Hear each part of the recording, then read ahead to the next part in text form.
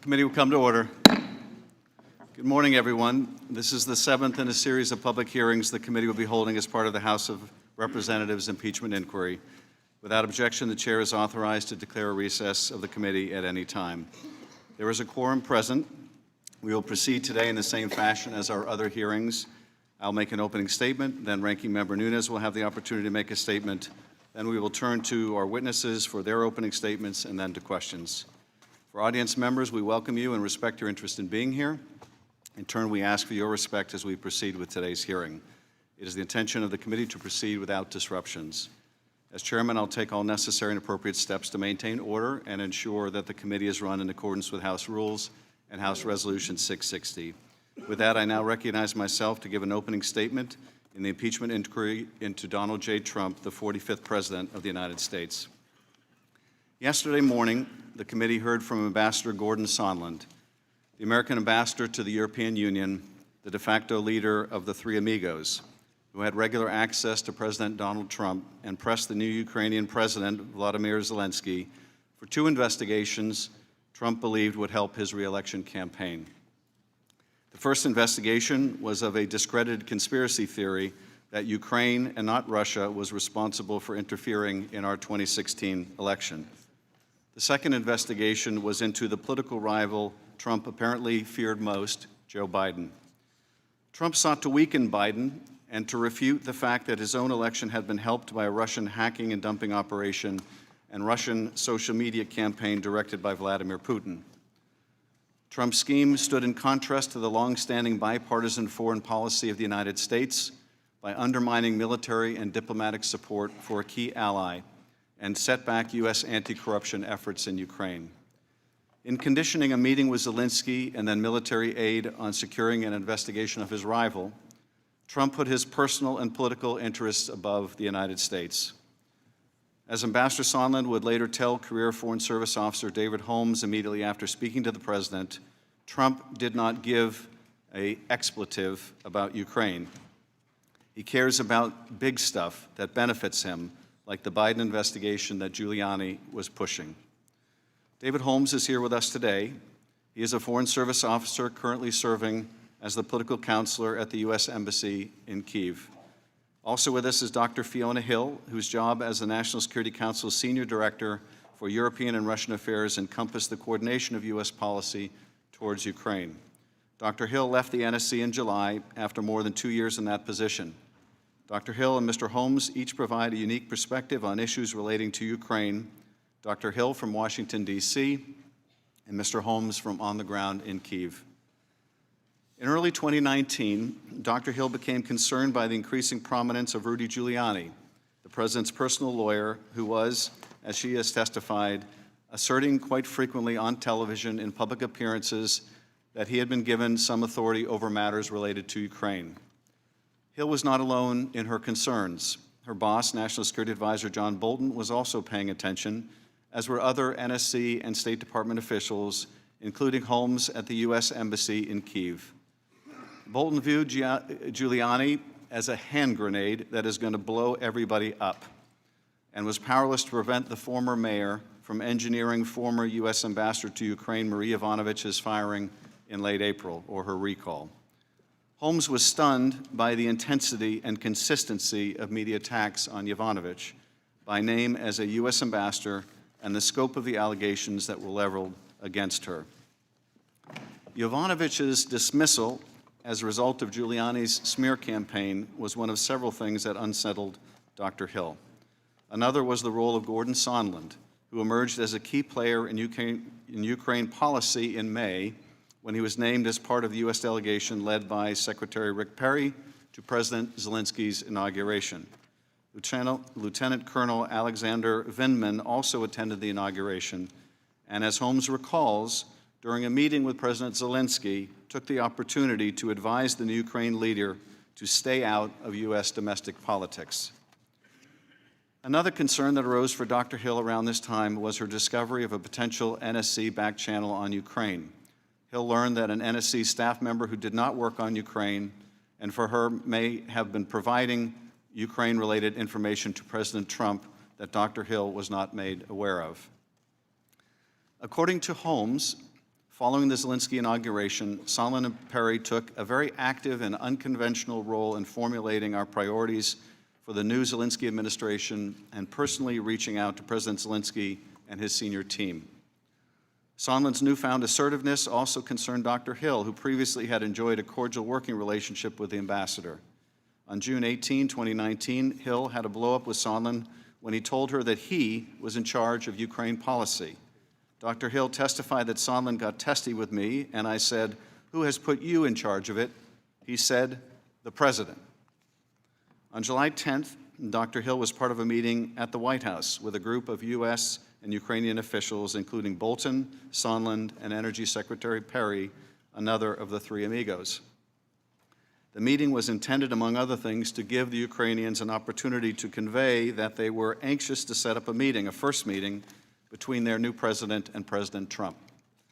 Sondland interjected to inform the group that, according to White House Chief of Staff Mick Mulvaney, the White House meeting sought by the Ukrainian president with Trump would happen if Ukraine undertook certain investigations.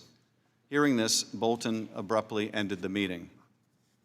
Undeterred, Sondland brought the Ukrainian delegation and the NSC director for Ukraine, Lieutenant Colonel Alexander Vindman, downstairs to another part of the White House, where they were later joined by Dr. Hill. In this second meeting, Sondland was more explicit. Ukraine needed to conduct investigations if they were to get a meeting at all.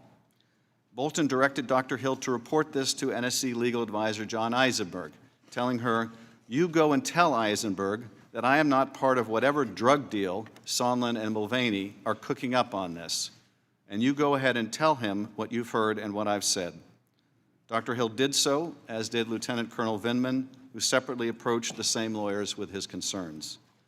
On July 18, the day before Dr. Hill left her post at the NSC, Holmes participated in a secure interagency video conference on Ukraine. Towards the end of the meeting, a representative from the Office of Management and Budget announced that the flow of nearly $400 million in security assistance for Ukraine was being held up. The order had come from the President and had been conveyed to OMB by Acting White House Chief of Staff Mick Mulvaney without further explanation. Holmes, unaware of the hold prior to the call, was shocked. He thought the suspension of aid was extremely significant, undermining what he had understood to be long-standing U.S. national security goals in Ukraine. 1 week later, on July 25th, President Trump spoke with President Zelensky by phone.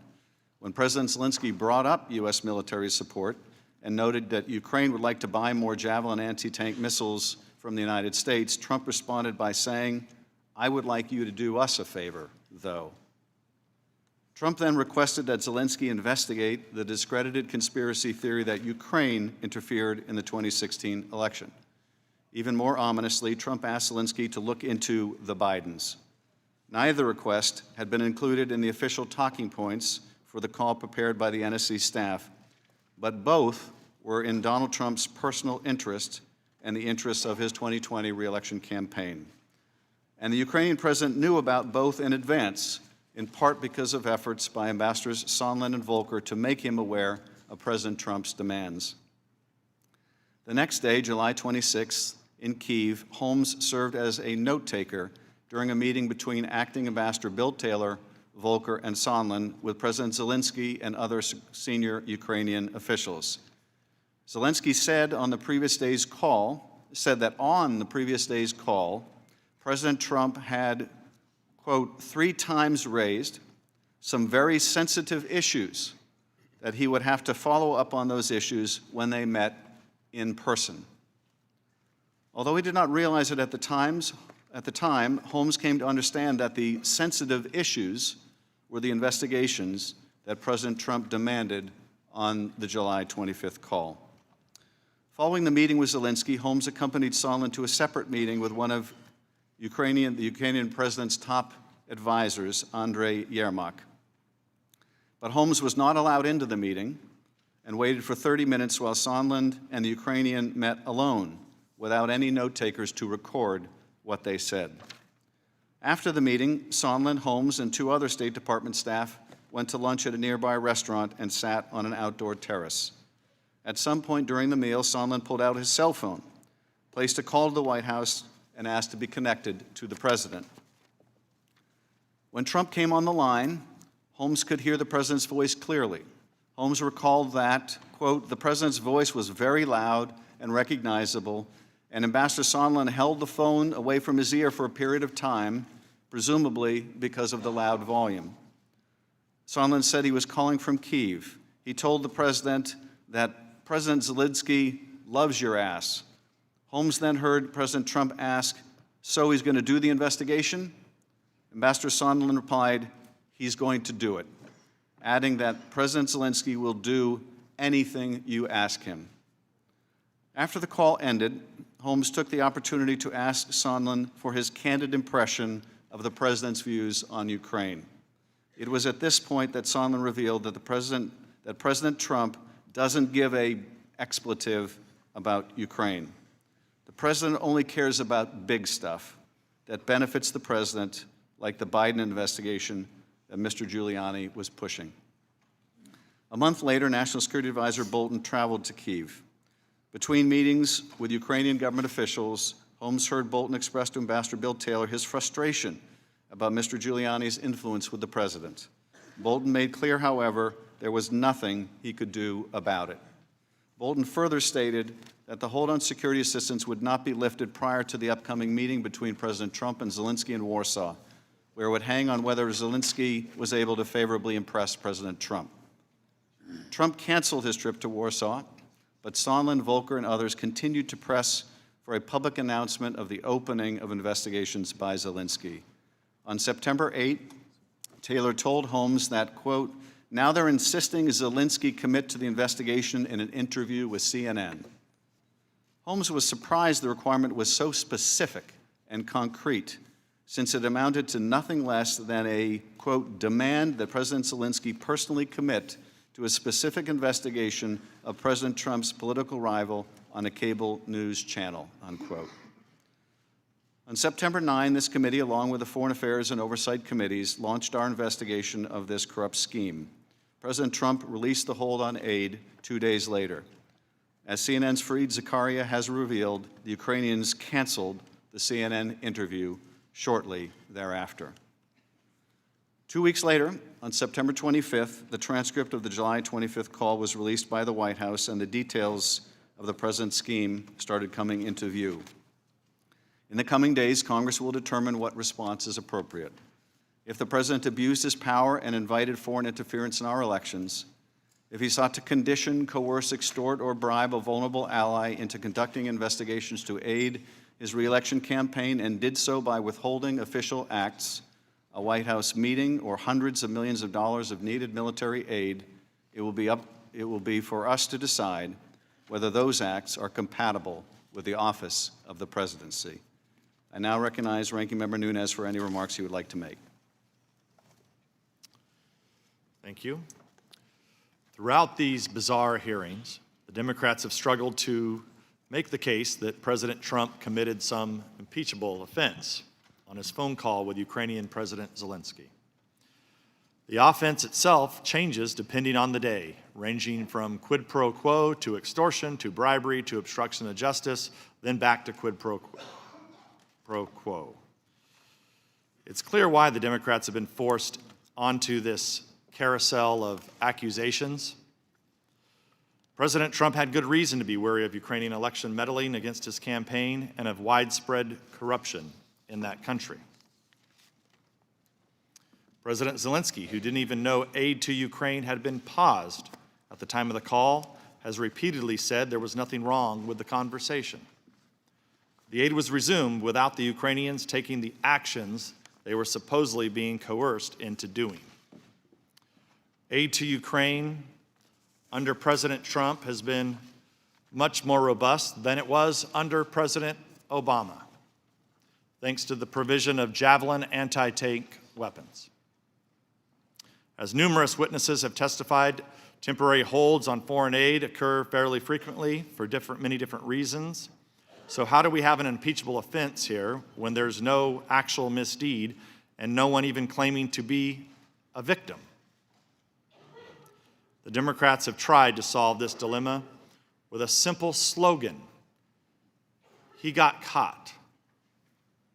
President Trump, we are to believe, was just about to do something wrong, and getting caught was the only reason he backed down from whatever nefarious thought crime the Democrats are accusing him of almost committing.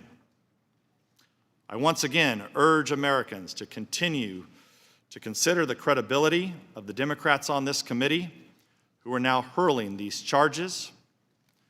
For the last 3 years, it's not President Trump who got caught. It's the Democrats who got caught. They got caught falsely claiming they had more than circumstantial evidence that Trump colluded with Russians to hack the 2016 election. They got caught orchestrating this entire farce with the whistleblower and lying about their secret meetings with him. They got caught defending the false allegations of the Steele dossier, which was paid for by them. They got caught breaking their promise that impeachment would only go forward with bipartisan support because of how damaging it is to the American people. They got caught running a sham impeachment process featuring secret depositions, hidden transcripts, and an unending flood of Democrat leaks to the media. They got caught trying to obtain nude photos of President Trump from Russian pranksters, pretending to be Ukrainians. And they got caught covering up for Alexander Chalupa, a Democratic National Committee operative who colluded with Ukrainian officials to smear the Trump campaign by improperly redacting her name from deposition transcripts and refusing to let Americans hear her testimony as a witness in these proceedings. That is the Democrats' pitiful legacy in recent years. They got caught. Meanwhile, their supposed star witness testified that he was guessing that President Trump was tying Ukrainian aid to investigations despite no one telling him that was true, and the president himself explicitly telling him the opposite, that he wanted nothing from Ukraine. Ladies and gentlemen, unless the Democrats once again scramble their kangaroo court rules, today's hearing marks the merciful end of this spectacle in the Impeachment Committee, formerly known as the Intelligence Committee. Whether the Democrats reap the political benefit they want from this impeachment remains to be seen, but the damage they have done to this country will be long-lasting. With this wrenching attempt to overthrow the president, they have pitted Americans against one another and poisoned the mind of fanatics who actually believe the entire galaxy of bizarre accusations they have leveled against the president since the day the American people elected him.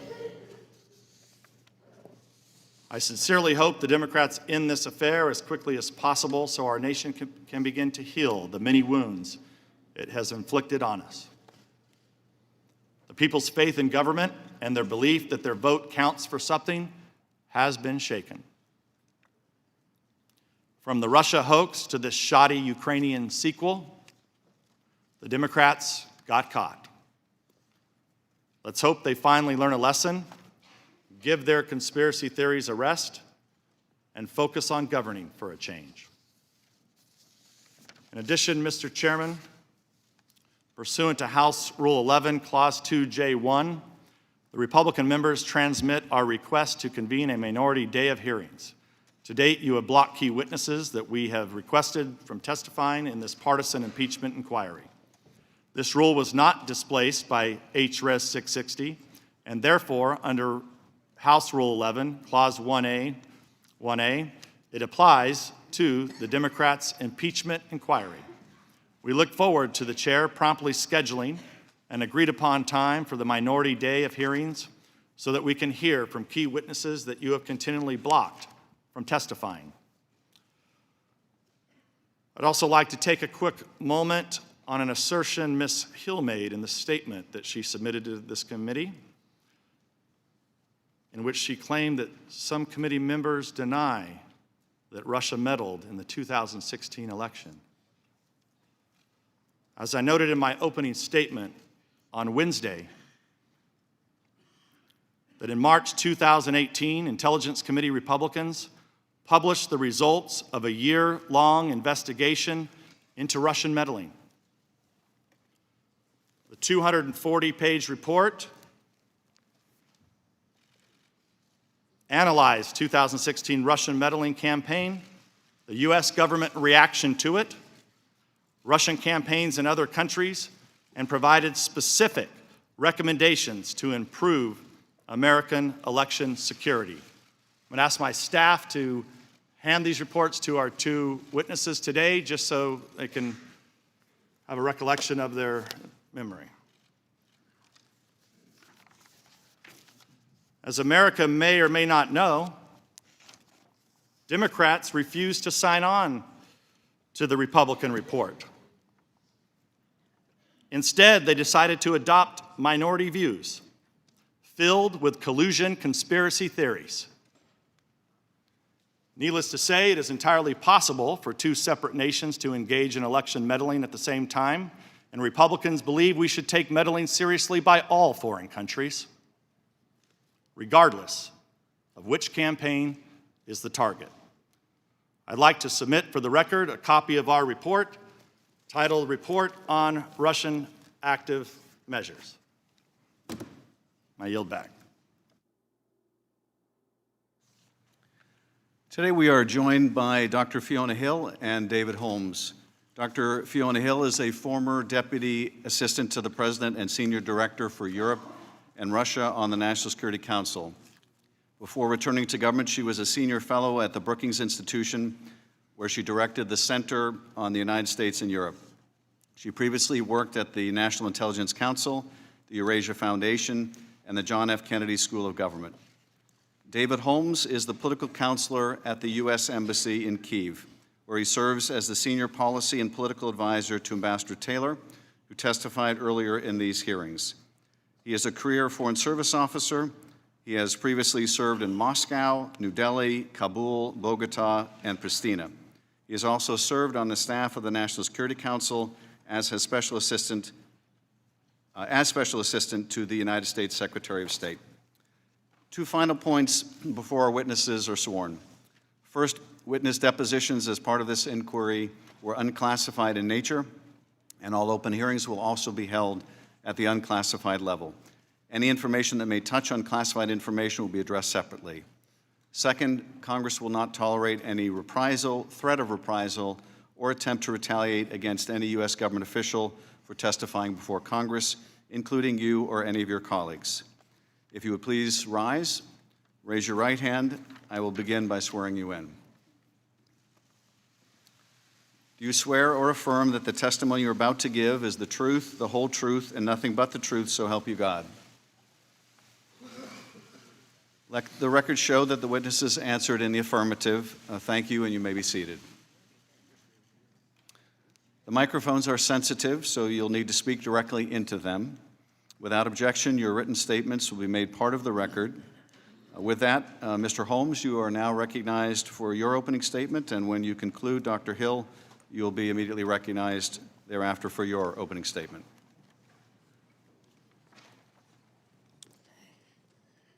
Thank you. Good morning, Mr. Chairman, Ranking Member Nunez, and members of the committee. My name is David Holmes, and I'm a career Foreign Service officer with the Department of State. Since August 2017, I've been the political counselor at the U.S. Embassy in Kyiv, Ukraine. While it is an honor to appear before you today, I want to make clear that I did not seek this opportunity to testify today. Since you determined that I may have something of value to these proceedings and issued a subpoena, it is my obligation to appear and to tell you what I know. Indeed, as Secretary Pompeo has stated, I hope everyone who testifies will do so truthfully and accurately. When they do, the oversight role will have been performed, and I think America will come to see what took place here. That is my only goal, to testify truthfully and accurately to enable you to perform that role. And to that end, I put together this statement to lay out as best I can my recollection of events that may be relevant to this matter. By way of background, I have spent my entire professional career as a Foreign Service officer. Like many of the dedicated public servants who have testified in these proceedings, my entire career has been in the service of my country.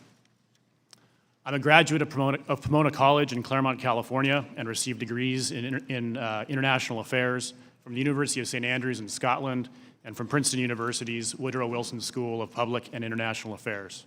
I joined the Foreign Service in 2002 through an apolitical, merit-based process under the George W. Bush administration. And I have proudly served administrations of both parties and worked for their appointees, both political and career. Prior to my current post in Kyiv, Ukraine, I served in the political and economic sections at the U.S. Embassy in Moscow, Russia. In Washington, I served on the National Security Council staff as Director for Afghanistan and as a Special Assistant to the Undersecretary of State. My prior overseas assignments include New Delhi, India, Kabul, Afghanistan, Bogota, Colombia, and Pristina, Kosovo. As the political counselor at the U.S. Embassy in Kyiv, I lead the political section, covering Ukraine's internal politics, foreign relations, and security policies. And I serve as the senior policy and political advisor to the ambassador. The job of an embassy political counselor is to gather information about the host country's political landscape, to report back to Washington, to represent U.S. policies to foreign contacts, and to advise the ambassador on policy development and implementation. In this role, I'm a senior member of the embassy's country team and continually involved in addressing issues as they arise. I'm also often called upon to take notes in meetings involving the ambassador or visiting senior U.S. officials with Ukrainian counterparts. For this reason, I've been present in many of the meetings with President Zelensky and his administration, some of which may be germane to this inquiry. While I'm a political counselor at the embassy, it is important to note that I'm not a political appointee or engaged in U.S. politics in any way. It is not my job to cover or advise on U.S. politics. On the contrary, I'm an apolitical foreign policy professional, and my job is to focus on the politics of the country in which I serve so that we can better understand the local landscape and better advance U.S. national interests there. In fact, during the period that we'll cover today, my colleagues and I followed direct guidance from Ambassador Yovanovitch and Ambassador Taylor to focus on doing our jobs as foreign policy professionals and to stay clear of Washington politics. I arrived in Kyiv to take up my assignment as political counselor in August 2017, a year after Ambassador Yovanovitch received her appointment. From August 2017 until her removal from post in May 2019, I was Ambassador Yovanovitch's chief policy advisor and developed a deep respect for her dedication, determination, decency, and professionalism. During this time, we worked together closely, speaking multiple times per day, and I accompanied Ambassador Yovanovitch to many of her meetings with senior Ukrainian counterparts. Our work in Ukraine focused on three policy priorities: peace and security, economic growth and reform, and anti-corruption and rule of law. These policies match the three consistent priorities of the Ukrainian people since 2014, as measured in public opinion polling, namely an end to the conflict with Russia that restores national unity and territorial integrity, responsible economic policies that deliver European standards of growth and opportunity, and effective and impartial rule of law institutions that deliver justice in cases of high-level official corruption. Our efforts on this third policy priority merit special mention because it was during Ambassador Yovanovitch's tenure that we achieved the hard-fought passage of a law establishing an independent court to try corruption cases. These efforts strained Ambassador Yovanovitch's relationship with former President Poroshenko and some of his allies, including Prosecutor General Yuri Lutsenko, who resisted fully empowering truly independent anti-corruption institutions that would help ensure that no Ukrainians, however powerful, were above the law. Despite this resistance, the ambassador and the embassy kept pushing anti-corruption and other priorities of our policy towards Ukraine. Beginning in March 2019, the situation at the embassy and in Ukraine changed dramatically. Specifically, the three priorities of security, economy, and justice, and our support for Ukrainian democratic resistance to Russian aggression became overshadowed by a political agenda promoted by former New York City Mayor Rudy Giuliani and a cadre of officials operating with a direct channel to the White House. That change began with the emergence of press reports critical of Ambassador Yovanovitch and machinations by then Prosecutor General Lutsenko and others to discredit her. In mid-March 2019, an embassy colleague learned from a Ukrainian contact that Mr. Lutsenko had complained that Ambassador Yovanovitch had, quote, destroyed him with her refusal to support him until he followed through with his reform commitments and ceased using his position for personal gain. In retaliation, Mr. Lutsenko made a series of unsupported allegations against Ambassador Yovanovitch, mostly suggesting that Ambassador Yovanovitch improperly used the embassy to advance the political interests of the Democratic Party. Among Mr. Lutsenko's allegations were that the embassy had ordered the investigation of a former Ukrainian official solely because that former official was allegedly the main Ukrainian contact of the Republican Party and of President Trump personally, and that the embassy had allegedly pressured Lutsenko's predecessor to close a case against a different former Ukrainian official solely because of an alleged connection between that official's company, Burisma, and former Vice President Biden's son. Mr. Lutsenko also claimed that he had never received $4.4 million in U.S. funds intended for his office, and that there was a tape of a Ukrainian official saying that he was trying to help Hillary Clinton win the 2016 election. Finally, Mr. Lutsenko publicly claimed that Ambassador Yovanovitch had given him a do not prosecute list containing the names of her supposed allies, an allegation the State Department called an outright fabrication, and that Mr. Lutsenko later retracted. Mr. Lutsenko said that as a result of these allegations, Ambassador Yovanovitch would face serious problems in the United States. Public opinion polls indicated that Ukrainians generally did not believe Mr. Lutsenko's allegations. And on March 22nd, President Poroshenko issued a statement in support of Ambassador Yovanovitch. Following Mr. Lutsenko's allegations, Mr. Giuliani and others made a number of public statements critical of Ambassador Yovanovitch, questioning her integrity and calling for her removal from office. Mr. Giuliani was also making frequent public statements pushing for Ukraine to investigate interference in the 2016 election and issues related to Burisma and the Bidens. For example, on May 1st, 2019, the New York Times reported that Mr. Giuliani had, quote, discussed the Burisma investigation and its intersection with the Bidens, with the ousted Ukrainian prosecutor general and the current prosecutor. On May 9th, the New York Times reported that Mr. Giuliani said he planned to travel to Ukraine to pursue investigations into the 2016 election interference and into the involvement of former Vice President Biden's son in a Ukrainian gas company. Over the next few months, Mr. Giuliani also issued a series of tweets asking, quote, why Biden shouldn't be investigated, attacking, quote, the new president of Ukraine, Zelensky, for being silent on the 2016 election and Biden investigations, and complaining about the New York Times attacking him for, quote, exposing the Biden family history of making millions from Ukrainian criminals. Around this time, the Ukrainian presidential election was approaching, and political newcomer and entertainer Volodymyr Zelensky, who had played a president on television, was surging in the polls, ahead of Mr. Lutsenko's political ally, President Poroshenko.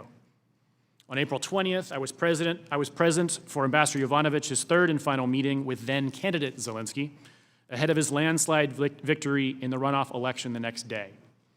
As in her two prior meetings that I also attended, they had an entirely cordial, pleasant conversation and signaled their mutual desire to work together. However, the negative narratives about Ambassador Yovanovitch had gained currency in certain segments of the United States press. On April 26th, Ambassador Yovanovitch departed for Washington, D.C., where she learned that she would be recalled early. The barrage of allegations directed at Ambassador Yovanovitch, a career ambassador, is unlike anything I have seen in my professional career. Following President-elect Zelensky's victory, our attention in the embassy focused on getting to know the incoming Zelensky administration and on preparations for the inauguration scheduled for May 20th, the same day that Ambassador Yovanovitch departed post permanently. It quickly became clear that the White House was not prepared to show the level of support for the Zelensky administration that we had originally anticipated. In early May, Mr. Giuliani publicly alleged that Mr. Zelensky was, quote, surrounded by enemies of the US president and canceled a visit to Ukraine. Shortly thereafter, we learned that Vice President Pence no longer planned to lead the presidential delegation to the inauguration. The White House then whittled down an initial proposed list for the official presidential delegation to the inauguration from over a dozen individuals to just 5. Secretary Perry as its head, Special Representative for Ukraine negotiations Kurt Volker, representing the State Department, National Security Council Director Alex Vindman, representing the White House, Temporary Acting Chargé d'Affaires Joseph Pennington, representing the embassy, and Ambassador to the European Union Gordon Sondland. While Ambassador Sondland's mandate as the accredited ambassador to the European Union did not cover individual member states, let alone non-member countries like Ukraine, he made clear that he had direct and frequent access to President Trump and Chief of Staff Mick Mulvaney, and portrayed himself as the conduit to the President and Mr. Mulvaney for this group. Secretary Perry, Ambassador Sondland, and Ambassador Volker later styled themselves the Three Amigos and made clear they would take the lead on coordinating our policy and engagement with the Zelensky administration. Around the same time, I became aware that Mr. Giuliani, a private lawyer, was taking a direct role in Ukrainian diplomacy. On April 25th, Ivan Bakhanov, who was Mr. Zelensky's childhood friend and campaign chair and was ultimately appointed the head of the security services of Ukraine, indicated to me privately that he had been contacted by, quote, someone named Giuliani who said he was an advisor to the vice president. I reported Mr. Bakhanov's message to Deputy Assistant Secretary of State George Kent. Over the following months, it became apparent that Mr. Giuliani was having a direct influence on the foreign policy agenda that the Three Amigos were executing on the ground in Ukraine. In fact, at one point during a preliminary meeting of the inaugural delegation, someone wondered aloud why Mr. Giuliani was so active in the media with respect to Ukraine.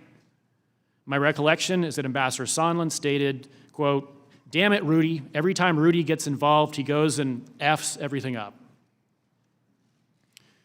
The inauguration took place on May 20th, and I took notes in the delegation's meeting with President Zelensky. During the meeting, Secretary Perry passed President Zelensky a list that Perry described as, quote, people he trusts. Secretary Perry told President Zelensky that he could seek advice from the people on this list on issues of energy sector reform, which was the topic of subsequent meetings between Secretary Perry and key Ukrainian energy sector contacts. Embassy personnel were excluded from some of these later meetings by Secretary Perry's staff. On May 23rd, Ambassador Volker, Ambassador Sondland, Secretary Perry, and Senator Ron Johnson, who had also attended the inauguration, though not on the official delegation, returned to the United States and briefed President Trump. On May 29th, President Trump signed a congratulatory letter to President Zelensky, which included an invitation to visit the White House at an unspecified date. It is important to understand that a White House visit was critical to President Zelensky. President Zelensky needed to show U.S. support at the highest levels in order to demonstrate to Russian President Putin that he had U.S. backing, as well as to advance his ambitious anti-corruption reform agenda at home. President Zelensky's team immediately began pressing to set a date for that visit. President Zelensky and senior members of his team made clear that they wanted President Zelensky's first overseas trip to be to Washington, to send a strong signal of American support, and requested a call with President Trump as soon as possible. We at the embassy also believed that a meeting was critical to the success of President Zelensky's administration and its reform agenda, and we worked hard to get it arranged. When President Zelensky's team did not receive a confirmed date for a White House visit, they made alternative plans for President Zelensky's first overseas trip to be to Brussels instead, in part to attend an American Independence Day event that Ambassador Sondland hosted on June 4th. Ambassador Sondland hosted a dinner in President Zelensky's honor following the reception, which included President Zelensky, Jared Kushner, Secretary Pompeo's counselor Ulrich Breckbuhl, senior European Union officials, and comedian Jay Leno, among others. Ambassador Bill Taylor arrived in Kyiv as Chargé d'Affaires on June 17th. For the next month, the focus of our activities, along with those of the three amigos, was to coordinate a White House visit. To that end, we were working with the Ukrainians to deliver things that we thought President Trump might care about, such as commercial deals that would benefit the United States, which might convince President Trump to agree to a meeting with President Zelensky. The Ukrainian policy community was unanimous in its recommendation in recognizing the importance of securing the meeting and President Trump's support. Ambassador Taylor reported that Secretary Pompeo had told him prior to his arrival in Kyiv, quote, "We need to work on turning the president around on Ukraine." Ambassador Volker told us that the next 5 years could hang on what could be accomplished in the next 3 months. I took that to mean that if we did not earn President Trump's support in the next 3 months, we could lose the opportunity to make progress during President Zelensky's 5-year term. Within a week or two, it became apparent that the energy sector reforms, the commercial deals, and the anti-corruption efforts on which we were making progress were not making a dent in terms of persuading the White House to schedule a meeting between the presidents. On June 27th, Ambassador Sondland told Ambassador Taylor in a phone conversation, the gist of which Ambassador Taylor shared with me at the time, that President Zelensky needed to make clear to President Trump that President Zelensky was not standing in the way of, quote, investigations. I understood that this meant the Biden-Burisma investigations that Mr. Giuliani and his associates had been speaking about in the media since March. While Ambassador Taylor did not brief me on every detail of his communications with the three amigos, he did tell me that on a June 28th call with President Zelensky, Ambassador Taylor and the three amigos, it was made clear that some action on Burisma Biden investigation was a precondition for an Oval Office visit. Also on June 28th, while President Trump was still not moving forward on a meeting with President Zelensky, he met with Russian President Putin at the G20 summit in Osaka, Japan, sending a further signal of lack of support to Ukraine. We became concerned that even if a meeting between Presidents Trump and Zelensky could occur, it would not go well. And I discussed with embassy colleagues whether we should stop seeking a meeting altogether. While the White House visit was critical to the Zelensky administration, a visit that failed to send a clear and strong signal of support likely would be worse for President Zelensky than no visit at all. Congress has appropriated $1.5 billion in security assistance for Ukraine since 2014. This assistance has provided crucial material and moral support to Ukraine in its defensive war with Russia, and has helped Ukraine build its armed forces virtually from scratch into arguably the most capable and battle-hardened land force in Europe. I've had the honor of visiting the main training facility in western Ukraine with members of Congress and members of this very committee, Ms. Stefanik, where we witnessed firsthand U.S. National Guard troops, along with allies, conducting training for Ukrainian soldiers. Since 2014, National Guard units from California, Oklahoma, New York, Tennessee, and Wisconsin have trained shoulder to shoulder with Ukrainian counterparts. Given the history of U.S. security assistance to Ukraine and the bipartisan recognition of its importance, I was shocked when on July 18th, an Office of Management and Budget staff member surprisingly announced the hold on Ukraine security assistance. The announcement came toward the end of a nearly 2-hour National Security Council secure video conference call, which I participated in from the embassy conference room. The official said that the order had come from the president and had been conveyed to OMB by Mr. Mulvaney, with no further explanation. This began a week or so of efforts by various agencies to identify the rationale for the freeze, to conduct a review of the assistance, and to reaffirm the unanimous view of the Ukraine policy community of its importance. NSC counterparts confirmed to us that there had been no change in our Ukraine policy, but could not determine the cause of the hold or how to lift it. On July 25th, President Trump made a congratulatory phone call to President Zelensky, after his party won a commanding majority in Ukraine's parliamentary election. Contrary to standard procedure, the embassy received no readout of that call, and I was unaware of what was discussed until the transcript was released on September 25th. Upon reading the transcript, I was deeply disappointed to see that the president raised none of what I understood to be our interagency agreed upon foreign policy priorities in Ukraine, and instead raised the Biden-Burisma investigation and referred to the theory about CrowdStrike and its supposed connection to Ukraine in the 2016 election. The next day, July 26, 2019, I attended meetings at the presidential administration building in Kyiv with Ambassador Taylor, Ambassador Volker, and Ambassador Sondland, and I took notes during those meetings. Our first meeting was with President Zelensky's chief of staff. It was brief, as he had already been summoned by President Zelensky to prepare for a subsequent broader meeting. But he did say that President Trump had expressed interest during the previous day's phone call in President Zelensky's personnel decisions related to the Prosecutor General's office. The delegation then met with President Zelensky and several other senior officials. During the meeting, President Zelensky stated that during the July 25th call, President Trump had, quote, 3 times raised some very sensitive issues, and that he would have to follow up, Zelensky, would have to follow up on those issues when he and President Trump met in person. Not having received a readout of the July 25th call, I did not know at the time what those sensitive issues were. After the meeting with President Zelensky, Ambassador Volker and Ambassador Taylor quickly left the presidential administration building for a trip to the front lines. Ambassador Sondland, who was to fly out that afternoon, stayed behind to have a meeting with Andriy Yermak, a top aide to President Zelensky. As I was leaving the meeting with President Zelensky, I was told to join the meeting with Ambassador Sondland and Mr. Yermak to take notes. I had not expected to join that meeting and was a flight of stairs behind Ambassador Sondland as he headed to meet with Mr. Yermak. When I reached Mr. Yermak's office, Ambassador Sondland had already gone into the meeting. I explained to Mr. Yermak's assistant that I was supposed to join the meeting as the embassy's representative and strongly urged her to let me in, but she told me that Ambassador Sondland and Mr. Yermak had insisted that the meeting be one-on-one with no note-taker. I then waited in the anteroom until the meeting ended, along with a member of Ambassador Sondland's staff and a member of the U.S. Embassy Kyiv staff.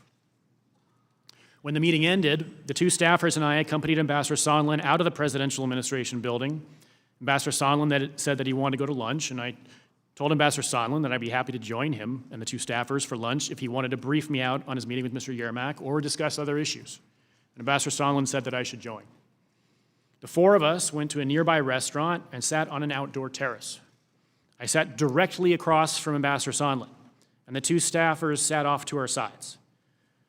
At first, the lunch was largely social. Ambassador Sondland selected a bottle of wine that he shared among the 4 of us, and we discussed topics such as marketing strategies for his hotel business. During the lunch, Ambassador Sondland said that he was going to call President Trump to give him an update. Ambassador Sondland placed a call on his mobile phone, and I heard him announce himself several times along the lines of Gordon Sondland holding for the president. It appeared that he was being transferred through several layers of switchboards and assistants, and I then noticed Ambassador Sondland's demeanor changed and understood that he had been connected to President Trump. While Ambassador Sondland's phone was not on speakerphone, I could hear the president's voice through the earpiece of the phone. The president's voice was loud and recognizable, and Ambassador Sondland held the phone away from his ear for a period of time, presumably because of the loud volume. I heard Ambassador Sondland greet the president and explain he was calling from Kyiv. I heard President Trump then clarify that Ambassador Sondland was in Ukraine. Ambassador Sondland replied yes, he was in Ukraine, and went on to state that President Zelensky, quote, loves your ass. I then heard President Trump ask, so he's going to do the investigation. Ambassador Sondland replied that he's going to do it, adding that President Zelensky will do anything you ask him to do. Even though I did not take notes of these statements, I have a clear recollection that these statements were made. I believe that my colleagues who were sitting at the table also knew that Ambassador Sondland was speaking with the president. The conversation then shifted to Ambassador Sondland's efforts on behalf of the president to assist a rapper who was jailed in Sweden, and I could only hear Ambassador Sondland's side of the conversation. Ambassador Sondland told the president that the rapper was, quote, kind of effed there and should have pled guilty. He recommended that the president, quote, wait until after the sentencing or it will only make it worse. And he added that the president should let him get sentenced, play the racism card, give him a ticker tape when he comes home. Ambassador Sondland further told the president that Sweden, quote, should have released him on your word, but that you can tell the Kardashians you tried. After the call ended, Ambassador Sondland remarked that the president was in a bad mood. As Ambassador Sondland stated, it was often the case early in the morning. I then took the opportunity to ask Ambassador Sondland for his candid impression of the president's views on Ukraine. In particular, I asked Ambassador Sondland if it was true that the president did not give an expletive about Ukraine. Ambassador Sondland agreed that the president did not give an expletive about Ukraine. I asked why not, and Ambassador Sondland stated that the president only cares about big stuff. I noted there was big stuff going on in Ukraine, like a war with Russia. And Ambassador Sondland replied that he meant big stuff that benefits the president, like the Biden investigation that Mr. Giuliani was pushing. The conversation then moved on to other topics. Upon returning to the embassy, I immediately briefed my direct supervisor, the deputy chief of mission, about Ambassador Sondland's call with President Trump and my subsequent conversation with Ambassador Sondland. I told others at the embassy about the call as well. I also emailed an embassy official in Sweden regarding the issue with the U.S. rapper that was discussed on the call. July 26th was my last day in the office ahead of a long-planned vacation that ended on August 6th. After returning to the embassy, I told Ambassador Taylor about the July 26th call. I also repeatedly referred to the call and the conversation with Ambassador Sondland in meetings and conversations where the issue of the president's interest in Ukraine was potentially relevant. At that time, Ambassador Sondland's statement of the president's lack of interest in Ukraine was of particular focus. We understood that in order to secure a meeting between President Trump and President Zelensky, we would have to work hard to find a way to explain Ukraine's importance to President Trump in terms that he found compelling. Over the ensuing weeks, we continued to try to identify ways to frame the importance of Ukraine in ways that would appeal to the president, to determine how to lift the hold on security assistance, and to move forward on the scheduling of a White House visit by President Zelensky. Ukrainian Independence Day, August 24th, presented another good opportunity to show support for Ukraine. Secretary Pompeo had considered attending, as National Security Advisor Bolton had attended in 2018, and Defense Secretary Mattis had attended in 2017. But in the end, nobody senior to Ambassador Volker attended. Shortly thereafter, on August 27th, Ambassador Bolton visited Ukraine and brought welcome news that President Trump had agreed to meet President Zelensky on September 1st in Warsaw. Ambassador Bolton further indicated that the hold on security assistance would not be lifted prior to the Warsaw meeting, where it would hang on whether President Zelensky was able to, quote, favorably impress President Trump. I took notes in Ambassador Bolton's meetings that day with President Zelensky and his chief of staff. Ambassador Bolton told Zelensky's chief of staff that the meeting between the presidents in Warsaw would be, quote, crucial to cementing their relationship. However, President Trump ultimately pulled out of the Warsaw trip, so the hold remained in place with no clear means to get it lifted. Between the meetings on August 27th, I heard Ambassador Bolton express to Ambassador Taylor and National Security Council Senior Director Tim Morrison his frustration about Mr. Giuliani's influence with the president, making clear there was nothing he could do about it. He recommended that Mr. Lutsenko's replacement as Prosecutor General open a channel with his counterpart, Attorney General Barr, in place of the informal channel between Mr. Yermak and Mr. Giuliani. Ambassador Bolton also expressed frustration about Ambassador Sondland's expansive interpretation of his mandate. After President Trump canceled his visit to Warsaw, we continued to try to appeal to the president in foreign policy and national security terms. To that end, Ambassador Taylor told me that Ambassador Bolton recommended that he, Ambassador Taylor, send a first-person cable to Secretary Pompeo articulating the importance of the security assistance. At Ambassador Taylor's direction, I drafted and transmitted the cable on Ambassador Taylor's behalf on August 29th, which further attempted to explain the importance of Ukraine and the security assistance to U.S. national security. By this point, however, my clear impression was that the security assistance hold was likely intended by the president either as an expression of dissatisfaction with the Ukrainians, who had not yet agreed to the Burisma-Biden investigation, or as an effort to increase the pressure on them to do so. On September 5th, I took notes at Senator Johnson and Senator Chris Murphy's meetings with President Zelensky in Kyiv, where President Zelensky asked about the security assistance. Although both senators stressed strong bipartisan congressional support for Ukraine, Senator Johnson cautioned President Zelensky that President Trump has a negative view of Ukraine and that President Zelensky would have a difficult time overcoming it. Senator Johnson further explained that he had been, quote, shocked by President Trump's negative reaction during an Oval Office meeting on May 23rd when he and the three amigos proposed that President Trump meet President Zelensky and show support for Ukraine. On September 8th, Ambassador Taylor told me, quote, now they're insisting Zelensky commit to the investigation in an interview with CNN, which I took to refer to the three amigos. I was shocked the requirement was so specific and concrete.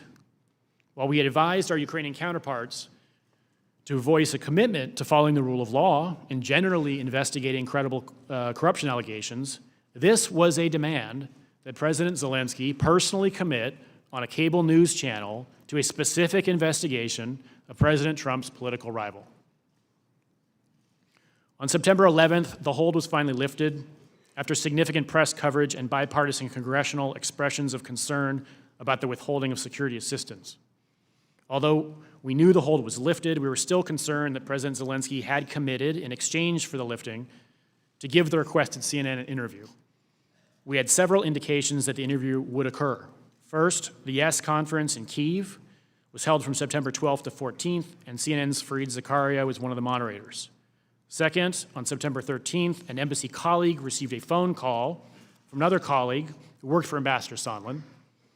My colleague texted me regarding that call that, quote, Sondland and the Zelensky interview, Sondland said the Zelensky interview is supposed to be today or Monday, and they plan to announce that a certain investigation that was on hold will progress.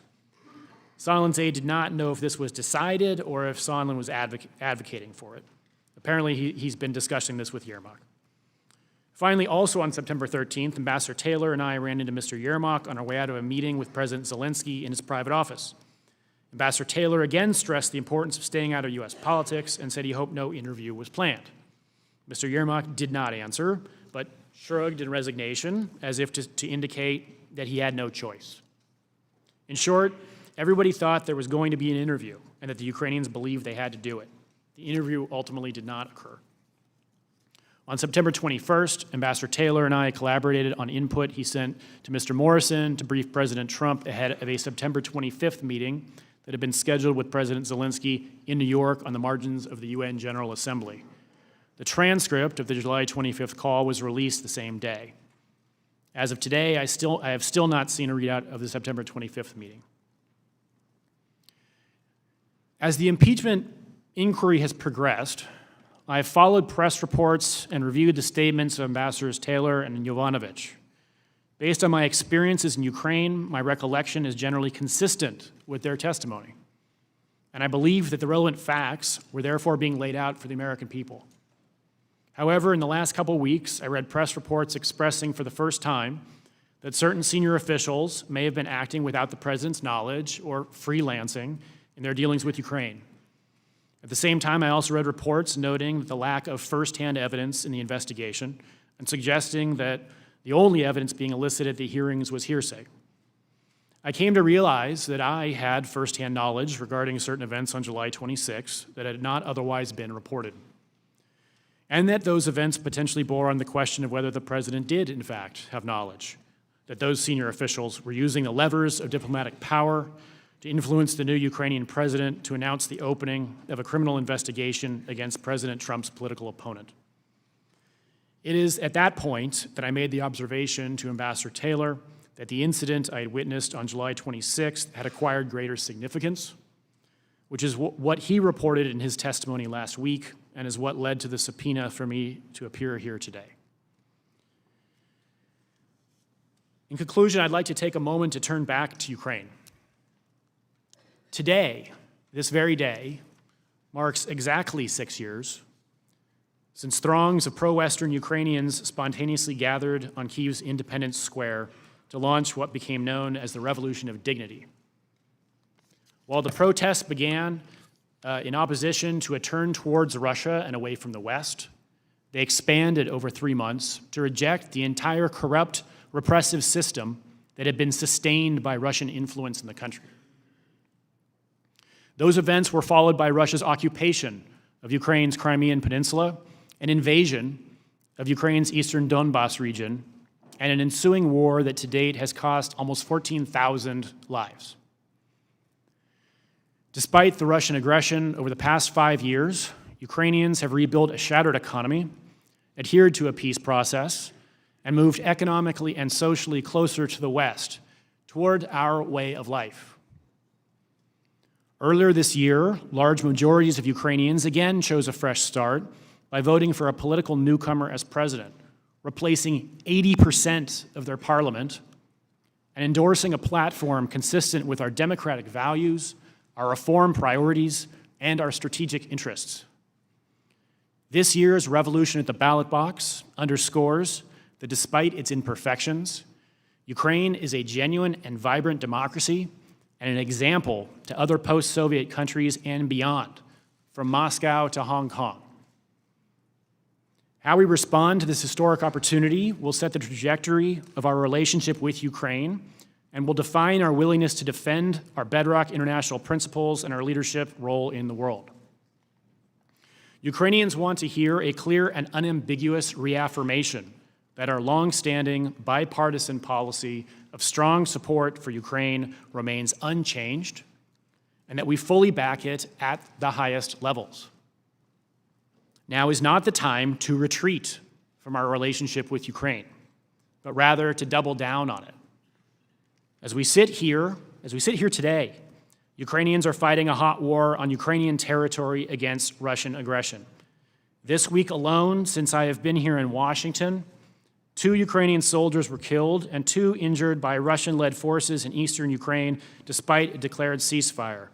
I learned overnight that 7 more were injured yesterday. As Vice President Pence said after his meeting with President Zelensky in Warsaw, the U.S.-Ukraine relationship has never been stronger. Ukrainians and their new government earnestly want to believe that. Ukrainians cherish their bipartisan American support that has sustained their Euro-Atlantic aspirations, and they recoil at the thought of playing a role in U.S. domestic politics or elections. At a time of shifting allegiances and rising competitors in the world, we have no better friends than Ukraine, a scrappy, unbowed, determined, and above all, dignified people who are standing up against Russian authoritarianism and aggression. They deserve better. We're now at an inflection point in Ukraine, and it is critical to our national security that we stand in strong support of our Ukrainian partners. Ukrainians and freedom-loving people everywhere are watching the example we set here of democracy and the rule of law. Thank you. Thank you, Mr. Holmes. Dr. Hill. Thank you, Mr. Chairman. Do I need to adjust the microphone? Is the microphone on? I believe it is now. Is that Yes, correct? perfect. Thank you again, Mr. Chairman. Mr. Chairman, Ranking Member Nunes and members of the committee, thank you for inviting me to testify before you today. I have a short opening statement. I appreciate the importance of Congress's impeachment inquiry, and I'm appearing today as a fact witness, as I did during my deposition on October 14th, in order to answer your questions about what I saw, what I did, what I knew, and what I know with regard to the subjects of your inquiry. I believe that those who have information that the Congress deems relevant have a legal and a moral obligation to provide it. I take great pride in the fact that I'm a non-partisan foreign policy expert who has served under 3 Republican and Democratic presidents. I have no interest in advancing the outcome of your inquiry in any particular direction except toward the truth. I will not provide a long narrative statement because I believe that the interest of Congress and the American people is best served by allowing you to ask me your questions.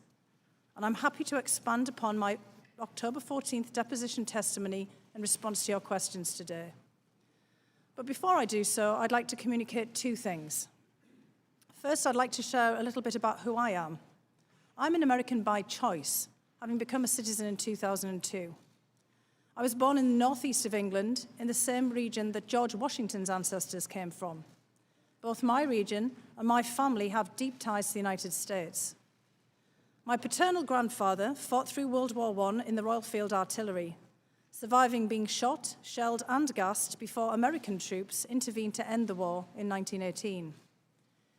During the Second World War, other members of my family fought to defend the free world from fascism alongside American soldiers, sailors, and airmen.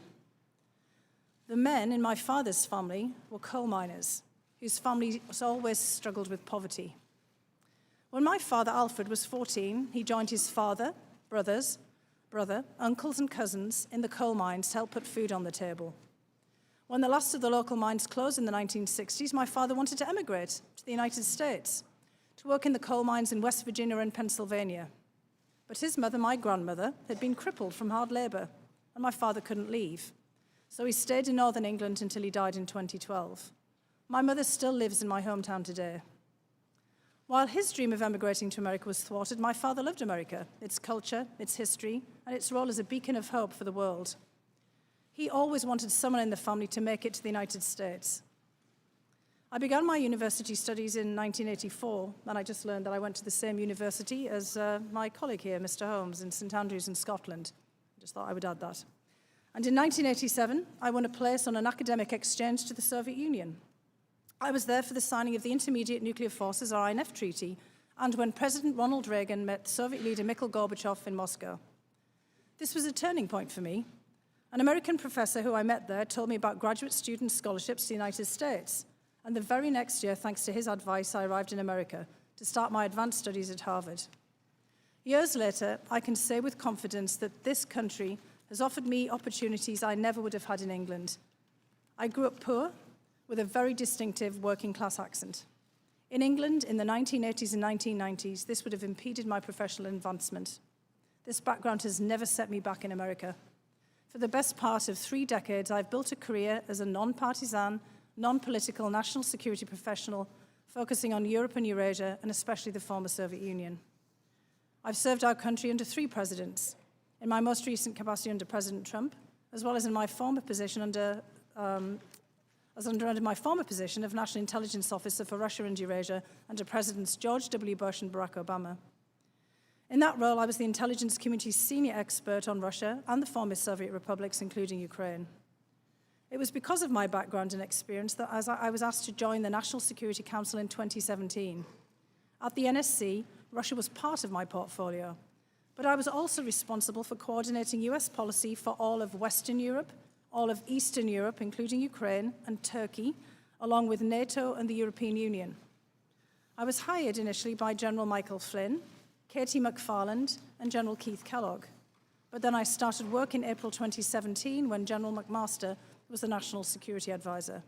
I, and they, thought that I could help them with President Trump's stated goal of improving relations with Russia, while still implementing policies designed to deter Russian conduct that threatens the United States, including the unprecedented and successful Russian operation to interfere in the 2016 presidential election. This relates to the second thing I want to communicate. Based on questions and statements I've heard, some of you on this committee appear to believe that Russia and its security services did not conduct a campaign against our country, and that perhaps, somehow, for some reason, Ukraine did. This is a fictional narrative that has been perpetrated and propagated by the Russian security services themselves. The unfortunate truth is that Russia was the foreign power that systematically attacked our democratic institutions in 2016. This is the public conclusion of our intelligence agencies, confirmed in bipartisan congressional reports. It is beyond dispute, even if some of the underlying details must remain classified. The impact of the successful 2016 Russian campaign remains evident today. Our nation is being torn apart. Truth is questioned. Our highly professional and expert career foreign service is being undermined. US support for Ukraine, which continues to face armed Russian aggression, has been politicized. The Russian government's goal is to weaken our country, to diminish America's global role, and to neutralize a perceived US threat to Russian interests.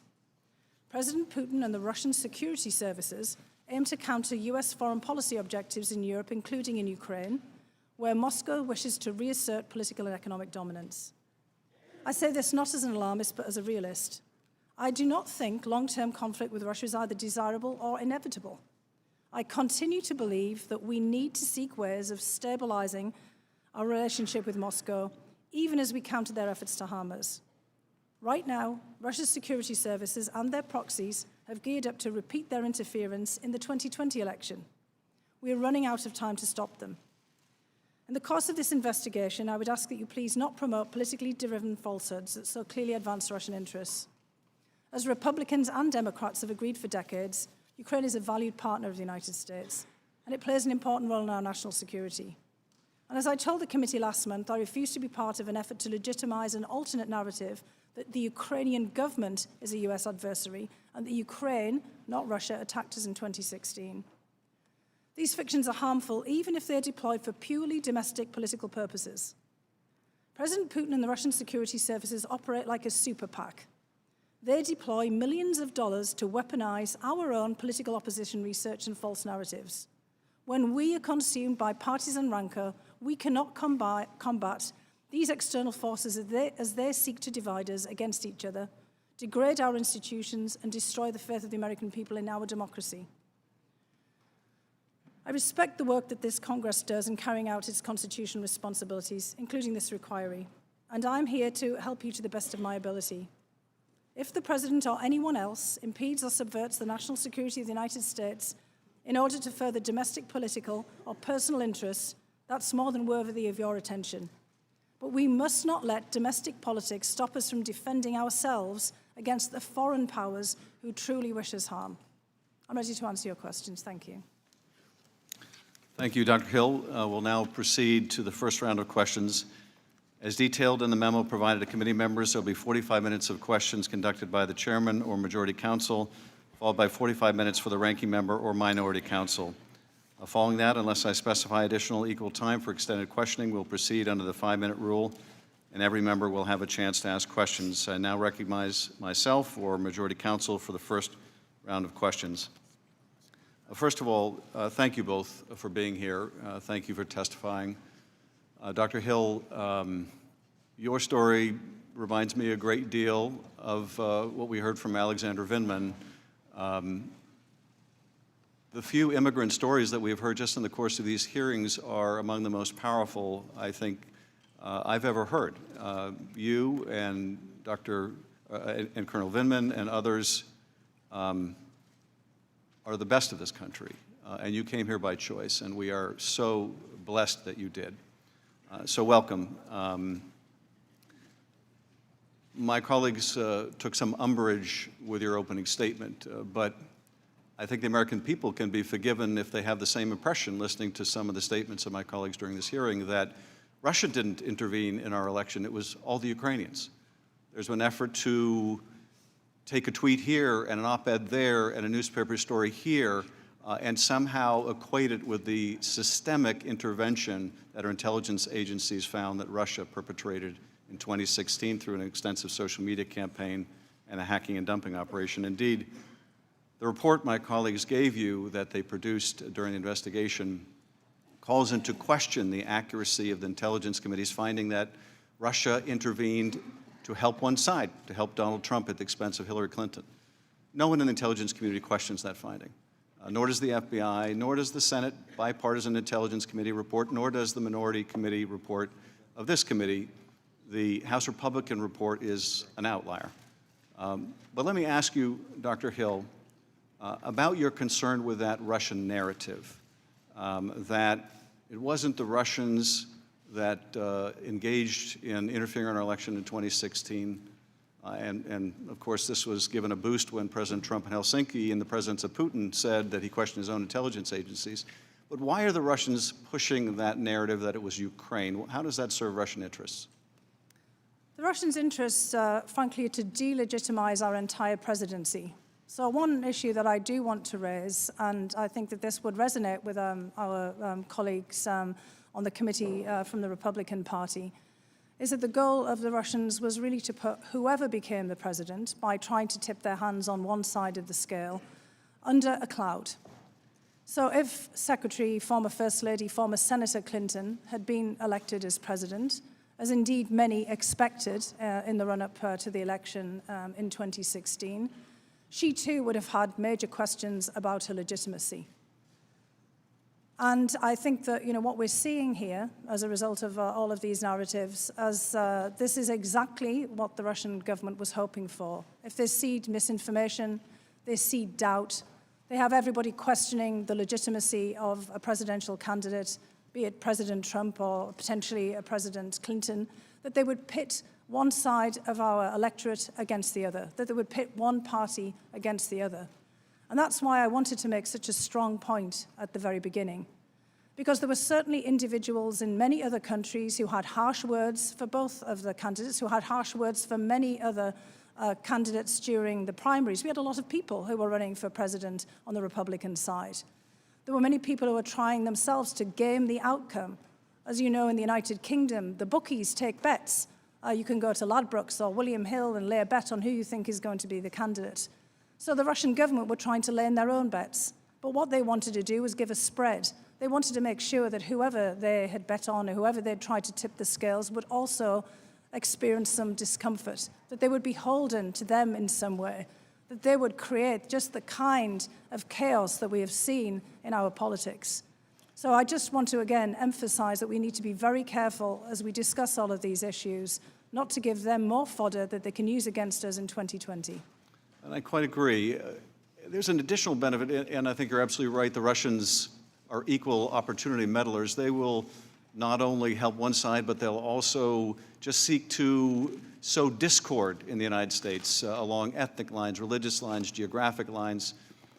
But there's also a benefit now, isn't there, for Russia to put the blame on Ukraine, to cast doubt on whether they intervened at all in our election and blame it on a U.S. ally as a way of driving a wedge between the U.S. and Ukraine. Isn't that true? Well, that's absolutely the case. And in fact, you just made the point about U.S. allies. The Russians like to put a lot of blame on U.S. allies for incidents that they have perpetrated. We saw that recently with the United Kingdom in the Russian Secret Service's attack on a former spy, Mr. Skripal, and his daughter in Salisbury in England, where you may recall that the Russians actually accused the British government of perpetrating this themselves. So this falls into a long pattern of deflection and of the Russian government trying to pin the blame on someone else. And as my colleague, Mr. Holmes here has laid out, the Russians have a particular vested interest in putting Ukraine and Ukrainians and Ukrainian leaders in a very bad light. All of the issues that we started to discuss today and that you on the committee have been deeply involved in began with Russia's illegal annexation of the peninsula of Crimea from Ukraine in 2014. In response in 2015 and all of the different acts of aggression that Russia has engaged in since, starting a war in the Donbass, shooting down Russian operatives, a plane MH17 over the Donbass at a later period. There is a great deal of hostility and malign intent towards Ukraine, and it suits the Russian government very much if we are also looking at Ukraine as somehow a perpetrator of malign acts against us. Thank you. Mr. Holmes, I want to ask you a couple of questions, and I think as often is the case for people, I was obviously at your deposition, I've read your opening testimony, but as you learn more facts, you start to see things in a different light, even though your opening statement is very much consistent with your opening statement during the deposition. And I was struck in particular by something you said on page 10 of your opening statement.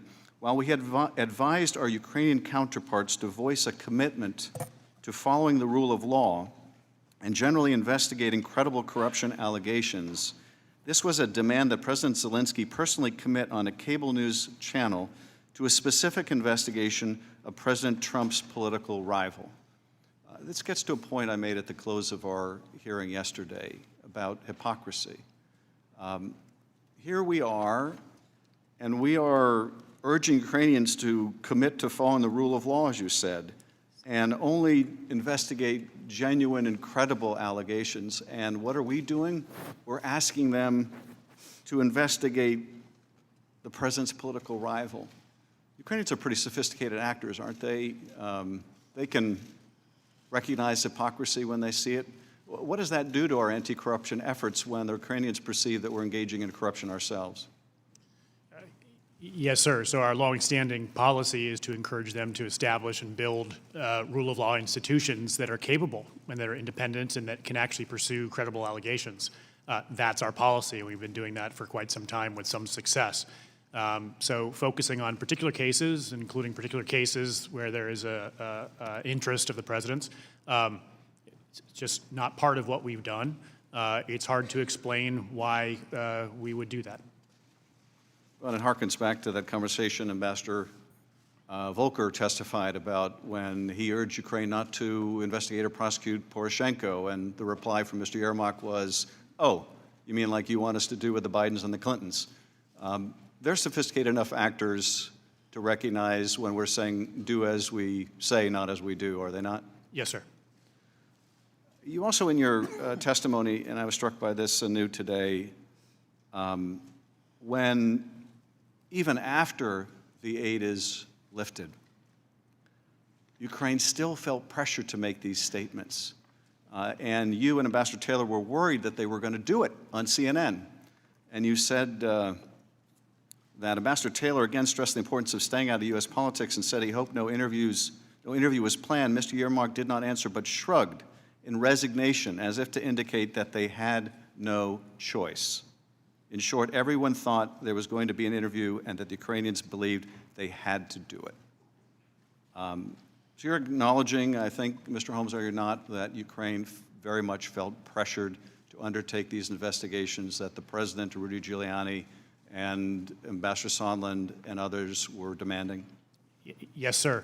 And although the hold on the security assistance may have been lifted, there were still things they wanted that they weren't getting, including a meeting with the President in the Oval Office. Whether the hold, the security assistance hold continued or not, Ukrainians understood that that's something the President wanted, and they still wanted important things from the President. So I think that continues to this day. I think they're being very careful. They still need us now going forward. In fact, right now, President Zelensky is trying to arrange a summit meeting with President Putin in the coming weeks, to his first face-to-face meeting with him to try to advance the peace process. He needs our support. He needs President Putin to understand that America supports Zelensky at the highest levels. So this doesn't end with the lifting of the security assistance hold. Ukraine still needs us, and as I said, still fighting this war this very day. Well, and I would underscore again, as my colleague did so eloquently, they got caught. That's the reason the aid was finally lifted. Mr. Goldman. Thank you, Mr. Chairman. Good morning to both of you. Yesterday, we heard testimony from Ambassador Gordon Sondland from the European Union, who testified that President Trump wanted Ukraine to announce the investigations into the Bidens and Burisma and the 2016 elections because they would benefit him politically, and that he used the leverage of that White House meeting and the security assistance to pressure President Zelensky to do so. Dr. Hill, you testified, I believe, that in mid-June, Ambassador Sondland told you that he was in charge of Ukraine policy. Is that right? That's correct, sir, yes. Who did he tell you had put him in charge of Ukraine policy? He told me it was the President. Mr. Holmes, did you also understand that Ambassador Sondland had been given some authority over Ukraine policy from the President? We understood that he had been told to work with Mr. Giuliani. And did he hold himself out as having direct contact and knowledge of the President's priorities and interests? Yes, sir. Now, Mr. Holmes, I'm going to go to that July 26th date when you overheard the conversation between Ambassador Sondland and President Trump. And I'm going to ask you a little bit about the lead up to that conversation. Before the lunch that you described, you said that you accompanied Ambassador Sondland, Volker, and Taylor to a meeting with President Zelensky. Is that right? That's correct. And you took notes at that meeting? Yes, sir. And you reviewed those notes before you came here to testify today? Yes. And they were helpful to refresh your recollection as to what happened. Is that right? Yes. During that meeting, President Zelensky said that on his phone call with President Trump the previous day, that 3 times President Trump had mentioned sensitive issues. Did you understand what President Zelensky was referring to when he said the sensitive issues? couldn't be sure what he was referring to until I later read the transcript of the July 25th call, but I was aware of various contacts between the three amigos and his government about this set of issues. And after you read the call, what did you determine to be the sensitive issues that President Zelensky referenced? The Burisma Biden investigation. After this meeting with President Zelensky, you testified that Ambassador Sondland had a one-on-one meeting with Andrei Yermak, a top aide to Zelensky, and that you were prohibited from going into that meeting to take notes. Is that right? Yes. And yesterday, Ambassador Sondland testified that he probably discussed the investigations with Mr. Yermak. Did Ambassador Sondland tell you at all what they discussed? He did not.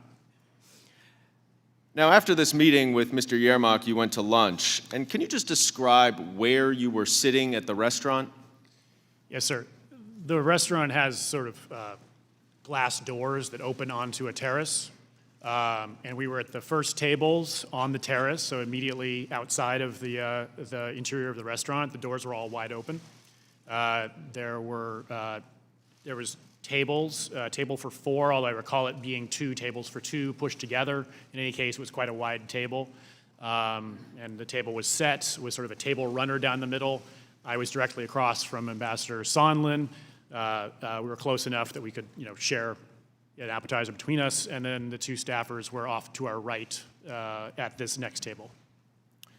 Now, you said that at some point Ambassador Sondland pulled out his cell phone and called President Trump. This was an unsecure cell phone, is that right? Yes, sir. In the middle of a restaurant in Kyiv? Yes.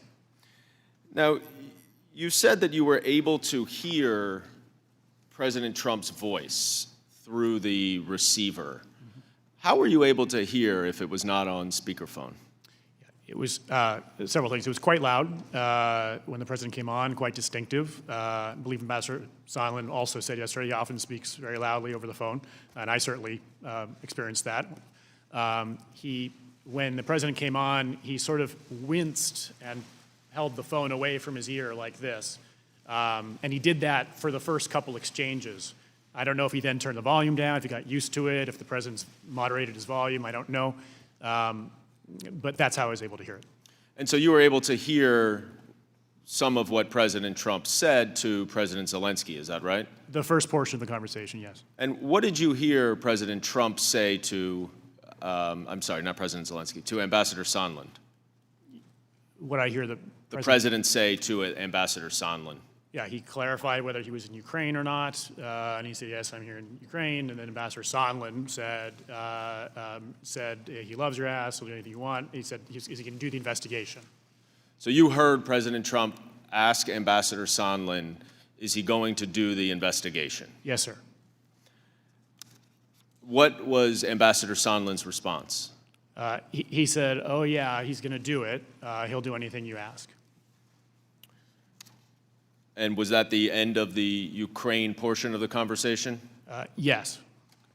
Afterwards, you described a follow-on conversation that you had with Ambassador Sondland, where you asked him, I think, generally, what did President Trump think of Ukraine? Is that right? Correct. What did Ambassador Sondland say to you? He said he doesn't really care about Ukraine. Did he use slightly more colorful language than that? He did. What did he say that he does care about? He said he cares about big stuff. Did he explain what he meant by big stuff? Well, I asked him, well, what kind of big stuff?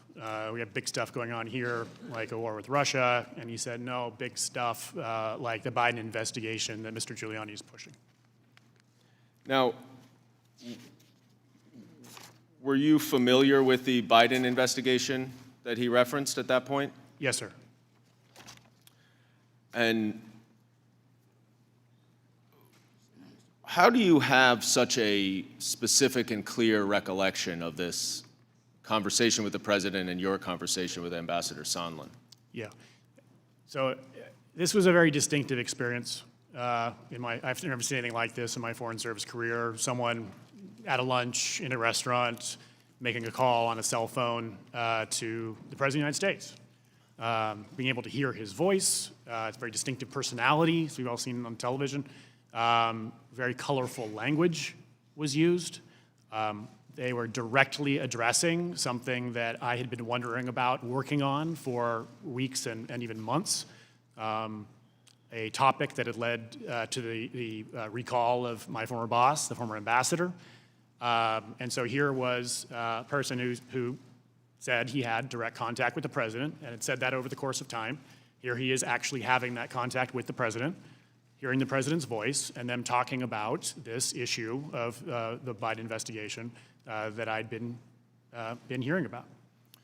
So just to summarize, during the phone call that you overheard Ambassador Sondland have with President Trump, you heard President Trump himself ask, the only question that you really heard him ask, I believe, is whether he was going to do the investigation, to which Ambassador Sondland responded that he would, and he would, in fact, do anything that President Zelensky wants. Is that an accurate recitation of what happened? That's correct. And then after that call, you had a subsequent conversation with Ambassador Sondland where he, in sum and substance, told you that the president doesn't care about Ukraine, he only cares about big stuff related to himself, and particularly the Biden investigation that Giuliani was pushing? Correct. Now, a day before your lunch with Ambassador Sondland, President Trump did speak with President Zelensky, as you referred, and certainly the president made it clear to President Zelensky that he cared about the Biden investigation. Now, neither of you did listen to this call, but as you testified, you both read it subsequent to its publication. Dr. Hill, you, during your time, 2.5 years in the White House, listened to a number of presidential phone calls, is that right? That's right. Can you estimate approximately how many? I can't actually. I mean, sometimes there would be multiple calls during a week. I was there for more than 2 years, so it's a fair number. Had you ever heard a call like this one that you read? I don't want to comment on this call because this is, in my view, executive privilege. Counsel, In terms of the testimony, yes. yeah, I think that as a threshold matter, I think that there are issues of classification regarding head of state communications that we do want to be sensitive to in this forum, among other issues. Understood. I'm really just focused on this one call that has been declassified and published, and just asking you whether you'd ever heard any presidential phone call along these lines. Well, again, I'd like to just focus in this testimony on this particular call, and I will just say that I found this particular call subject matter and the way that it was conducted surprising. You said in your deposition testimony that you were very shocked and very saddened to read it. That's correct. Why was that? Because of the nature of the discussion, the juxtaposition of the issues in which they were raised, and also given the fact that I myself had actually opposed, along with Ambassador Bolton for some period, having a call unless it was very well prepared, and that we were confident that the issues that Ukraine and the United States were most generally together interested in were going to be raised. And I saw in this call that this was not the case. You also testified that you were concerned that this call was turning a White House meeting into some kind of asset. Do you recall that testimony? I don't think it was specifically about that call, but I recall the testimony because this was clearly the discussion preceding the call. Remember, I left on July 19th and the call took place the following week. In the months leading up to that, from May onwards, it became very clear that the White House meeting itself was being predicated on other issues, namely investigations and the questions about the election interference in 2016. Mr. Holmes, you indicate in your opening statement that the chief of staff to President Zelensky had indicated to you that in this phone call on July 25th, there was a discussion about personnel issues related to the Prosecutor General's office. After you read the call, did you understand who and what that was referring to? Yes, sir. In that brief meeting with the chief of staff, it was very confusing to me why, in only the few minutes we had, why that would have been the issue he raised. So it wasn't until I read the transcript of the call on the 25th that I understood that the president had specifically mentioned Prosecutor General Lutsenko who the Zelensky administration was in the process of replacing and carving out all his sort of underlings who had been collaborating with him on some of the corruption we saw there. And I believe you also said that President Lutsenko was the source of some of Mr. Giuliani's public views and allegations. Is that right? Yes, sir. So about 2 weeks before the press kind of wave that we saw targeting Ambassador Yovanovitch became public, an embassy contact had reported to us privately that Mr. Lutsenko was sending these messages and had met with an American journalist to try to get those messages out. What was the U.S. Embassy in Ukraine's view of Prosecutor General Lutsenko? He was not a good partner. He had failed to deliver on the promised reforms that he had committed to when he took office. And he was using his office to insulate and protect political allies while presumably enriching himself. Is another way to describe that corrupt? Yes. Now, I'm going to take a look at a couple of excerpts from this July 25th call with you. And the first one occurs right after President Zelensky thanked President Trump for the United States' support in the area of defense. And President Trump immediately then says, "I would like you to do us a favor, though, because our country has been through a lot and Ukraine knows a lot about it. I would like you to find out what happened with this whole situation with Ukraine. They say CrowdStrike. I guess you have one of your wealthy people, the server. They say Ukraine has it." Now, Dr. Hill, is this a reference to this debunked conspiracy theory about Ukraine interference in the 2016 election that you discussed in your opening statement as well as with Chairman Schiff? The reference to CrowdStrike and the server, yes, that's correct. And it is your understanding that there is no basis for these allegations, is that correct? That's correct.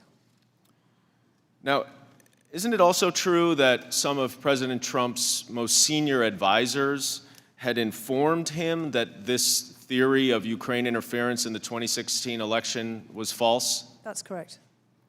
So is it your understanding then that President Trump disregarded the advice of his senior officials about this theory and instead listened to Rudy Giuliani's views? That appears to be the case, yes.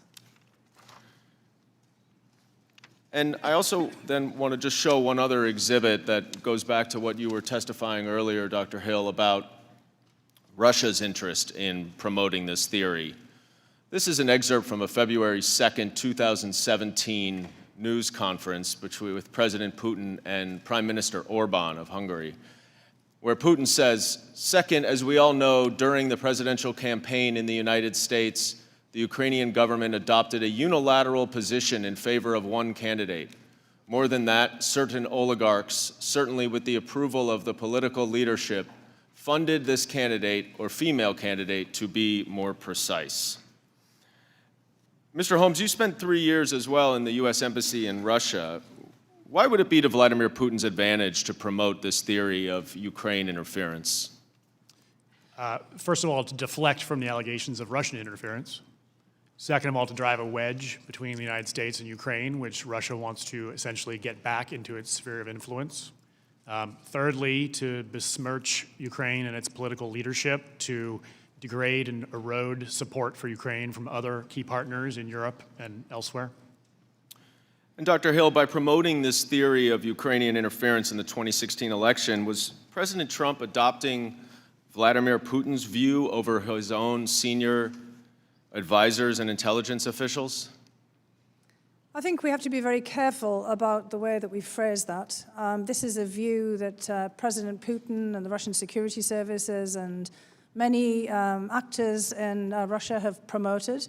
But I think that this view has also got some traction, perhaps in parallel and separately here in the United States. And those two things have, over time, started to fuse together.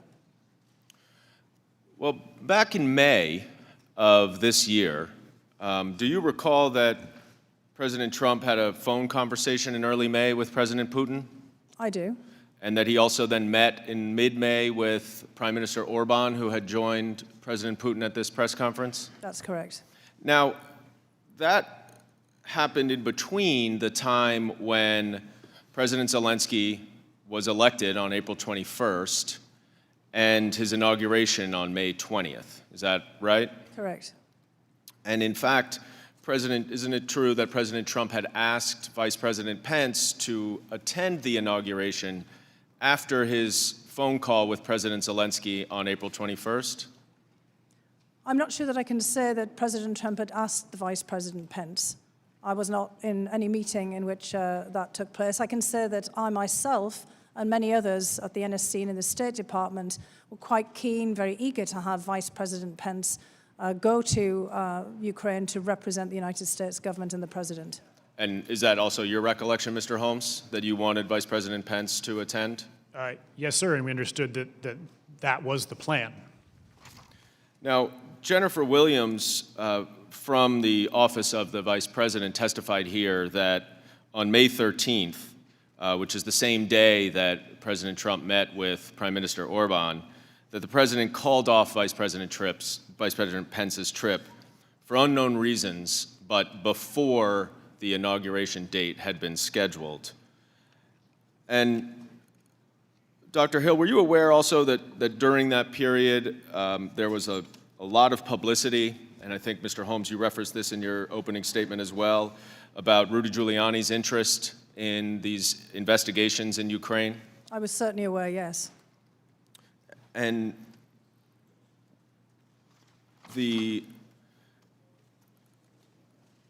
around this time, Dr. Hill, you also, I believe, testified that Ambassador Bolton had expressed some views to you about Mr. Giuliani's interest in Ukraine. Do you recall what you said? Correct.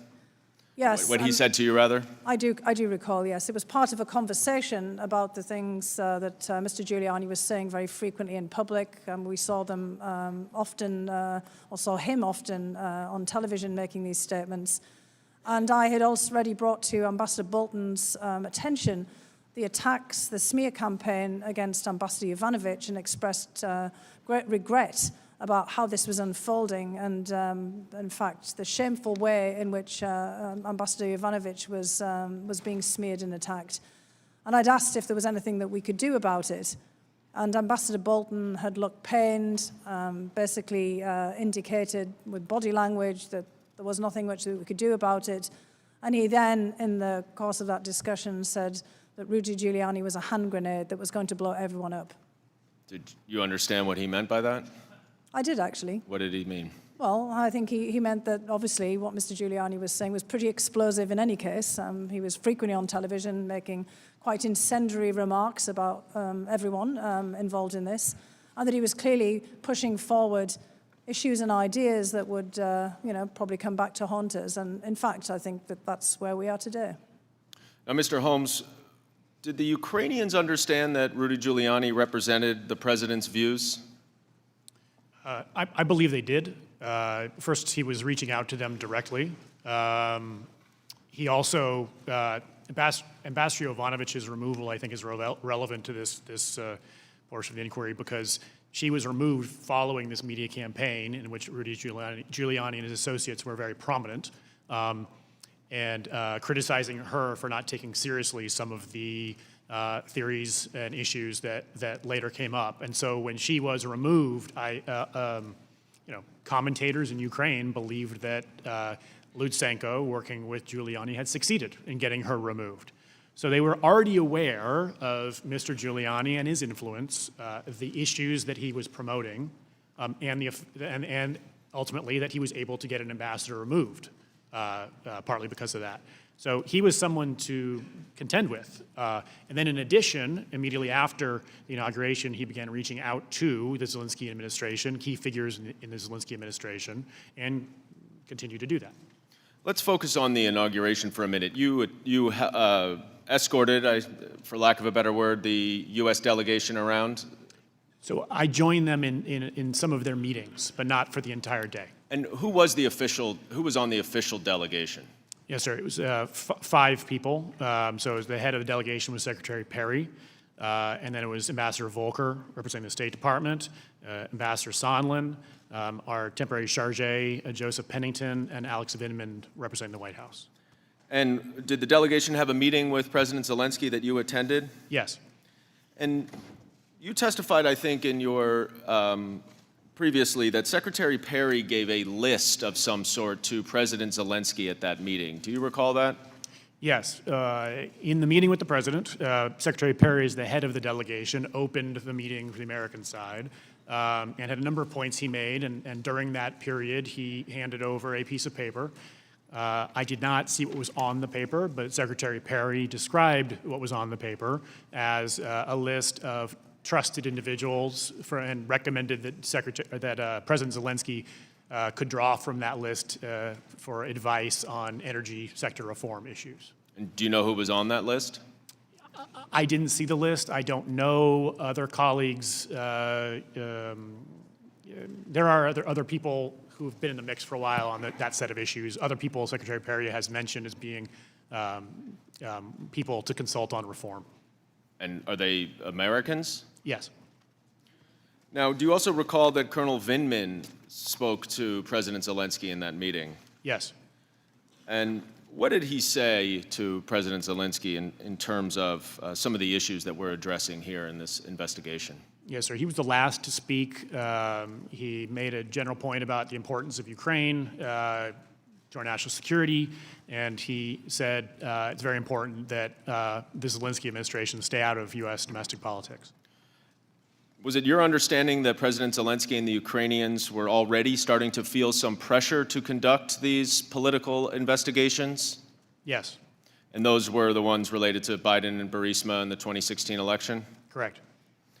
Now, Dr. Hill, you also testified that around this same time in May, you learned that President Trump was receiving information from someone else at the National Security Council. Is that right? That's not quite right. I was told in passing that someone else at the National Security Council, that the president may want to speak to them because of some materials related to Ukraine. And did that person indicate that the president thought that was the director of Ukraine? That was correct. It was a very brief conversation, just to be clear. Who is the director of Ukraine? The director for Ukraine is Alex Vindman, Colonel Vindman. And who did this individual in the executive secretary's office refer to? The individual just said the name Cash. And did you know who that was? Initially, when I was thinking about it, I had to search my mind, and the only Cash that I knew at the National Security Council was Kash Patel. And Kash Patel did not work on Ukraine matters that you oversaw, is that right? Not that I oversaw, no. So the indication is that Kash Patel had provided some information directly to the president without your knowledge? That seemed to be the indication. Now, I want to go back to the July 25th call right now, where President Trump, in another excerpt, asked President Zelensky about his potential political opponent, Vice President Joe Biden. In this excerpt, the president said, "The other thing, there's a lot of talk about Biden's son, that Biden stopped the prosecution, and a lot of people want to find out about that. So whatever you can do with the attorney general would be great. Biden went around bragging that he stopped the prosecution, so if you can look into it. It sounds horrible to me." Now, Dr. Hill, this was, of course, one of the allegations that Rudy Giuliani was pushing, is that right? That's correct. And now confirmed in this July 25th call that the president was also interested in it? Yes. Ambassadors Volker and Sondland have tried to draw a distinction between their understanding of the connection between Burisma and the Bidens.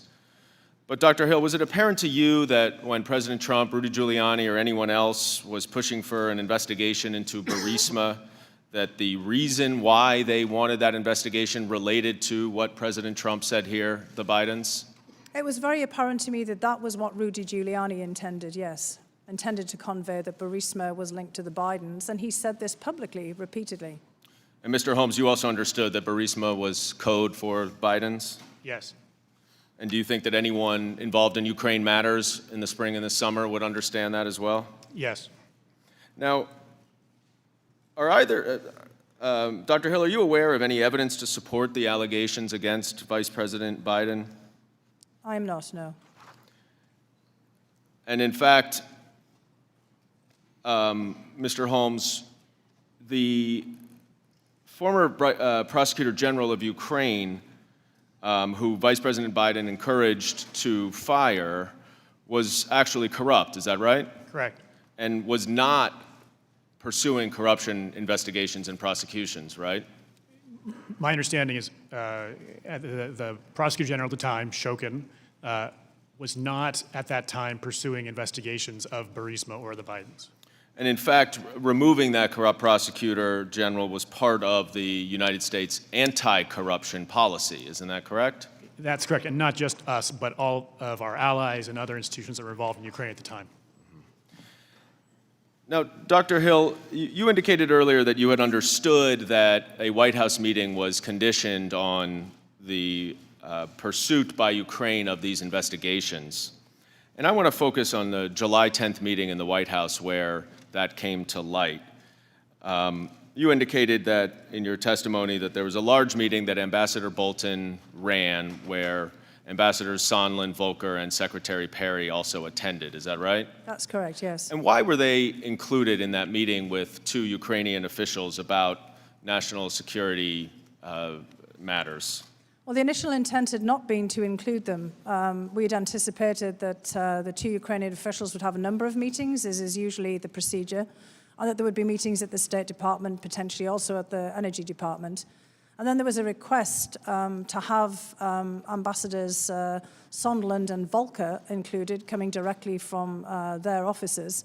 And as a result of that, clearly given the important role that Secretary Perry was playing in the energy sector reform in Ukraine and the fact that he had also been in the delegation to the presidential inauguration in Ukraine, we decided that it would be better than to include all three of them. Now, toward the end of this meeting, the Ukrainians raised their ongoing desire for an Oval Office meeting. Is that right? That's correct. And what happened after they did that? Well, I listened very carefully to Ambassador Sondland's testimony yesterday, so I want to actually point out something where I think it's easy to explain why he had a different interpretation of how this came into being. The meeting had initially been scheduled for about 45 minutes to an hour, and it was definitely in the wrap-up phase of the meeting when this occurred. We'd gone through a series of discussions. Alexander Danilyuk, who was at this point the designated National Security Advisor of Ukraine, really wanted to get into the weeds of how you might reform a National Security Council.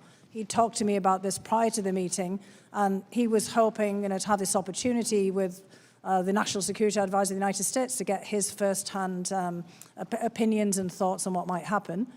We'd also wanted to go through a discussion about how important it was for Ukraine to get its energy sector reform underway. And clearly, Secretary Perry had some talking points for this. This is an issue that Ambassador Bolton was also interested in. And then we knew that the Ukrainians would have on their agenda, inevitably, the question about a meeting. And so as we get through the main discussion, we're going into that wrap-up phase. The Ukrainians, Mr. Danilyuk, starts to ask about a White House meeting, and Ambassador Bolton was trying to parry this back. Although he's the National Security Advisor, he's not in charge of scheduling the meeting. We have input recommending the meetings, and this goes through a whole process. So it's not Ambassador Bolton's role to start pulling out the schedule and start saying, right, well, we're going to look and see if this Tuesday in this month is going to work with this. And he does not, as a matter of course, like to discuss the details of these meetings. He likes to leave them to the appropriate staff for this. So this was already going to be an uncomfortable issue. And as Ambassador Bolton was trying to move that part of the discussion away, I think he was going to try to deflect it onto another wrap-up topic, Ambassador Sondland leaned in basically to say, well, we have an agreement that there will be a meeting if specific investigations are put underway. And that's when I saw Ambassador Bolton stiffen. I was sitting behind him in the chair, and I saw him sit back slightly like this. He'd been more moving forward like I am to the table. And for me, that was an unmistakable body language, and it caught my attention. And then he looked up to the clock and, at his watch, or towards his wrist in any case. Again, I was sitting behind him, and basically he said, well, it's been really great to see you. I'm afraid I've got another meeting. And did Ambassador Sondland say who his agreement on this White House meeting was with? In that particular juncture, I don't believe so. It was later which I'm sure you'll want to talk about, that he did say more specifically. And what did he say later?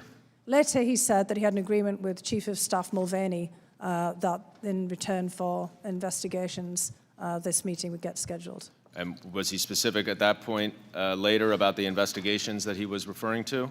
He said the investigations in Burisma. Now, did you have a conversation with Ambassador Bolton after the subsequent meeting with Ambassador Sondland? I had a discussion with Ambassador Bolton both after the meeting in his office, a very brief one, and then one immediately afterwards, the subsequent meeting. So the subsequent meeting, or after both meetings, when you spoke to him and relayed to him what Ambassador Sondland said, what did Ambassador Bolton say to you? Well, I just want to highlight, first of all, that Ambassador Bolton wanted me to hold back in the room immediately after the meeting. Again, I was sitting on the sofa with a colleague. Right, but Everybody just else in was that at the second table. meeting, what did he say? Yes, but he was making a very strong point that he wanted to know exactly what was being said.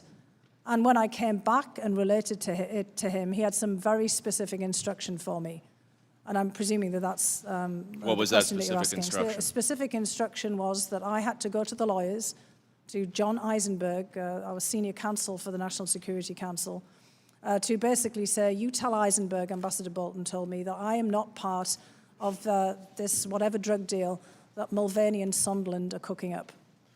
What did you understand him to mean by the drug deal that Mulvaney and Sondland were cooking up? I took it to mean investigations for a meeting. Did you go speak to the lawyers? I certainly did. You relayed everything that you just told us and I more? relayed it precisely, and then the details of how the meeting had unfolded as well, which I gave a full description of this in my October 14 deposition. Mr. Holmes, you have testified that by late August you had a clear impression that the security assistance hold was somehow connected to the investigations that President Trump wanted. How did you conclude that? How did you reach that clear conclusion? Sir, we've been hearing about the investigation since March, months before, and we've been.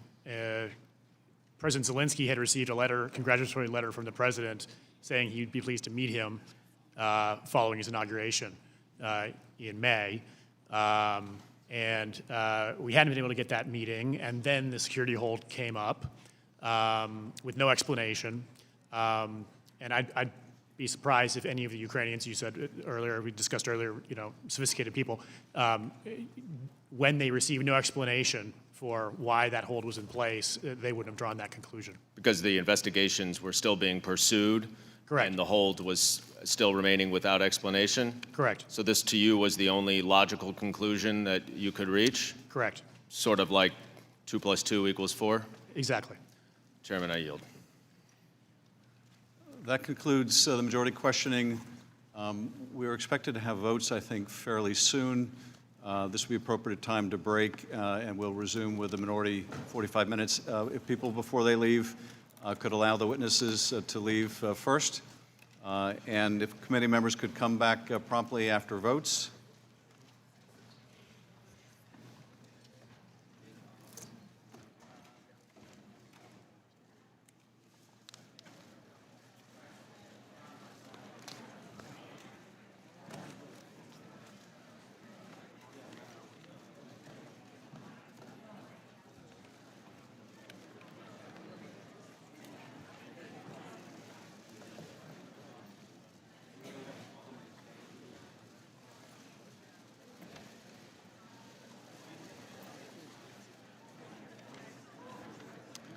Committee will be in recess.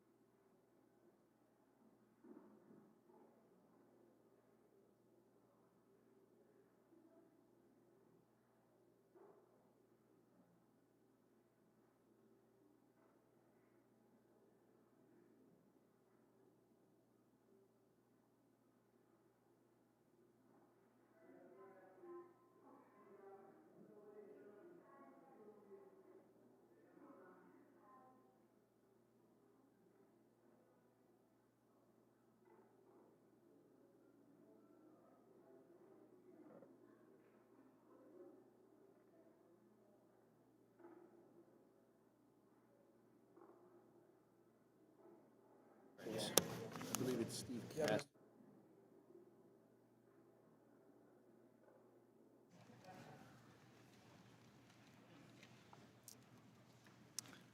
committee will come to order. Chair now recognizes the ranking member or their counsel for the first round of their 45-minute questions. Thank the gentleman. I want to get a few basic facts on the table of individuals that were involved in the 2016 election, just to see who you know and who you've met with. So I'll start with you, Mr. Holmes. Have you met with or do you know Alexandra Chalupa? Holmes, could you put your microphone on? No. Do you know Nellie Orr? Have you met with No. Nellie Orr? Bruce Orr? No. Glenn Simpson? No. Thank you. Same question for you, Dr. Hill. Do you know or have you met with Alexandra Chalupa? No, Nellie Orr? no. Bruce Orr? Only in the course of my previous position as the National Intelligence Officer for Russia, where he attended some of the meetings that I presided over. Years ago.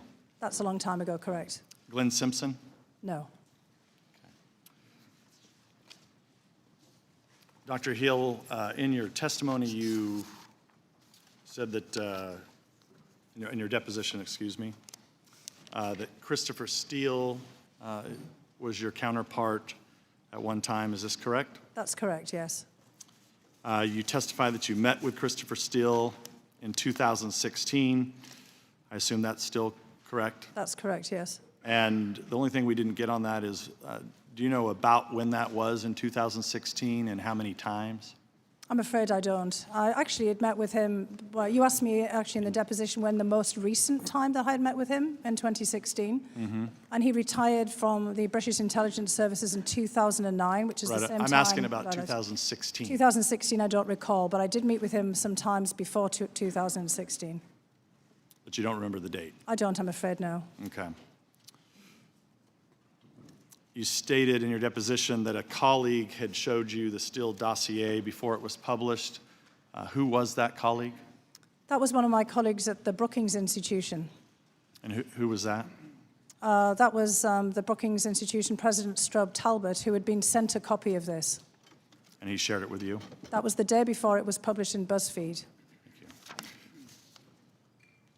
You mentioned in your deposition also that you thought that it was let's get the exact quote, that the dossier was a rabbit hole. Is that still your testimony? That's correct. Do you know who paid Christopher Steele to generate the Steele dossiers? There were several of them. At the time, I did not know. I understand from the media that it was through GPS Fusion. If that's not correct, You know who was, and there was a law firm involved, but you know who the source of the money was? I didn't at the time. No, I did not.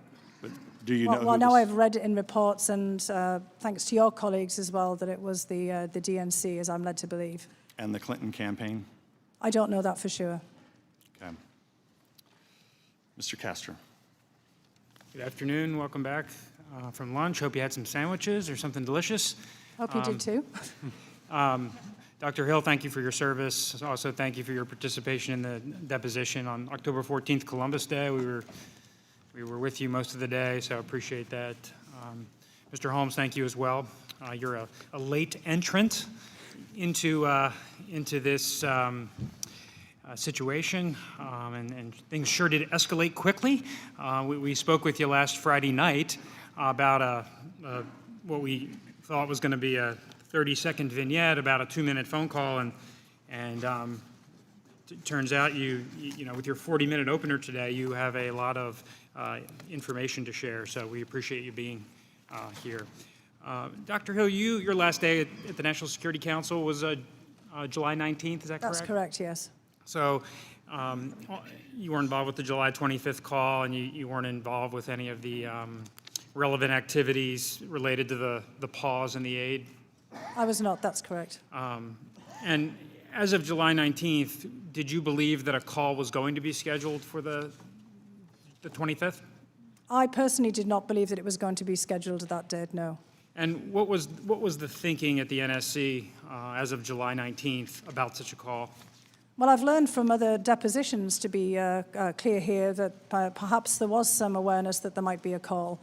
Ambassador Sondland, if you may recall, showed an exchange with the person who was taking over from my position, Tim Morrison, in which he indicated that there would be a call coming up. I was not aware of that. Okay. Were you in So favor? there were differences, let's just say, obviously, in understanding about that call. And were you in favor of such a call as of the 19th? Actually, I was not, and I did say something about that in the opening part of the sessions today. Okay. And how about Ambassador Bolton, to your knowledge? Well, I know that Ambassador Sondland said in that email that Bolton was in agreement. To my knowledge, Bolton was not in agreement at that particular juncture, to my knowledge. Do you know what his opposition was? It was based on the fact that he didn't feel the call had been properly prepared, and as I said earlier, that we wanted to make sure that there was going to be a fulsome bilateral US-Ukraine agenda that was discussed, which is usual with these calls. And were you surprised that a call ultimately was scheduled? I was when I learned about it, that's right. And did you have any communications with anyone back at your old staff about how that came to be? I did not know. Okay. You did learn about the pause in the security assistance aid. I learned before you about left? that on July 18th, so the day before I left, that's Okay. correct. And there were several meetings about this, I believe you testified to. I said that I knew there was going to be a meeting in that time frame, and there was one put onto the schedule for the following week, but of course I had left, and so I didn't attend that. And is it fair to say that stops and starts in aid like this sometimes do happen? That's correct. And I believe you testified that there was a freeze put on all kinds of aid and assistance because it was in the process. At that time, there were significant reviews of foreign assistance going on? That's also correct, yes. And what else can you tell us about that? About the foreign assistance Yeah. review? As I understood, there had been a directive for a whole-scale review of our foreign policy assistance and the ties between our foreign policy objectives and the assistance. This had been going on actually for many months. And in the period when I was wrapping up my time there had been more scrutiny than specific assistance to specific sets of countries as a result of that overall review. And at this time as well, Ambassador Volker, Ambassador Sondland, they had become a little bit more involved with Ukraine policy? Well, Ambassador Volker was always involved in Ukraine policy, at least since the beginning of his appointment as the special envoy for negotiations towards the war between Ukraine and Russia in Donbass. And what can you tell us about Ambassador Volker? Ambassador Volker is an extraordinarily accomplished diplomat. I've worked with him in many capacities previously. You know his bio. He's been the ambassador to NATO.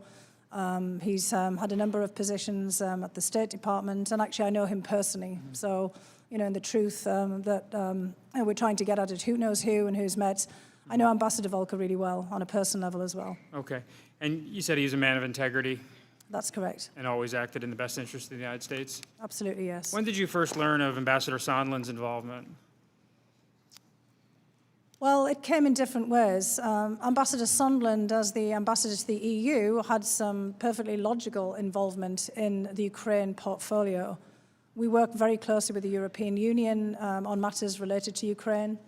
The Ukrainian dialogue with Russia was in a format known as the Minsk process, which was led by the French and the Germans, and Ambassador Volker was trying to find out ways in which he could work closely with the French and Germans to move along on the resolution of the conflict between Ukraine and Russia.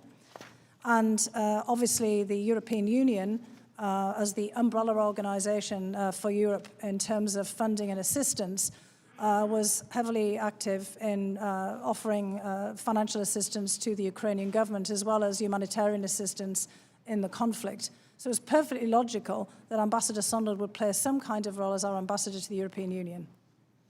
Did you have any concerns when he presented himself to you as somebody with a major role?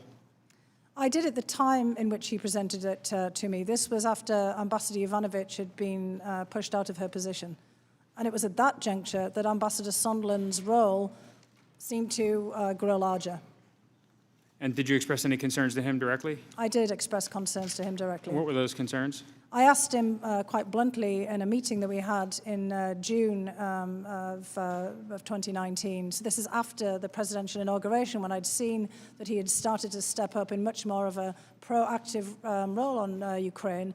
What was his role here? And he said that he was in charge of Ukraine. And I said, well, who put you in charge, Ambassador Sondland? And he said, the president. Did that surprise you when he told you that? It did surprise me. We'd had no directive. We hadn't been told this. Ambassador Bolton had never indicated in any way that he thought that Ambassador Sondland was playing a leading role in Ukraine. Right. I believe you used the term a large remit, that he characterized he had been given a large remit from the president? I can't remember what I said, remit, but it was portfolio. He was constantly, these are all synonyms. He was talking to us about the fact that he'd been given a very broad portfolio by the president. He said his job was to go out and make deals in Europe. And as you know yourself, I listened to his testimony yesterday very carefully as well. He said that anything that had to do with the EU itself and the European Union member states was within his portfolio. Right. We asked Ambassador Sondland about that at his deposition, and he conceded that he may have been spinning a little bit when he said that the president specifically gave him that role, and he indicated that his authority was coming at least a little bit more from the Secretary of State. At any point in time, was that related to you? At different points, he mentioned talking directly to the Chief of Staff Mulvaney, and he also talked about Secretary Pompeo. But he was very, in fact, there were other people in the room in the meeting in which he asserted this to me, that it was the president who had put him in charge of this. Were you encouraged, as of your last day in the office, that U.S. policy towards the Ukraine was headed in the right direction? I was not. And why was that? Well, I was concerned about two things in particular. One was, again, the removal of our ambassador.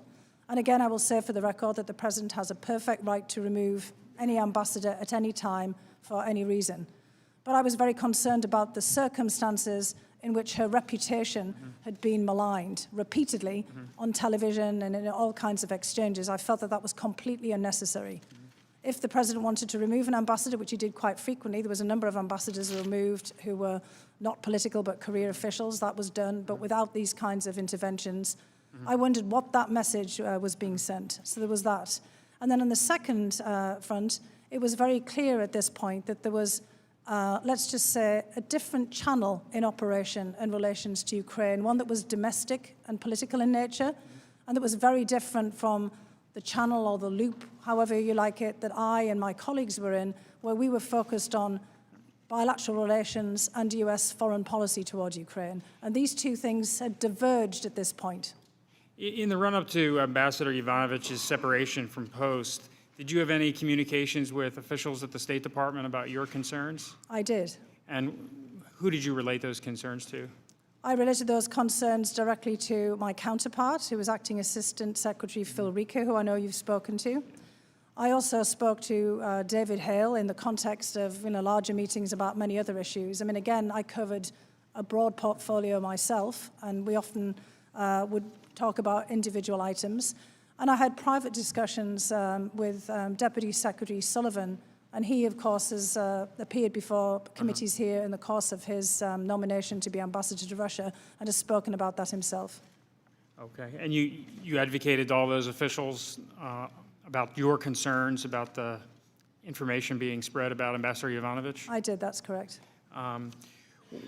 The Trump administration changed courses from its predecessor and provided lethal defensive assistance to the Ukraine. Were you in favor of arming the Ukrainians with the javelins? I was not initially in 2015 before I joined the government, and I'm sure that many people on the committee have seen that I wrote an opinion piece with a colleague at the Brookings Institution in that juncture, because I was very worried at that particular point in time that the Ukrainian military was not in a fit state to really take on board sophisticated weapons, be they defensive or offensive weapons. And I worried that there was not a long-term sustainable plan given the overwhelming force that the Russians could apply against the Ukrainians. However, when I came into government in 2017 and started to interact with all of my colleagues in the Pentagon, and you had Laura Cooper here yesterday, I realized, in fact, that there'd been an awful lot of work done on this and that there was a clear and consistent plan for the sustainability long-term of the Ukrainian military. So I changed my mind. Okay. And you're in fact one of the, I believe, the only witness that we've spoken to that has been able to articulate the opposition to providing the javelins. And as we understand it, during the Obama administration, the interagency consensus was in fact to provide the javelins, but they were not provided. Were you aware of the decision back then? I was, and I think it was very much made on a political basis about concerns that this would provoke the Russians, depending on how this was presented. And we were very mindful of that also when there were the discussions internally about the lethal defensive weapons inside of the administration. Mr. Holmes, you're on the ground in Kyiv, and the javelins have now been authorized, provided. What's the view from the field, the U.S. Embassy, as to the effectiveness of the javelins? They're an important strategic deterrent. They're not actively employed in combat operations right now, but the mere idea that were the Russians to advance substantially using certain kinds of armor, that the Ukrainians would have this capability, deters them from doing so. It also thereby sends a very important symbolic message to the Ukrainian military that they have access to this high-end technology and that we trust them to do it. I would only add also that they've offered to buy some using their own funds. The initial tranche was provided through basically a program to do that, but they've now offered to spend their own money to buy more. So I think they think they're important. And Ambassador Taylor has testified, Mr. Kent has testified that this is, in fact, the consensus of the interagency providing the javelins. Is it the, in your experience of working with Ambassador Taylor, was he also very much an advocate for this? Yes.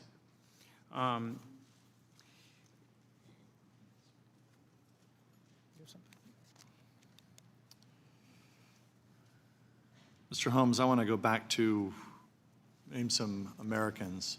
Now I want to talk a little bit about Ukrainian government officials. Mm-hmm. Are you familiar with Sergei Leshchenko? Yes, Have you met with him? I have. He was a journalist, then he was in the parliament. Is he currently in the parliament? Journalist again. Journalist again. Are you aware that when he was in the parliament that he had provided information to a Fusion GPS operative named Nellie Orr? I'm not aware of Nellie Orr. I'm not aware of who he provided information to. I'm aware that as a journalist, he's provided information. Well, he was in the parliament at the time. This is in the 2016 campaign. He provided widely known as the Black Ledger. Have you ever heard of the Black Ledger? I have. And the Black Ledger, is that seen as credible information? Yes. The Black Ledger is credible. Yes.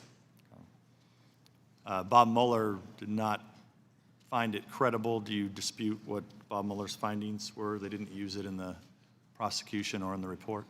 I'm not aware that Bob Mueller did not find it credible. I think it was evidence in other criminal proceedings, and its credibility was not questioned in those proceedings, but I'm not an expert on that matter.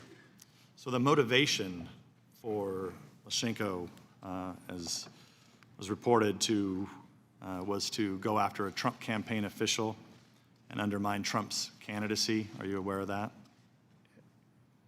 If you mean by the release of the Black Ledger, I think Leshchenko's motivation was the same motivation he's always expressed, which is to expose corruption in Ukraine. Right, but he's admitted motivation was to partly at least undermine the Trump candidacy that he did not support. He has not said that to me. If he said that to you, I'll take your word for it.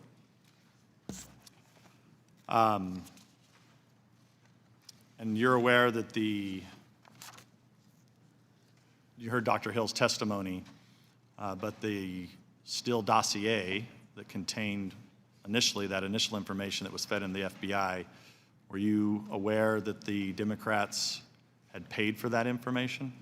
So, sir, I never had any involvement directly with I'm it. not accusing you of involvement. I'm just asking if not even if you knew at the time, but you now know today that the Democrats had paid for that information. So I do want to be clear that all that happened before I arrived in Ukraine, so I don't have any firsthand. Not accusing any involvement of you with the Steele dossier. believe me. Understood. But I do want to be clear about that.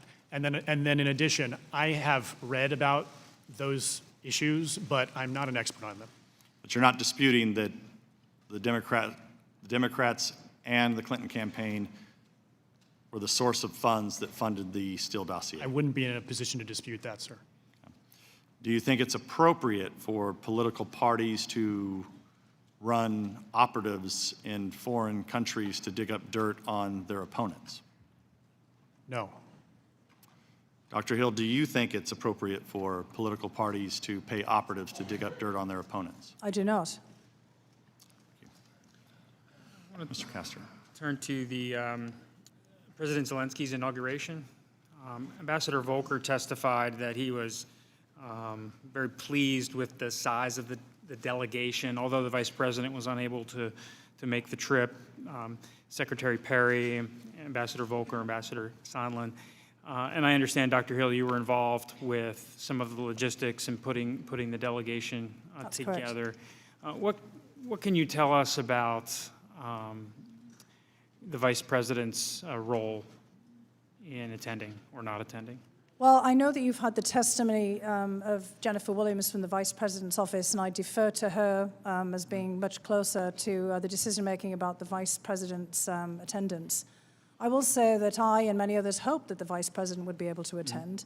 And what I know from my perspective, because I was not involved intimately in discussions with the Vice President or his immediate staff, was that there were some questions about the schedule. As you all know, the President and Vice President can not be out of the country at the same time. And there were some questions about presidential travel in the same time frame. There was quite a bit of back and forth as to whether it would be really feasible for the Vice President in that time frame to go. So that was what I was aware of. I wasn't aware to the extent of the discussions that obviously Ms. Williams was involved in. Right, the president was traveling in Japan, and then he was headed to Europe for the D-Day anniversary. The vice president's office, according to Ms. Williams, provided 4 days, the end of May, the 29th, 30th, 31st, June 1st. And as it turned out, the Ukrainians decided, I believe it was on May 16th, to schedule the inauguration for 4 days later. And by this point in time, the vice president had been rerouted for a trip to Canada about the USMCA. And I just want to ask you whether you don't have any evidence that the vice president was encouraged not to attend for any other reason, do you? I personally do not, but again, I defer to Ms. Williams.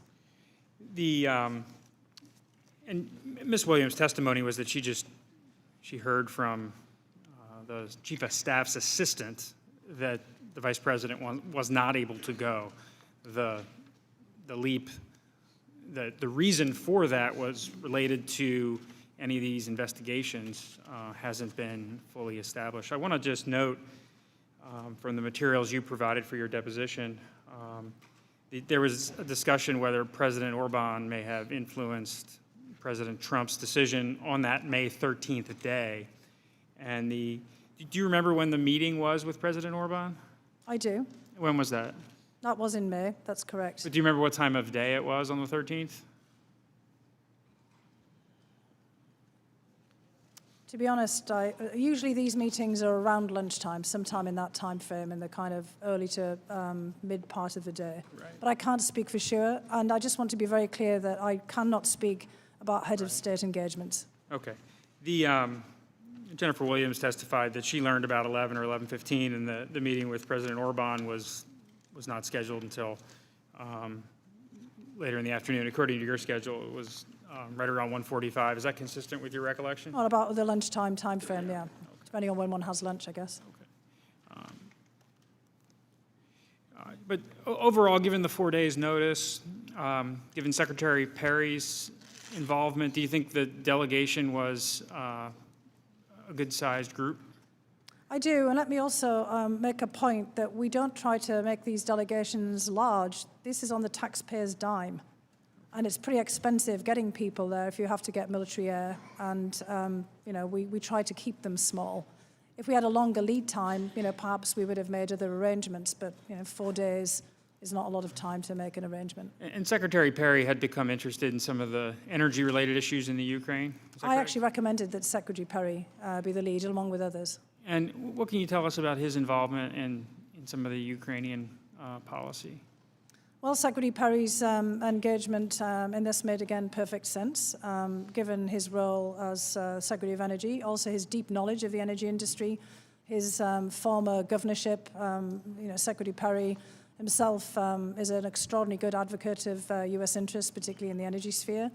And one of Ukraine's Achilles' heel, in addition to its military disadvantage with Russia, is in fact energy. Ukraine remains for now the main transit point for Russian oil and gas and pipelines to Europe. And this has been manipulated repeatedly, especially since 2006, by the Russian government. And in fact, I mean, many of you here will remember in the Reagan era, there was a huge dispute between the United States and Europe about whether it made sense for Europe to build pipelines from the then Soviet Union to bring gas to European markets. Mr. Holmes, what was your view of the delegation? Do you think it was the right-sized group, right level of prestige to signal to the incoming Zelensky administration that the U.S. stands behind them? I think it was fine in that regard. Okay.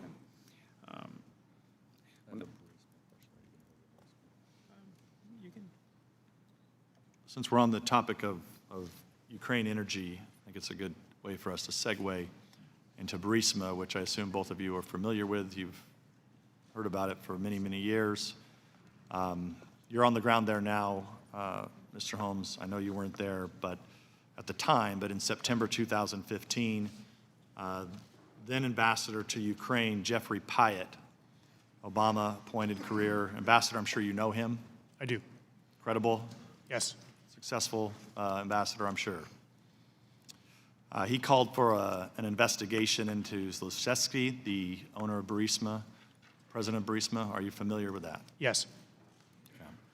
Did you know about Deputy Assistant Secretary of State Kent's concerns about the potential conflict of interest with Hunter Biden sitting on the board of Burisma? I would defer to George Kent, who was involved at the time and is an expert on those issues. Did you know that the financial records show that this Ukrainian natural gas company, Burisma, routed more than $3 million to the American accounts of Hunter Biden? I've heard that. Were you familiar with that, Dr. Hill? Only from newspaper reports. Okay. Did you know that Burisma's American, and this is back to you, Mr. Holmes. Did you know that Burisma's American legal representatives met with Ukrainian officials just days after the vice president forced the firing of the country's chief prosecutor? No. Did you know that Burisma's American lawyers tried to secure a meeting with the new state prosecutor the same day the predecessor Victor Shokin's firing was announced? No. Did you know that Joe Biden called Ukrainian President Poroshenko at least 3 times in February 2016, shortly after the president and owner of Burisma's home was raided on February 2nd by the state prosecutor's office? No. Did you know that Devin Archer and Hunter Biden reached out to the Deputy Secretary of State, Tony Blinken, shortly after the raid on Burisma? No.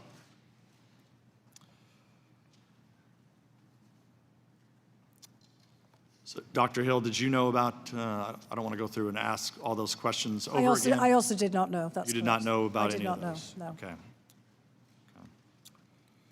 So,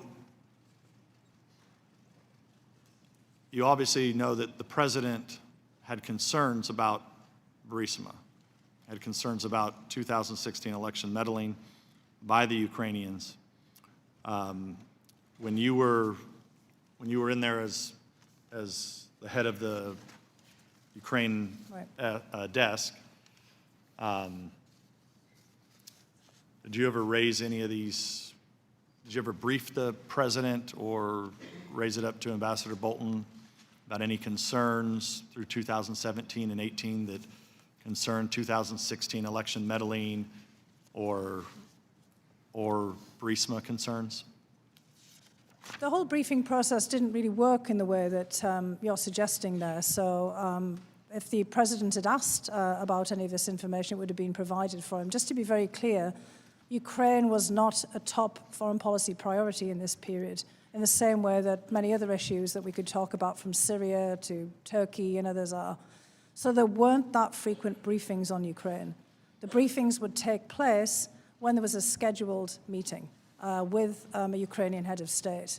And as we know, there haven't been too many of those. So but as far as you know, you did no briefings, no papers, answered no questions as it relates to the 2016 election or Burisma during your time there? No, I did not know. Mr. Castro. And Dr. Hill, you told us during your deposition that indeed that there are perceived conflict of interest troubles when the child of a government official is involved with something that government official has an official policy role in, correct? I think any family member of any member of the US government, Congress, or the Senate is open to all kinds of questions about optics and of perhaps undue outside influence if they take part in any kind of activity that could be misconstrued as being related to their parent or other family members' work. So as a matter of course, yes, I do think that's the case. Getting back to Ambassador Sondland, you testified that every now and then he made a habit of name-dropping his interactions with the president. That's correct, yes. And I believe you also told us that there were instances where you would run into him on the campus, and he would say, "Oh, I'm here to see the president," or "I've been in to see the president," and you had an occasion to circle back and found out that wasn't the case. That's correct. And I just want to give you an opportunity. He testified about some sort of coffee he had with you on your last day, and I think when the deposition transcript was released, your counsel indicated that was completely fabricated on Ambassador Sondland's part, and I just want to give you an opportunity to address that. Yes, I mean, unfortunately, this is the federal government. We don't have coffee machines, readily in our office. If you'd come to my office in that time, the best I could have offered you was a cup of water from the water fountain outside of my office. Mm-hmm. So, the coffee that Ambassador Sondland and I shared was actually, we ran into each other, or rather he found out I was going to be there and then asked me to meet him for coffee in Jackson Hole, Wyoming in 2018 in August. So this is a full year before I left. Now, it was a very nice coffee, so perhaps he, conflated those two meetings together. The meeting that he was referring to, he had come in to meet with our director for the European Union. This was in my last week in the office. And as I was in the office at the same time for a brief period before going into another meeting, and it was my last week in the office, we agreed to sit down with the director of the European Union, with actually Colonel Vindman, and the assistant that Ambassador Sondland had brought with him from the State Department. So there were actually 4 of us in that meeting, and unfortunately it wasn't over coffee. And, he went on to indicate that you were upset, and you were upset with Actually, Ambassador... there were 5 of us really in the meeting. Obviously, I can't do math, sorry. Fair enough. He indicated you were upset, and you were upset with Ambassador Bolton, and upset with the way things are going, and I believe your counsel said that was an outright fabrication. Well, I think you might recall in my deposition on October 14th that I said that very unfortunately I had a bit of a blow-up with Ambassador Sondland, and I had a couple of testy encounters with him. One of those was in June 18, when I actually said to him, "Who put you in charge of Ukraine?" And I'll admit I was a bit rude, and that's when he told me the president, which shut me up. And this other meeting, it was about 15, 20 minutes, exactly as he depicted it was. I was actually, to be honest, angry with him. And, I hate to say it, but often when women show anger, it's not fully appreciated. It's often, pushed onto emotional issues, perhaps, or deflected onto other people. And what I was angry about was that he wasn't coordinating with us. Now, I actually realized, having listened to his deposition, that he was absolutely right, that he wasn't coordinating with us because we weren't doing the same thing that he was doing. So I was upset with him that he wasn't fully telling us about all of the meetings that he was having. And he said to me, "But I'm briefing the president. I'm briefing Chief of Staff Mulvaney. I'm briefing Secretary Pompeo, and I've talked to Ambassador Bolton. Who else do I have to deal with?" And the point is we have a robust interagency process that deals with Ukraine. It includes Mr. Holmes. It includes Ambassador Taylor as the chargé in Ukraine. It includes a whole load of other people. But it struck me yesterday when you put up on the screen Ambassador Sondland's emails and who was on these emails, and he said, these are the people who need to know, that he was absolutely right, because he was being involved in a domestic political errand. And we were being involved in national security foreign policy, and those two things had just diverged. So he was correct, and I had not put my finger on that at the moment, but I was irritated with him and angry with him that he wasn't fully coordinating. And I did say to him, Ambassador Sondland, Gordon, I think this is all going to blow up, and here we are. And after I left to my next meeting, our director for the European Union talked to him much further for a full half hour or more later, trying to ask him about how we could coordinate better, or how others could coordinate better after I had left the office. And his feeling was that the National Security Council was always trying to block him. What we were trying to do was block us from straying into domestic or personal politics. And that was precisely what I was trying to do. But Ambassador Sondland is not wrong that he had been given a different remit than we had been. And it was at that moment that I started to realize how those things had diverged. And I realized, in fact, that I wasn't really being fair to Ambassador Sondland, because he was carrying out what he thought he had been instructed to carry out, and we were doing something that we thought was just as, or perhaps even more important, but it wasn't in the same channel. Yeah, Dr. Hill, if you mind, Mr. Kessler, sorry. Dr. Hill, I just want to drill down on this a little bit. The President of the United States, Commander-in-Chief, was concerned about the 2016 elections in Burisma. He had his personal attorney working these issues because he was under investigation by Robert Mueller, special counsel, partly beginning with an investigation that started with the Steele dossier that we've already established that the Democrats had paid for and had then fed into the FBI.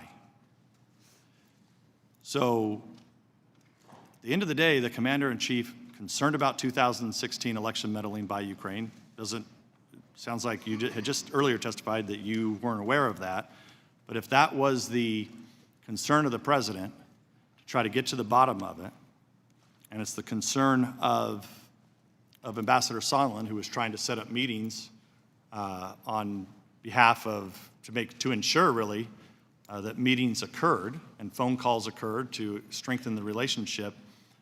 I'm a little, I understand the people at the NSC, people at the State Department had issues with that, but at the end of the day, isn't it the Commander-in-Chief that makes those decisions?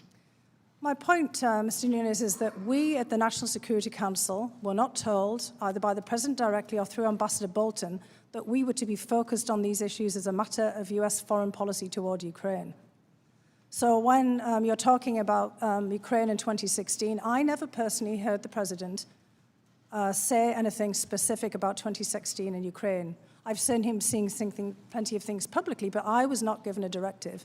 In fact, I was given a directive on July 10th by Ambassador Bolton very clearly to stay out of domestic politics. And just for sake of the timeline, I think as of July 19th, they hadn't even engaged with Rudy Giuliani yet. I don't believe that happened until a little bit later. So you believe by July 19th they were already engaged in those types of activities? We had already had a discussion with Kurt Volker, which was in the depositions of his assistant, Chris Anderson, that indicated that he had met with Rudy Giuliani at this point. And Ambassador Sondland made comments about meeting with Giuliani. And as we know, in the May 23rd meeting, they had been instructed to meet with Giuliani. Right. They gave us every impression that they were meeting with Rudy Giuliani at this point, and Rudy Giuliani was also saying on the television, and indeed has said subsequently, that he was closely coordinating with the State Department. Okay, so it was my belief that they were meeting with him. Okay. And there's some ambiguity in the direction to work with Rudy Giuliani. Ambassador Volker said the president dismissed Ukraine and said, oh, if you want to work on it, just go talk to Rudy. And Ambassador Sondland took that a little bit differently. And I believe that Ambassador Volker was primarily the interlocutor with Mr. Giuliani, and that was happening didn't start until the end of July. I only learned that subsequently from Ambassador Volker's deposition. So I just want to tell you, in that particular time frame, I was not aware of that. And in fact, Gordon Sondland did refer to Rudy Giuliani. And again, Ambassador Bolton had warned Ambassador Volker not to meet with Rudy Giuliani in a meeting. Mr. Morrison told us both in his deposition and his public hearing that you had related concerns about Colonel Vindman's judgment. I did not relate any concerns in general terms about Colonel Vindman's judgment, so I was somewhat surprised when I heard Mr. Morrison make that assertion and when I read his deposition. There was a very specific point that was made, and again, these are personnel issues, and I'm sure that nobody here would like to have their private personnel issues put before a committee, but you've asked me about this. So I had a couple of very short transition meetings with Mr. Morrison. And again, Mr. Morrison did not work in our directorate. He was taking over the position, which he held for 3 months. I had worked as the director, the senior director for Europe and Eurasia, it was at the time, for more than 2 years at this point, and I'd been working for a year with Colonel Vindman, with Mr. Vindman. And in the course of one of the meetings, sometime in the June timeframe, I sat down with Mr. Morrison and with a deputy, he referred to him in his deposition, John Erith, who was also working, and we went through our organizational chart. We went through who was staying, who was rotating out and leaving in the summer, and we talked about everybody's strengths and weaknesses. And I always asked my staff to do upward feedback as well, to talk about what I wasn't doing right either. I'd like to learn too. And I said that I was concerned about the way things were trending in Ukraine policy. So Colonel Vindman is a highly distinguished, decorated military officer. He came over to us from the chairman's office and the Joint Chiefs of Staff. And we were evaluating and looking at him in the context of what his future positions would be in the context of the US Army. And I was concerned that if, for example, Colonel Vindman might decide to leave the military, that perhaps he wasn't as well suited for something that would be much more political. I did not feel that he had the political antenna to deal with something that was straying into domestic politics. Not everyone is suited for that. That does not mean in any way that I was questioning his overall judgment, nor was I questioning in any way his substantive expertise. He is excellent on issues related to Ukraine, Belarus, and Moldova, on Russian defense issues. He had been in charge of the Russia campaign, thinking through at the chairman's office and in the Pentagon. This was a very specific issue because by June, we saw that things were diverging and you needed completely different sensitivity. Some people in my office have worked at the highest levels of advisory positions, and Mr. Morrison had come from Capitol Hill. He knew politics inside out, and we said that Colonel Vindman did not, and we were concerned about how he would manage what was becoming a highly charged and potentially partisan issue, which had not been before. And Colonel Vindman related to us during his deposition that he subsequently was sort of cut out of a lot of the decision-making and involvements with the embassy in Ukraine. Was that something you recommended? Not with the embassy in Ukraine. I mean, we did pull him back from the meeting in May in the Oval Office. Mm-hmm. And subsequently, we were very concerned about these political aspects to this. And we did not feel, when July 10th, Colonel Vindman was justifiably alarmed when he realized that there was this highly political aspect of the meeting that we were looking for eventually with President Zelensky. And Mr. Holmes, I want to, at the end of August, we understand that Ambassador Taylor was engaged in obtaining some information for the president about European allies' burden sharing in the region as the decision about aid was being debated. So, sir, after the hold was placed on the security assistance, and many people, I think, were scrambling to try to understand why. I believe it was Senator Johnson who had said that the president was concerned about burden sharing, perhaps others as well. And so trying to interpret why this might have happened, we were looking into the facts of what the Europeans have provided and what we have provided. It's very illuminating what we learned. The United States has provided combined civilian and military assistance to Ukraine since 2014 of about $3 billion plus two $1 billion $1 billion loan guarantees. That's not, those get paid back largely. So just over $3 billion. The Europeans, at the level of the European Union plus the member states combined since 2014, my understanding, have provided a combined $12 billion to Ukraine. And you were able to communicate that information back at the end of August? I believe so. Yeah, this is done in collaboration with other missions to the EU, to NATO, and others. Yes. And do you think that was the information the White House was looking for? We don't know. If the concern was that that others weren't spending as much as we were to support Ukraine, then that information showed a different story. Okay. And the aid was subsequently lifted? The pause in the aid was lifted shortly thereafter? It was in early September, mid-September. Yield back. That concludes the 45-minute rounds. We'll now go to member questioning. I'll recognize myself for 5 minutes. First, as a threshold matter, I want to say to the witnesses to be a bit cautious when members represent. Are you aware of this fact? Are you aware of that fact? Do you know that so-and-so testified to this or testified to that? If you have personal knowledge of it, that's fine. I'm not saying this is deliberate. Sometimes members get it wrong. So let me just clear the record on one of the things that was suggested to you, that the Vice President canceled his trip because of a conflict with the trip to Canada. That was not Ms. Williams' testimony. Her testimony was, I asked my colleague why we should stop trip planning and why the Vice President would not be attending, and I was informed that the President had decided the Vice President would not attend the inauguration. So just offer that caution. Dr. Hill, I want to ask you, you may be aware of some of the attacks on Colonel Vindman, suggesting that he has a dual loyalty, that he's not really loyal to America, he's loyal to Ukraine. I wanted to ask you, as a fellow immigrant, what you think of those kind of accusations when they're leveled against Colonel Vindman or other Americans. I think it's very unfortunate. I mean, this is a country of immigrants. With the exception, perhaps of very few people still here, everyone immigrated to the United States at some point in their family history. And this is what, for me, really does make America great. I mean, I'm sure that every single person here, some people perhaps came reluctantly, others came by choice, as I did. But this is, for me, this is the essence of America. It's why I wanted to be here and why I wanted to stay here. And I think it's unfair to castigate anyone. Everyone has some kind of appellate to them. I'm an Anglo-American, perhaps, then, or I'm a British American, I'm a naturalized citizen.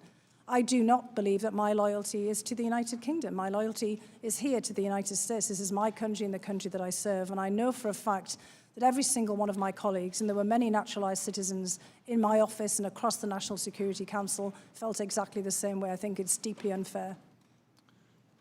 Thank you. You mentioned something in your testimony, I might not have this exactly right, that I think Ambassador Sondland at one point told you his role was to make deals. Is that right? That's correct. I want to he ask told you, other people that as well, to be clear. I want to ask you about one of those deals, the one that Ambassador Bolton described as a drug deal. I had the suggestion, or the indication rather, when Mr. Goldman was asking questions about the July 10th meeting, and in fact there were two meetings, one Ambassador Bolton's presence and then another in the wardroom, that there was more you had to say about that. Do you want to walk us through that in a little more detail? Well, the reference that Ambassador Bolton made was after I returned from the wardroom and related to him what I had heard. Because so there was sequencing of meetings, which I know that there's been some concern about the sequencing here and discrepancies between various depositions. So what happened immediately after the meeting that Ambassador Bolton caught a little short was that he told me to hold back in the room. And he was escorting out the Ukrainian visitors, along with Secretary Perry and Ambassadors Volker and Sondland. And I guess they wanted to take a quick photograph outside of his office. And I know that Secretary Perry and others have tweeted out that photograph, beautiful sunny day, and there's a picture of all of them standing just outside of Ambassador Bolton's office. This was very quick. He came back in. And at that point, I guess they were already moving down to the wardroom, because on the way out of Ambassador Bolton's office, Ambassador Sondland had said, let's regroup in the wardroom for a quick huddle on next steps, which, to be honest, was quite unusual. You don't usually huddle in a room in the White House to discuss next steps with foreign delegations, because we took it to be next steps on setting up the meeting, which already, as I'd said, Ambassador Bolton wasn't prepared to do. And when Ambassador Bolton came back into the office, that's when he gave me the very strong instruction to go downstairs, find out what was being discussed, and to come right back up and report it to him.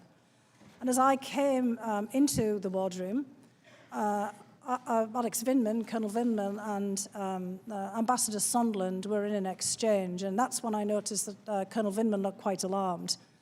Now, I know that Ambassador Sondland was asked yesterday, because again, I watched all of his testimony, and I watched it very carefully, that there were some questions about yelling and shouting. I certainly never said that, and there was no yelling and shouting. That's some embellishment that's crept in, perhaps in media depictions, or how people like to retell these stories and add things to them.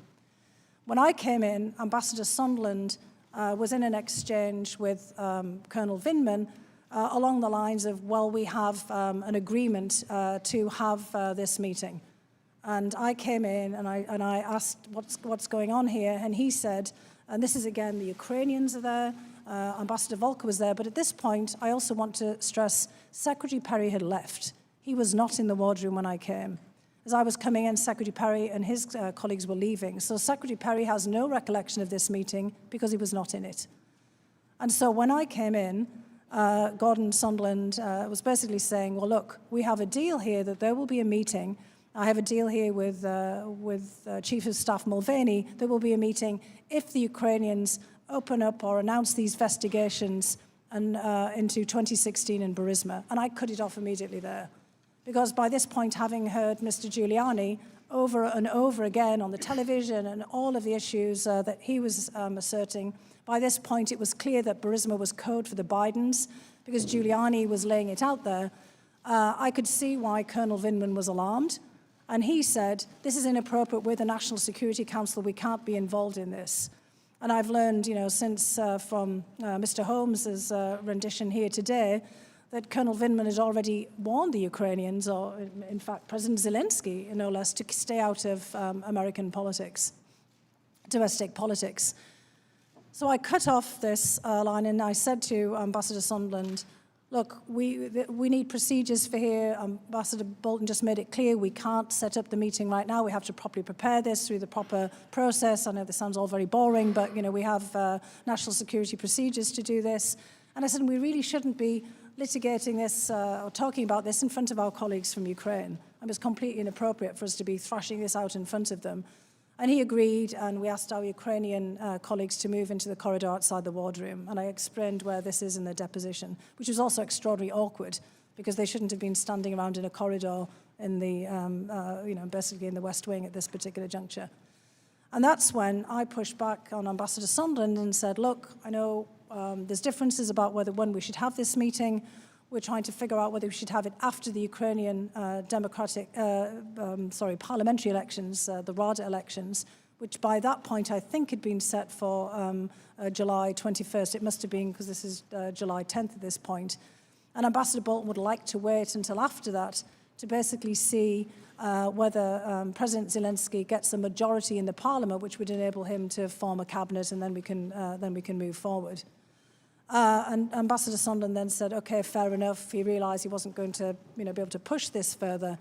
Ambassador Volker didn't say anything at this particular juncture. And then he said he had another meeting, and they all left. And I went back up and relayed this to Ambassador Bolton, which is when he gave me the very specific instruction that we've already been through, to go to talk to Mr. Eisenberg, John Eisenberg, in the NSC Council's office. Thank you. Mr. Nunes. I assume we're getting 8 minutes there? Mr. Nunes, I don't cut off a witness in the middle of their answer. You may proceed. Sorry, that was a long answer. Mr. Jordan.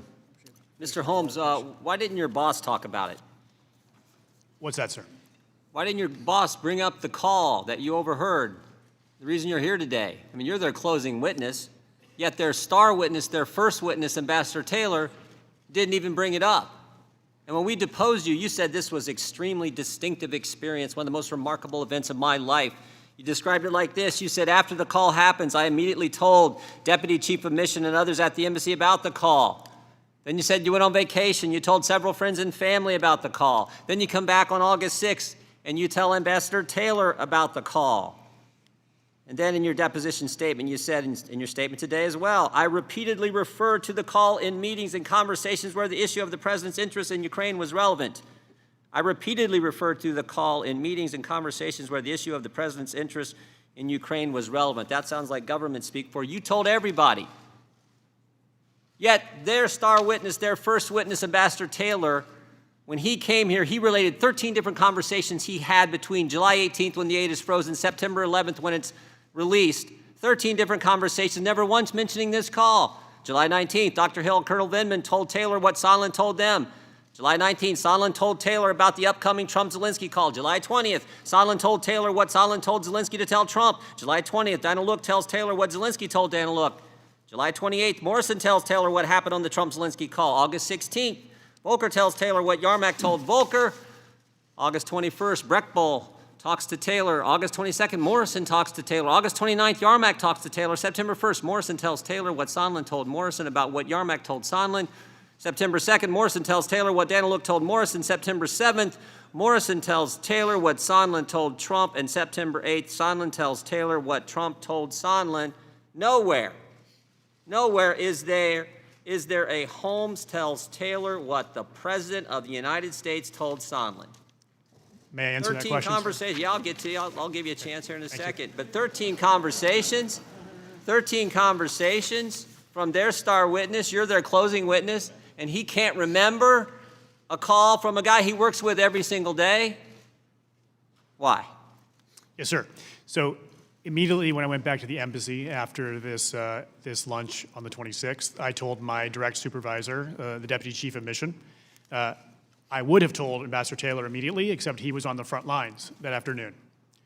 I then went on, as I've testified, my vacation on Saturday, came back the following Monday, and on Tuesday, I was back in the ambassador's office where I referred to the call. In that week plus that I was away, it was my assumption that the deputy chief of mission would have informed other people about the call as well. So my recollection is when I did refer to the call in that meeting that Ambassador Taylor nodded knowingly as though he had been briefed on it. So I referred to the call and I mentioned some of my takeaways from the call. And at the time, the main takeaway from the call was the president doesn't care about Ukraine. So we're going to have a tough road ahead to convince him that it's important enough for him to schedule an Oval Office meeting for President Zelensky and ultimately to release this hold on security assistance. That was the takeaway. And that's what I referred to repeatedly in the coming weeks whenever it became relevant. And I'll remind you, sir, that one more important point. Throughout this time, as I've testified, we were trying to find a formula, things we could do with the Ukrainians that would convince the president that they were worth talking to. Maybe, Mr. Holmes, the takeaway was he thought it was no big deal because he already knew. He didn't remember it because we already had the transcript. No, He didn't remember the.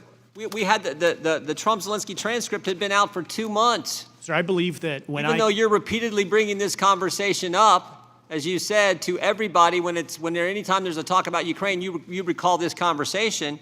Maybe it was the transcript. The call happened on the July 25th. That's 4 months ago. The transcript's been out for 2 months. Maybe the ambassador thought this is nothing new here. But Shazam, last week you come forward with supposedly this new information. There is nothing different in there than what we had on the transcript. Maybe that's the reason their star witness, their first witness, didn't bring it up. But they had to have something. So you're their closing witness because you overheard the president talking to Ambassador Sondland. Sir, if I could answer, I see 4 seconds left on the clock. I believe that Mr. Holmes, you may take as long as you need. Thank you, sir. I believe that Ambassador Taylor did already know when I briefed him when I returned from vacation on the 6th. It was not news to him that the president was pressing for a Biden investigation. That's not what I asked. I asked why he didn't share with us. Mr. Jordan, please do not interrupt the witness any further. Mr. Holmes, this is exactly Mr. Jordan's time has expired, but yours has not. Okay, thank you, You may sir. answer the question.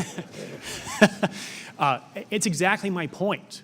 I briefed the call in detail to the deputy chief of mission, went away for a week, come back, I refer to the call, and everyone is nodding. Of course that's what's going on. Of course the president is pressing for a Biden investigation before he'll do these things the Ukrainians want. There was nodding agreement. So did I go through every single word in the call? No, because everyone by that point agreed. It was obvious what the president was pressing for. And Ambassador Taylor, as you've just outlined, had all those other interactions with But he all didn't these other share it people. with us. Mr. Jordan, please do not interrupt. But sir, then, but sir, my vivid recollection of an event I was involved with was a touchstone experience that to me validated And- what, sir, Mr. if I could Jordan, finish, please do what not we interrupt. believed. And Ambassador Taylor was not in that call. And so all of a sudden, last week, you got to come tell us, right? Mr. Even Jordan, though your boss we will wouldn't. allow the witness to answer the question. I'll finish with this. Thank you. He was involved in a number of other interactions, as you've outlined, that brought him to the same conclusion. It is quite possible that He doesn't share the one that the Mr. guy he Jordan, worked Mr. with. Jordan, He you doesn't may, share that Mr. one. Jordan, you may not like the witness's answer, but we No, will hear it. there wasn't an answer. It's a Mr. filibuster. Jordan, we will hear the witness's answer. Have you concluded, Mr. Holmes? I have, sir. Thank you. Thank you. Mr. Himes. Thank you, Mr. Chairman. Dr. Hill, Mr. Holmes, thank you for your testimony. Dr. Hill, you made a fairly dramatic comment in your opening statement to which the ranking member took some exception. I'm more interested in the Ukraine piece of this, but you said some of you on this committee appear to believe that Russia and its security services did not conduct a campaign against our country and that perhaps somehow, for some reason, Ukraine did. I'm really much more interested in the Ukraine piece of this, but I do want to defend you briefly.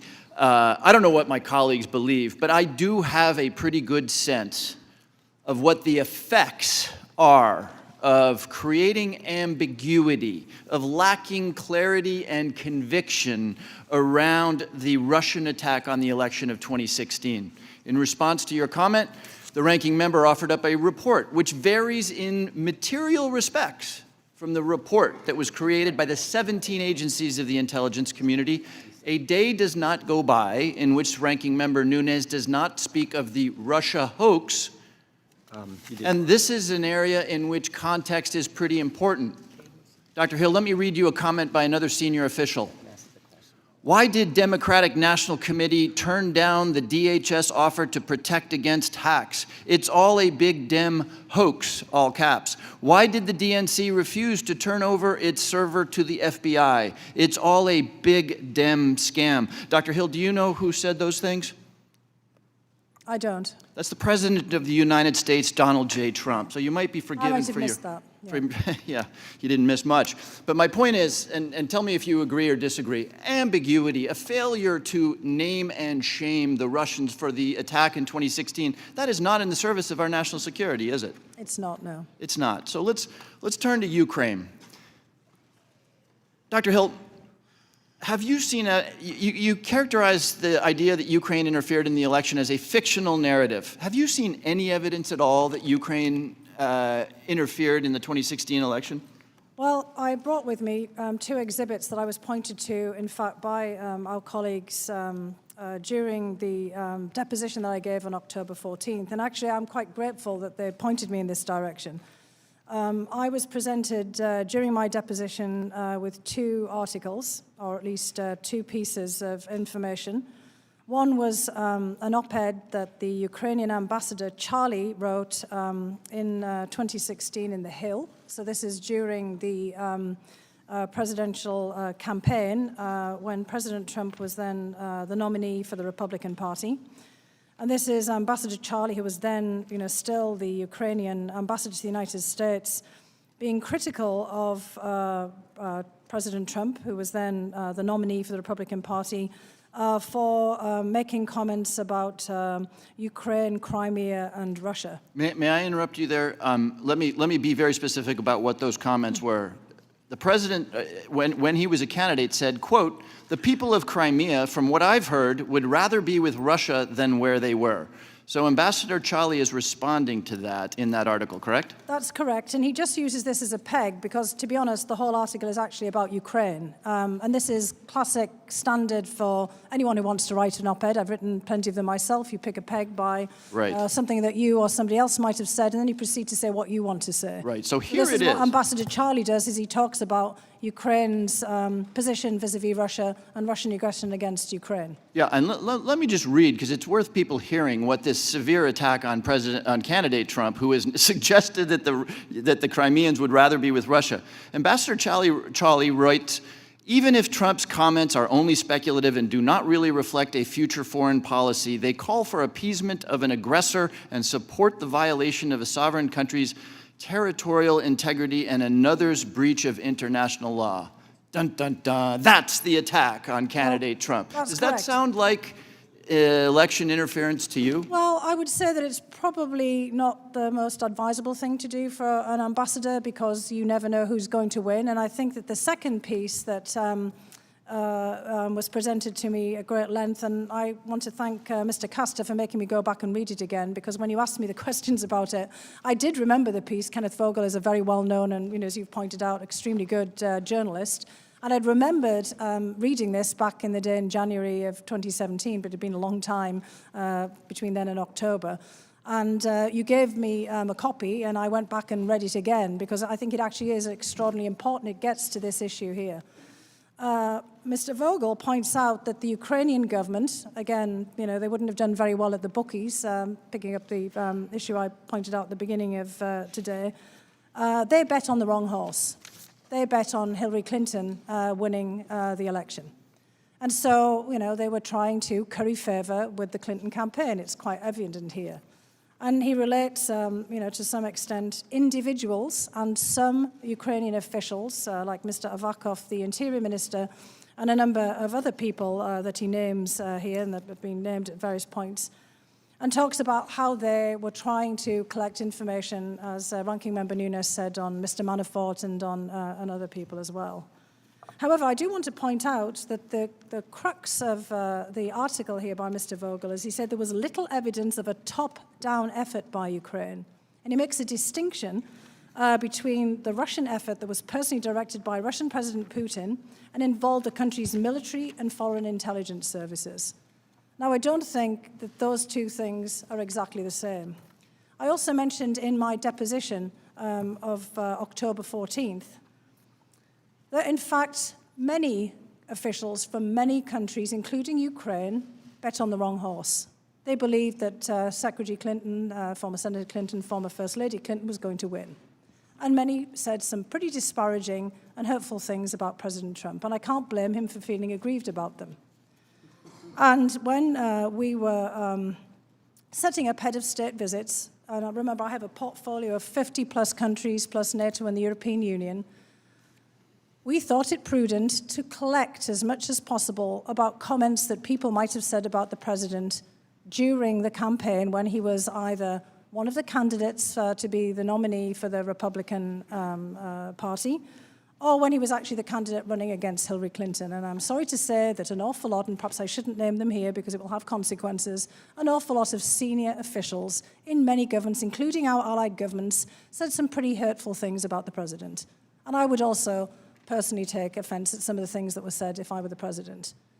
Now, the difference here, however, is that that hasn't had any major impact on his feelings towards those countries. Not that I have seen. But I've also heard the president say, and he said it in public, so I'm not revealing any kind of executive privilege here, that Ukraine tried to take me down. What I have seen is some ill-advised Ukrainian officials, Ambassador Charlie's been removed as being the ambassador from here, made some pretty unpleasant statements about, or some ill-advised op-eds. But I could list a whole host of ambassadors from allied countries who tweeted out, who had public comments about the president as well, and it did not affect security assistance, having meetings with them. If it would, there'd been a lot of people he wouldn't have met with. Thank you, Dr. Hill. Mr. Chairman, I seek unanimous consent to add to the record a Politico article of December 1st, 2016, entitled "Russia Accuses Ukraine of Sabotaging Trump." It outlines Russian senior officials making allegations that there was Ukrainian interference in the 2016 election. Without objection. Mr. Conaway. Thank you, Mr. Chairman. I yield to Ms. Ratcliffe, 5 minutes. Thank the gentleman for yielding. I want to pick up where my colleague across the aisle, Congressman Holmes, left off earlier. Respectfully, Dr. Hill, he was not defending you. He was defending himself and Democrats. I want to make sure the record's very clear. Ranking Member Nunes was correct. He correctly noted in his opening that Republicans, not Democrats on this committee, were the first ones to raise the issue of Russian interference in the 2016 election. The disagreement wasn't about Russian meddling. The disagreement was about whether or not President Trump conspired with Russia, a false allegation peddled by the Democrats generally and specifically by some Democrats on this committee. With that, Mr. Holmes, I want to turn to you and the part of the conversation, your testimony where you said you heard President Trump say, is he going to do the investigation? And Ambassador Sondland said he's going to do it. He'll do anything you ask him to. Is that right? Yes, sir. What did President Trump say next? He said, good, what about Sweden? He said what? Sir, sorry, I need to look at back where we are in the middle of the conversation here. Where are we from the testimony?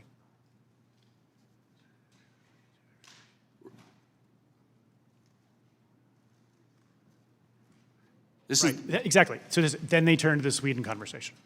What did President Trump say next? He said, good, what about Sweden? Good, what about Sweden? Good, what about Sweden? Why isn't that in your statement? Sir, it's not a word for word, every single word in the conversation. But it's the most important part of the conversation. Well, then they turned to Sweden. They turned to the other topic.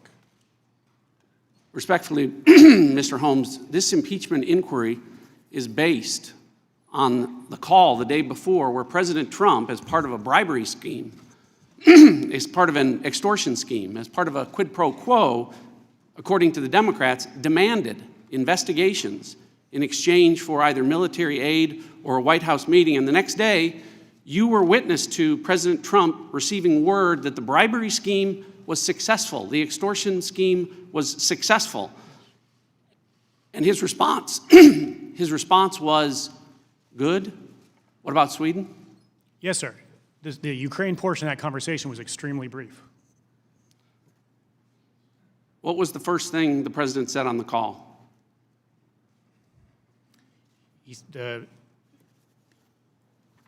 This was clear. You had a clear recollection of this conversation. Yes, sir. Mr. Radcliffe, please allow Mr. Holmes to answer. Yes, sir. Sondland greeted the president. How? He said, he said, hello, Mr. President, I'm in Ukraine, I'm in Kyiv. And the president said, are you in Ukraine? You think he said, I think you're in Ukraine? He said what? He said, are you in Kyiv, Ukraine? What did you hear President Trump say about ASAP Rocky? I did not hear President Trump's side of the conversation about ASAP Rocky.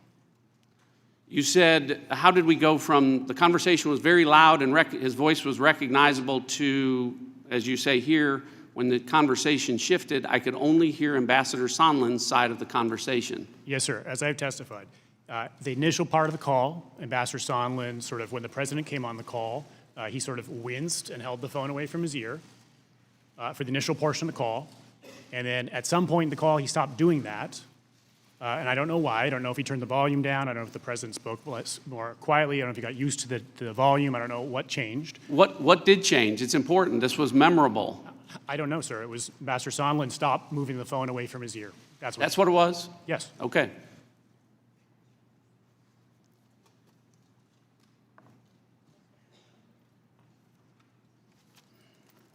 How did the conversation end? I only heard Ambassador Sondland's side of the conversation, sir. And at the end of the conversation, he was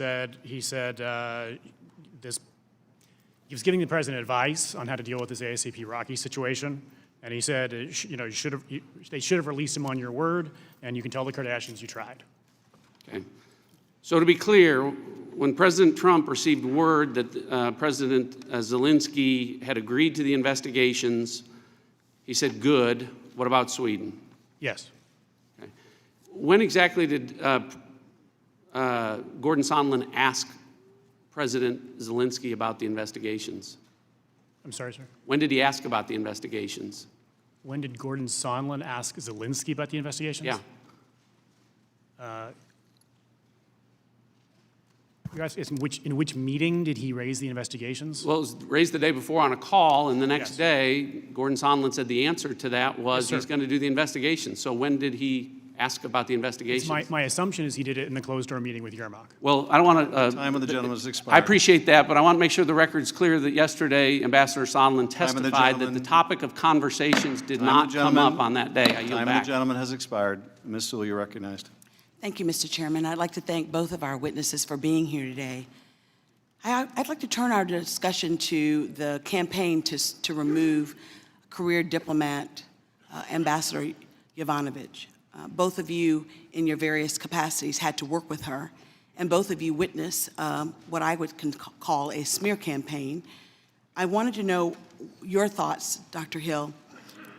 What was your view of Ambassador Yovanovitch's experience and quality of her work in the Ukraine, and do you consider it to be a smear campaign? I have the highest regard for Ambassador Yovanovitch, both in terms of her integrity and the high standards of work that she was carrying out as ambassador in Ukraine and across her whole career. I do believe that there was a smear campaign, and I just want to say, again, for the record, that I think it was unnecessary. If there was a decision to have a political ambassador put in place in Ukraine, that would be perfectly acceptable. It's exactly the right of the president to be able to do that. I just did not see why it was necessary to malign Ambassador Yovanovitch to such an extent.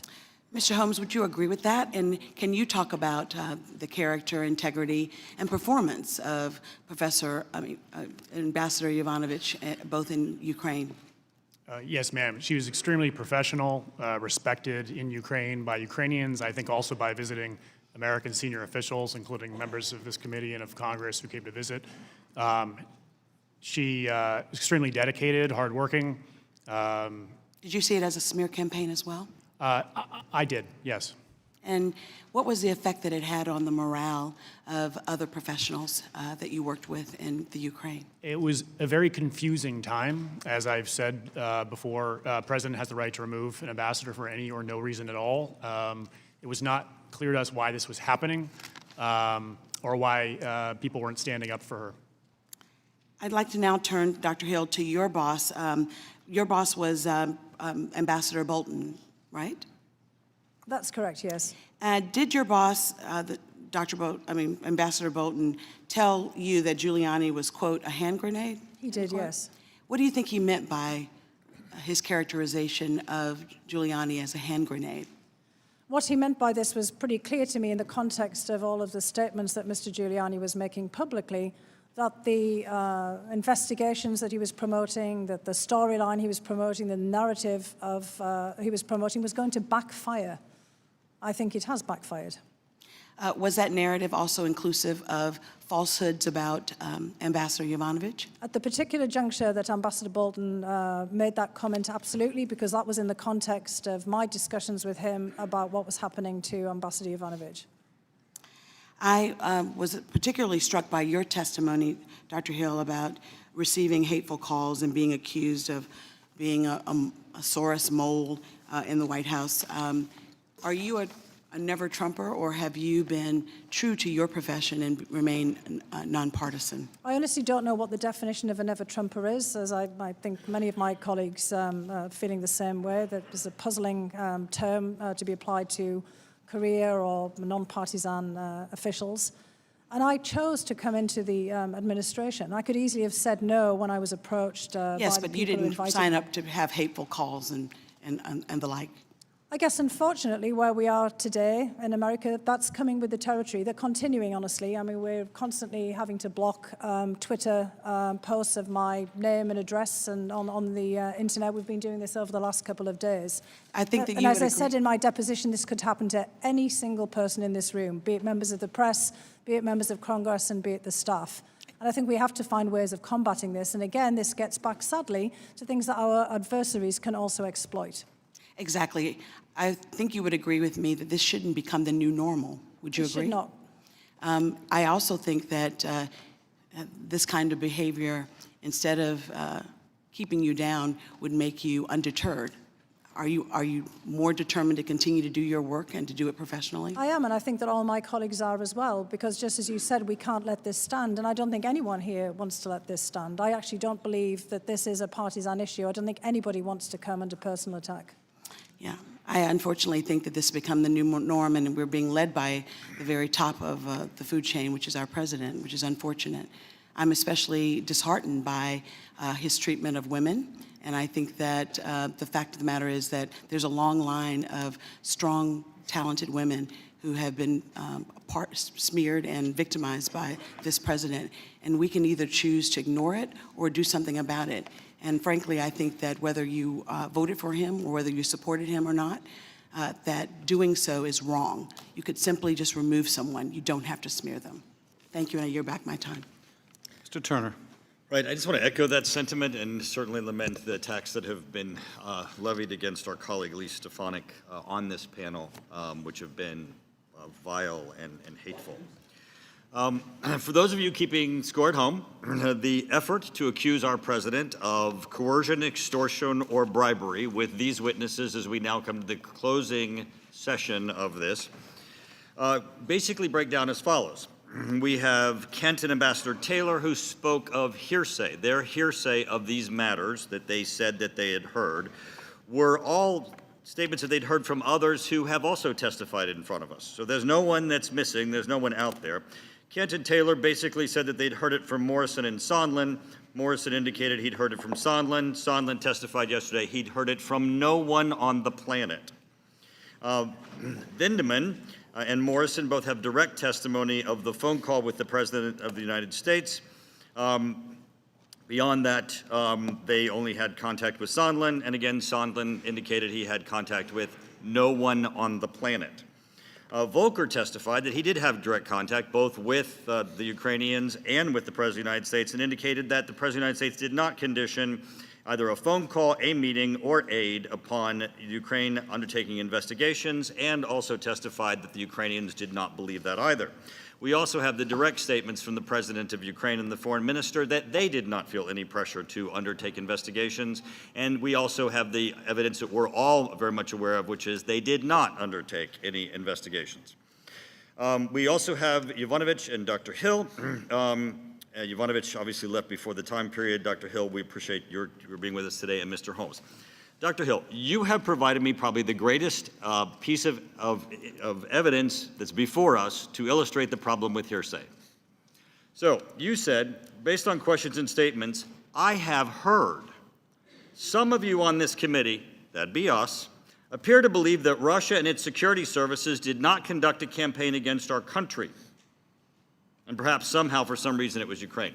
So this was held up by Devin Nunes. This is the report on Russian active measures that was voted on by all of us. It begins with this sentence. In 2015, Russia began engaging in a covert influence campaign aimed at the U.S. presidential election. Every one of us, a little small, effort on your part, Dr. Hill, and you would have known that what you just said was not true, what you had heard, but you felt the need to put it in your 8-page statement before you went on to tell us a bunch of other things that you heard about other people, no matter how convinced you were of, also which were not necessarily true. One of which was that you said that Ambassador Sondland met with Giuliani. Actually, Ambassador Sondland testified here that he had not, as ambassador, met with Giuliani. He'd briefly met him in his lifetime by shaking his hand. And Giuliani issued a statement that they had never met either. This is the problem with no matter how convinced we are, Dr. Hill, no matter how much we believe we know that what we've heard is true, it is still just what we've heard. But so far in this hearing, in these series of hearings, the only thing that we have is Volker saying, I spoke to the president and I've spoke to the Ukrainians, neither of which believed that aid was conditioned, neither of which believed that the president was requiring it. And Ambassador Sondland, which said no one on the planet told him that that was the case. That's the sole evidence. Now, I got to tell you, the one thing that's interesting is Ambassador Sondland did say it's his belief that a meeting with the president was conditioned upon investigations. Ambassador Volker, who I think is a man of very significant integrity, said that that was not the case.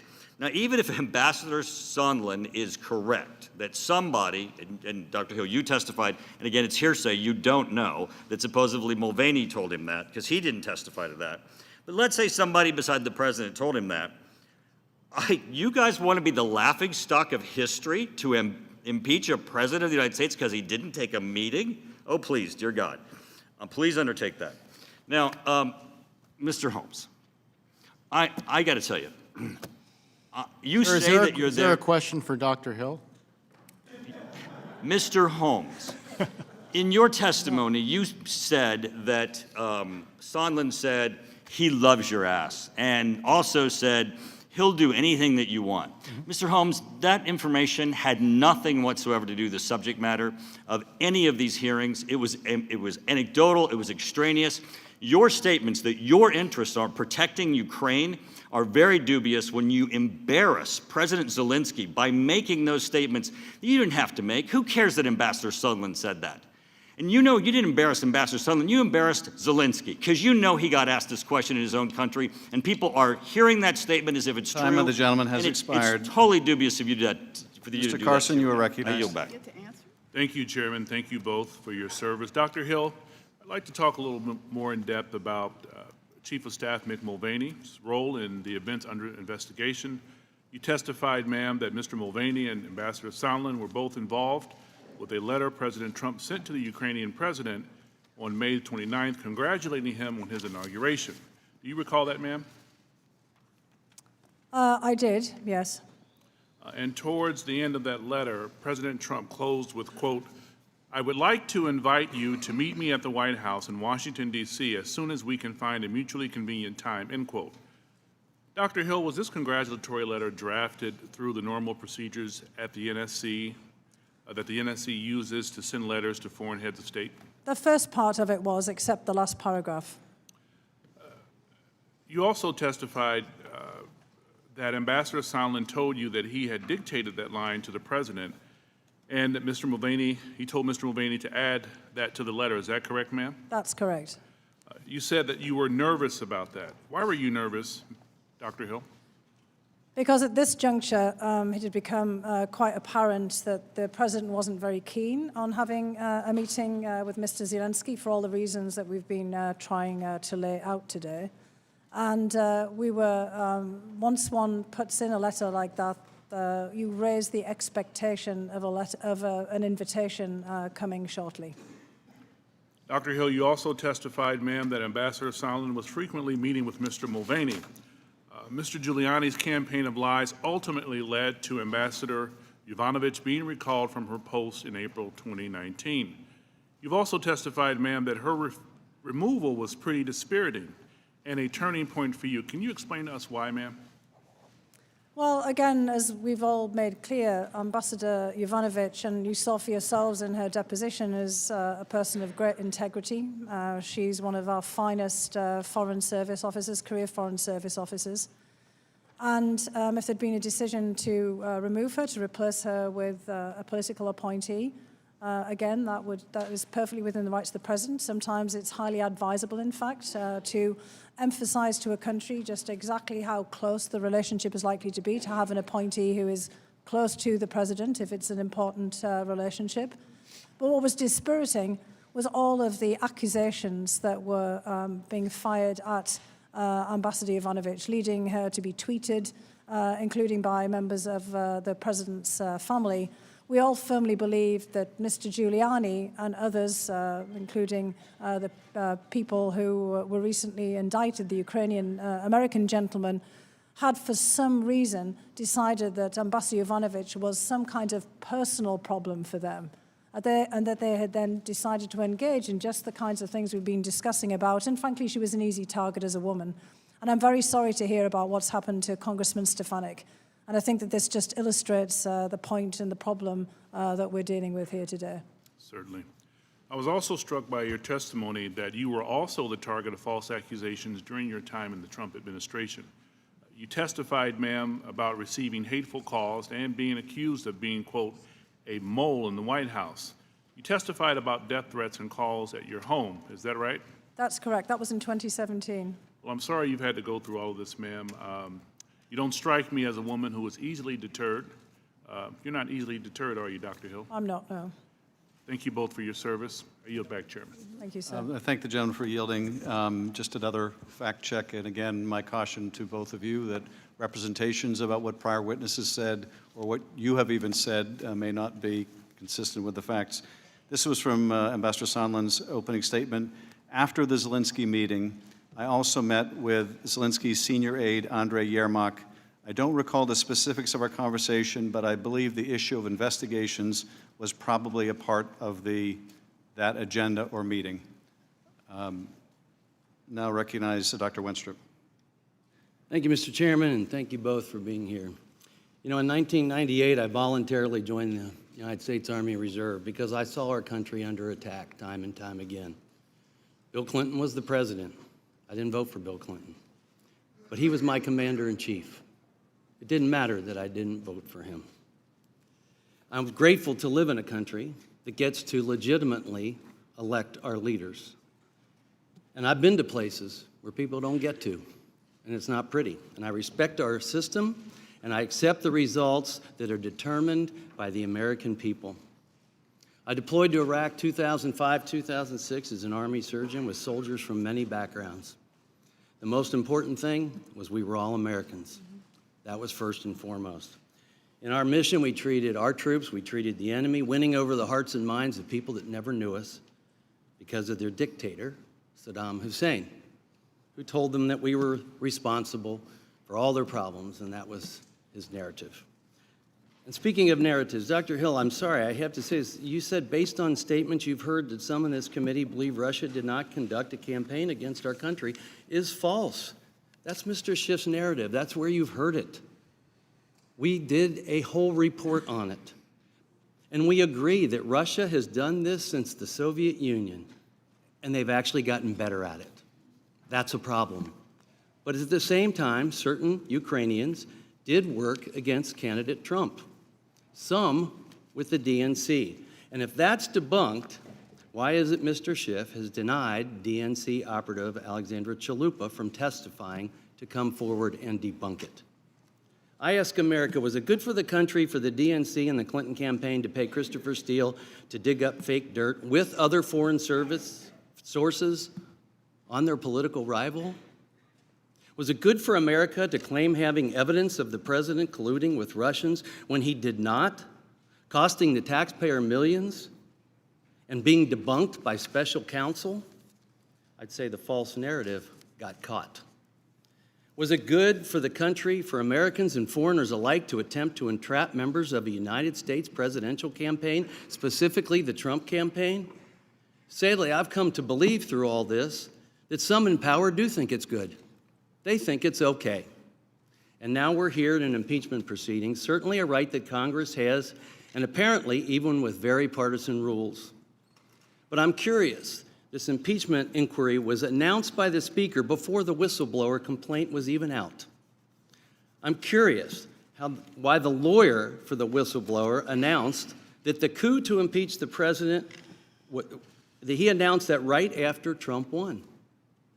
That's pretty damning. I know it hurts after losing an election, especially as Americans, we usually get over it. And I imagine it would hurt even more if you were promised a position in the next administration and lost, and your hopes and your dreams are dashed. You know, I've seen hatred for political reasons, specifically on June 14th, 2017 at a ball field in Virginia. And I've seen hatred in war. And I know that hatred blinds people. I've been in war, and I've studied war. And coups create division. And it's time for this phase of the publicly announced and proclaimed Democrat coup to end. Thank you for your service. Thanks for being here, and I yield back. Could I actually say something? Because we've had three. Dr. I was going to ask you if you'd like to respond. There have been a number. Gentleman suspended. Dr. Hill, you may respond. No, I think that what Dr. Wenstrup said was very powerful about the importance of overcoming hatred and certainly partisan division. And it's unfortunate that Congressmen Turner and Ratcliffe have both left as well. Because I think all of us who came here under a legal obligation also felt we had a moral obligation to do so. We came as fact witnesses. When I was referring to questions that I'd heard, it was in the context of the deposition that I gave on October 14th, because I was very worried about the turn in which some of the questions were taking. And I understand that the point is being made about individuals, as you've just said, Dr. Wenstrup, and that these articles lay out taking different positions in our elections. I don't believe that there should be any interference of any kind in our election. I think it was unfair for people to already call the election and to make attacks also on candidate Trump and on President Trump. And I know that this has put a huge cloud over this presidency and also over our whole democratic system. That's actually why, as a non-partisan person and as an expert on Russia and an expert on Vladimir Putin and on the Russian security services, I wanted to come in to serve the country to try to see if I could help. I heard President Trump say that he wanted to improve the relations with Russia. I believe we have to. We can't be in this unending confrontation with Russia. We have to find a way to stabilize that relationship and to professionalize that relationship, as well as to stop them from doing what they did in 2016 again in 2020. This is really the crux of the issue that I and others are trying to put across, and I think that you've put across very eloquently. The other matters related to this inquiry, we're here just to provide what we know and what we've heard. I understand that for many members this may be hearsay. I've talked about things I heard with my own ears. I understand that Ambassador Sondland has said a lot of things. I've told you what he told me and what others told me. A lot of other people have said things to me again as well, and also to Mr. Holmes, and we're here to relate to you what we heard, what we saw, and what we did, and to be of some help to all of you in really making a very momentous decision here. We are not the people who make that decision. And I do, again, want to underscore what you said here, Dr. Wenstrup. It was very eloquent and very moving about your service and trying to bring us all together again as Americans. We need to be together again in 2020 so the American people can make a choice about the future and about make their vote in a presidential election without any fear that this is being interfered in from any quarter whatsoever. So I just want to thank you for making what I think was also a very elegant and eloquent and heartfelt defense. Thank you, Dr. Hill. Ms. Spear. Mr. Chairman, thank you. And Dr. Hill, Mr. Holmes, thank you both for being fact witnesses. We are here as fact finders, and we appreciate very much your presentations. Dr. Hill, I want to verify this story. I understand that when you were 11 years old, there was a schoolboy who set your pigtails on fire, and you were taking a test. You turned around and with your hands snuffed out the fire and then proceeded to finish your test. Is that a true story? It is a true story. I was a bit surprised to see that pop up today. It's one of the stories I occasionally tell because it had some very unfortunate consequences. Afterwards, my mother gave me a bowl haircut. So for the school photograph later in that week, I look like Richard III, or as if I'm going to be in a permanent... Well, I think it underscores the fact that you speak truth, that you are steely, and I truly respect that. Let me move to your testimony and your deposition. You had indicated you were deeply troubled by Ambassador Yovanovitch's the attacks on her, and you underscored again today that all ambassadors serve at the pleasure of the president, and certainly in the case of Ambassador Yovanovitch, he could have just asked her to come home. But that didn't happen. In fact, there was a systematic character assassination that went on.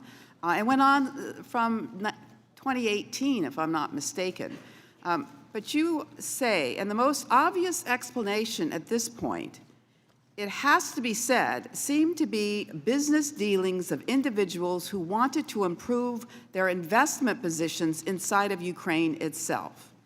You were then asked, who do you understand was responsible for her removal? And you said, I understand this to be the result of the campaign that really Mr. Giuliani had set in motion in conjunction with people who were writing articles and, publications that I would have expected better of. And also, you know, just the constant drumbeat of these accusations that he was making on the television. So, Rudy Giuliani was playing fast and furious in Ukraine, it would appear. Is that correct? That's correct. And he had no official tasking within the administration. Is that correct? Not that I had been told of. But he frequently met with Ukrainian officials to request that they open an investigation. So I was led to understand, yes. You testified that Mr. Giuliani's involvement was, quote, a massive complication in terms of our engagement with Ukraine. That's correct. Would you like to explain that? Well, I think I already laid that out in an earlier part of response to some of the questions. We were actually conducting, which, you know, for a lot of the American people might seem to be a rather boring, standard bilateral policy toward Ukraine, pushing them on issues of reform in the energy sector and more broadly. We were concerned, obviously, about corruption in Ukraine. We were trying to help Ukraine regain its sovereignty after the attacks by Russia. So how did Mr. Giuliani's involvement affect? Well, we basically had worked out over a course of 2 years and in close conjunction with the embassy in Kiev, an interagency agreed action plan. And these are things that, in fact, Colonel Vindman and others were working on, basically moving forward on the various issues that were on the list of items. Clearly, Rudy Giuliani and other people didn't care at all about this. All right. Frankly, Ambassador Sondland wasn't particularly interested in it either. It's quite boring. It wouldn't make for good copy in the press. And it's the kind of thing that everybody in a routine moves forward on. Mr. Holmes, you talked about the extraordinary power that Russia tries to assert against Ukraine. So since President Zelensky never got his White House meeting, doesn't that make Ukraine look weak, and doesn't that benefit Russia? Absolutely, it All right. does.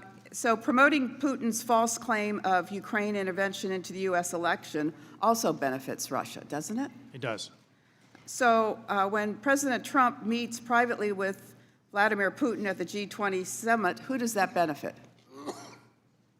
Well, it doesn't help Ukraine. It doesn't help Ukraine. And by President Trump calling Ukraine corrupt and not North Korea, for instance, does that accrue to Russia's benefit? Again, it doesn't help Ukraine. All right. I thank you, and Mr. Chairman, I'll yield the rest of my time to you. You're yielding me 3 seconds. Not even I can make use of 3 seconds. Mr. Stewart.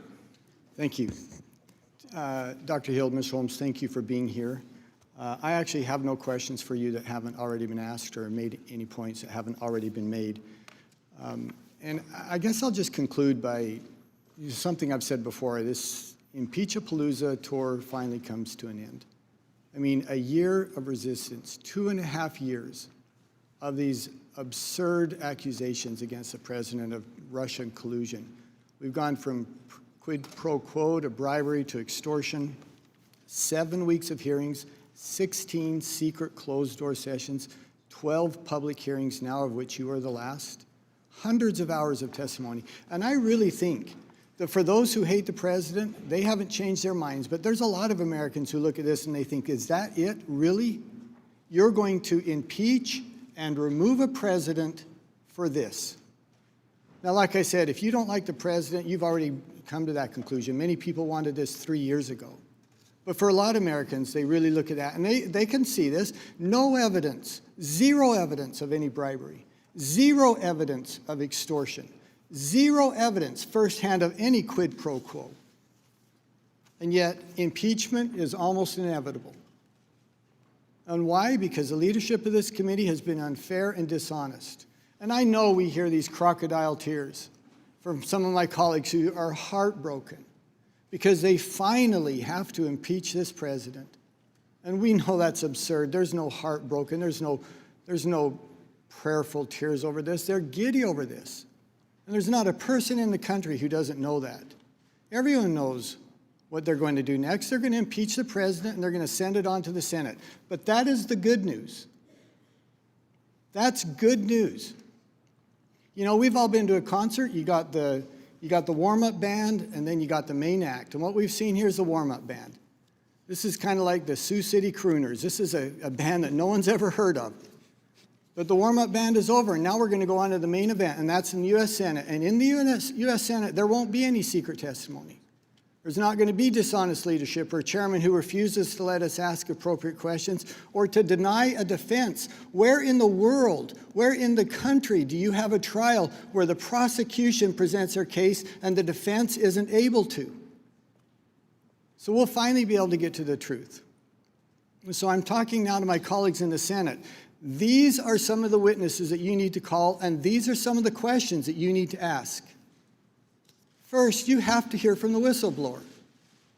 Now, they can choose to do that in closed session if they want to. I leave that up to them. But you can't initiate an impeachment of the President of the United States and not have to answer some questions.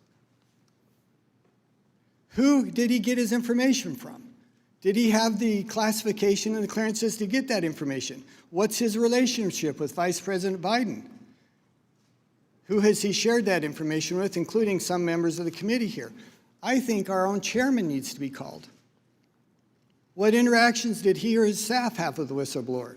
Did they help to coordinate or in any way facilitate the complaint? Did they coordinate and facilitate him counsel? What about Hunter Biden? How did he get his job? What did he do to earn his salary? And here's the key to this. Look, if he goes there and makes money, knock yourself out. I don't care. But I want to know, did he have officials with, or conversations with government officials, and was government policy changed at a particularly high level because of some of those? Devin Archer, former board member from Brisbane. Alexandria Chalupa, former DNC official who admitted she provided anti-Trump information to the DNC and to Hillary Clinton. Nellie Orr from Fusion GPS, who helped to create the ridiculous Steele dossier. I'd like to remind us what I said yesterday. The American people expect a lot in politics. They understand the tussle, the fight, the debate, but they also expect basic fairness. And these proceedings have been anything but fair. The Senate has an opportunity to fix that. I am confident they will, and I look forward to them completing the job that we could have done here. And with that, I will yield back. Mr. Quigley. Thank you, Mr. Chairman. Thank you both for being here. Dr. Hill, when we last left July 10th, I believe Ambassador Bolton said to you, you go and tell Eisenberg that I am not part of whatever drug deal Sondland and Mulvaney are cooking up on this, and you go tell him what you heard and what I've said. That's correct, is that right? That's correct, sir, yes. And John Eisenberg, he's the chief lawyer for the National Security Council, correct? He is, yes. And you went to see him. I did go to see him. And correct. what did you say to him that day? I basically gave him the same summary that I've given to you on the 10th of July. Of what took place? Of what took place, correct. Including some of the details that I shared with you as well, the sequencing and what transpired as I was walking in. Now, did you have one or two meetings with him about that? He did not have a great deal of time on the 10th, and I gave him the quick summary, and we agreed that we would meet again on the 11th, on July 11th, the next day. And I also wanted to bring in with me my colleague, Wells Griffith, our Senior Director for Energy, who'd been sitting with me on the sofa for the first portion of the meeting. And I also suggested that he speak to Colonel Vindman, separately as well, because Colonel Vindman was in the wardroom when I arrived and had obviously been engaged in some discussion before I got there, because as I got into the room, they were clearly in the course of, sorry, with the microphone, clearly in the course of conversation. And I thought it was important for John Eisenberg to hear from Colonel Vindman himself what his recollections of the meeting were. Did you raise the concerns that Ambassador Bolton had raised to you, to Mr. Eisenberg? I certainly did. The first thing I related to him was exactly and precisely what Ambassador Bolton had asked me to. In the course of those two meetings, what was Mr. Eisenberg's response? Mr. Eisenberg took it all very seriously. He said, for example, that Colonel Vindman should feel free, he said this to me, in future to go and bring any concerns to him about these meetings. Similarly, myself and any others, if there was any subsequent follow-up in terms of these issues being raised again with any of the parties in the future. He didn't say anything in response about how he took that meeting, how he would describe it, or if he had any, did he raise any concerns about what you told him that took place? No, he did not. He listened very carefully to all of the information that we imparted. Now, back to that July 10th meeting, the second meeting that's in the wardroom, correct? That's correct. Now, who's in that meeting besides yourself, the two Ukrainians? Mr. Danilyuk, Mr. Yermak's aide, Ambassador Volker, Ambassador Sondland, and then a couple of people who I think were from the State Department. I wondered for a while if one of Secretary Perry's group had been there too.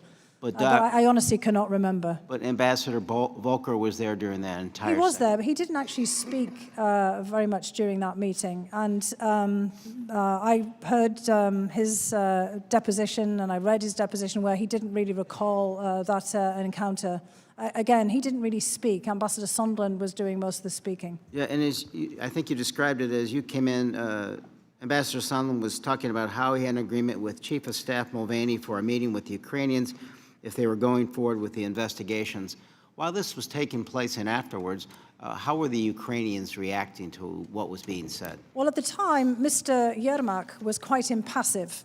I said that he had an aide with him, and his aide was sitting next to him in the original meeting with Ambassador Bolton and was, from time to time, actually was on this side, whispering to him. So I wasn't sure myself, because I had not met Mr. Yermak before, about how good his English was. So I wasn't sure, perhaps Mr. Holmes might be able to reflect on that, as to whether he was, having some points of clarification from the aide. He understood what was happening. Yeah, so I wasn't entirely sure if he was following all of the back and forth.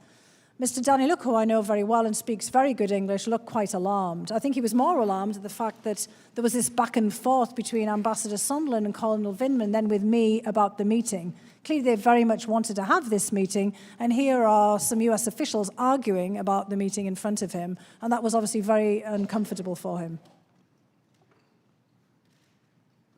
Did you have any follow-up to that, sir? I would just add that Danilyuk speaks perfect English, and Yermak can get by in meetings, but often does ask for clarifications.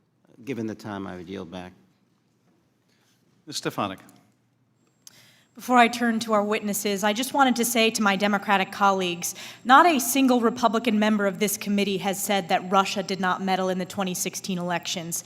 As the ranking member stated, we published a report focused on Russian active measures in 2016 with policy recommendations as to how we strengthen our cyber resiliency and election security to counter Russia.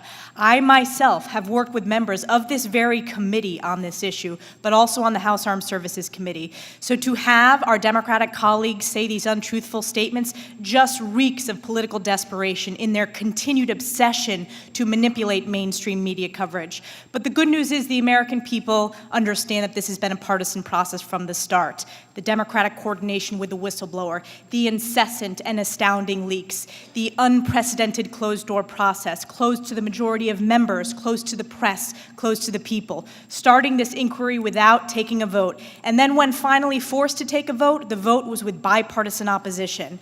Now, with 4 minutes left, I'm going to turn to our two witnesses. Thank you both for your service. Thank you, Dr. Hill, for your comments on the personal attacks. I wanted to ask you each fact-based questions. Dr. Hill, you testified that you handed over your duties on the NSC to Tim Morrison on July 15th and that you physically left the White House on July 19th, correct? That is correct, yes. So that means that by the time there was the July 25th call with President Trump and President Zelensky, you were no longer on the NSC, correct? Actually, I was still technically on the payroll of the NSC until the end of August 30th of 2019. But I was not physically in the building, and I'd handed over my duties to Mr. Morrison. And you were not on the call? I was not on the call. That is absolutely correct. And it's also correct that you did not participate in the preparation of talking points or the specific coordination of setting up the call? Not for that call, but let me just say for the record that there had been a long anticipation that eventually there would be a call.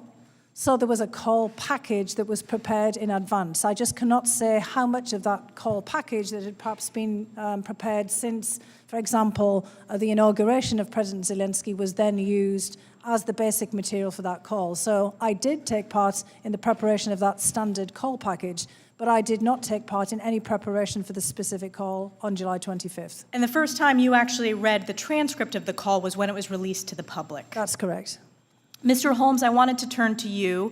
Good to see you again. Thank you for mentioning the bipartisan delegation that I led on behalf of the House Armed Services Committee with my friend, Representative Anthony Brown from Maryland. We did have an exceptionally informative visit where we highlighted the bipartisan congressional support for Ukraine, in particular the importance of countering Russian aggression. And we discussed in the briefings at the embassy the importance of defensive lethal aid in the form of javelins, which, as you both, I think you stated today, is, quote, an important strategic deterrent to Russia.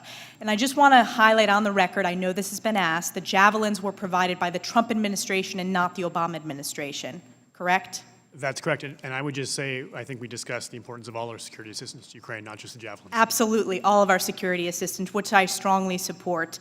Again, thank you for being a host on that. Dr. Hill, turning back to you, there's been discussion about the process of scheduling the meeting between President Zelensky and President Trump.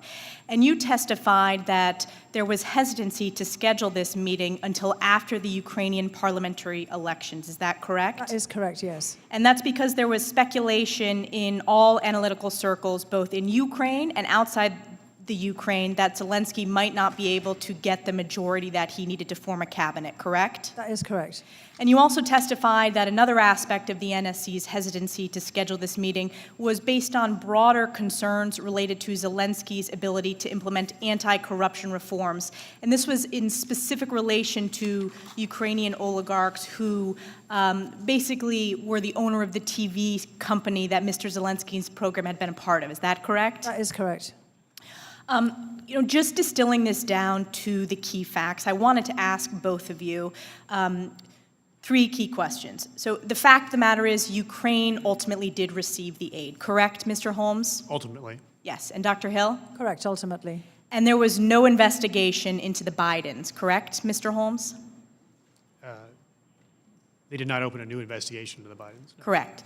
And Dr. Hill? Correct. And there was, in fact, a meeting between President Trump and President Zelensky ultimately at the UN. Is that correct? The president invited Zelensky to the Oval Office at a date undetermined. That has not yet happened. The meeting at the UN. President Trump and President Zelensky met at the UN. They did, but not in the Oval Office. But they did have a meeting at the UN. They did, ma'am. And Dr. Hill, they did? Okay, thank you. I yield back. Mr. Swalwell. Dr. Hill, yesterday I think a lot of Americans were scratching their heads as Ambassador Sondland testified that on September 9 he calls the President of the United States and just says broadly, "What do you want from Ukraine?" And the President says, "There's no quid pro quo. There's no quid pro quo." It's like being pulled over for speeding and being asked, "Do you know how fast you're going?" and saying, "I didn't rob the bank. I didn't rob the bank." But your testimony today is that on July 10 of this year, you told one of the president's lawyers that you had concerns that a White House meeting was linked to investigations. Is that right? That's correct, based on what Ambassador Sondland said in the wardroom. And so as early as July 10, the president's lawyers had knowledge that there was at least concern by a presidential employee about a linkage. Is that right? That's correct. Dr. Hill, just like you, we are trying to account for all the president's men. You had that same concern when you saw Mr. Sondland's emails and you saw people who were outside the channels that you had been working on. So I want to walk you through something you told us earlier. You said that you have evidence that as recently as this year, President Trump believed someone named Cash was the Ukraine director. Is that right? It's not really evidence. And look, I want to be very clear about this. I was asked a question about this in my deposition. I did not raise it. And to be honest, I was surprised that I was asked the question. But you heard that name Cash. Is that right? I did, but again, it was in passing, and I explained the circumstances in which this came up. But I was asked a question in the course of my deposition about it. And the only person at the time who worked at the National Security Council was Kash Patel. Is that right? It was the only person that I could think of. and Kash Patel, prior to working for the National Security Council from 2017 to 2018, worked for Ranking Member Nunes. Is that right? I actually only found that out after the fact. And Because I wondered why I was being asked about him, so I went and looked this up. And Dr. Hill, you cautioned us on the dangers of members of this committee, perhaps peddling any Ukrainian conspiracy theories that could benefit Russia. And I want to ask you if you have heard the name Lev Parnas of Ukraine, someone in this investigation who was influencing President Trump and Rudy Giuliani about some of the debunked conspiracy theories you referenced earlier. I have heard his name, yes. Are you aware that Mr. Parnas was indicted on October 10 for making foreign contributions to Republicans in U.S. elections? I am aware of those reports, yes. Are you aware of yesterday's Daily Beast story reporting the indicted Ukrainian Lev Parnas has been working with Ranking Member Devin Nunes on Mr. Nunes's overseas investigations? I am not aware of that. Mr. Chairman, I ask unanimous consent to put into the record the Daily Beast story. Lev Parnas helped Rep. Devin Nunes's investigations from yesterday. First two paragraphs reading, Lev Parnas, an indicted associate of Rudy Giuliani, helped arrange meetings and calls in Europe for Rep. Devin Nunes in 2018, Parnas' lawyer, Ed McMahon, told the Daily Beast. Nunes' aide, Derek Harvey, participated in the meetings, the lawyer said, which were arranged to help Nunes' investigative work. McMahon didn't specify what those investigations entailed. Without objection. Mr. Chairman, you have been falsely accused throughout these proceedings by the ranking member as being a quote-unquote fact witness. Now, if this story is correct, the ranking member may have actually been projecting. And in fact, he may be the fact witness if he is working with indicted individuals around our investigation. But I want to go to what this is really all about. First, it's your credibility, Mr. Holmes. And can you tell us and confirm that in 2014 you received the William Rivkin Constructive Dissent Award from the Obama administration State Department? Yes, sir. And that was for dissent that you brought up against an administration policy, is that right? That's right. Congratulations, and thank you for speaking up in the way that you did. But what we're really here about is what you're working on in Ukraine. And I want you to take a look at the picture. Who do you see in the foreground of that photo? President Zelensky. That's a photograph in May 2019, where newly elected President Zelensky visited the Luhansk region in eastern Ukraine. It was his first visit to the front lines of Donbass as president.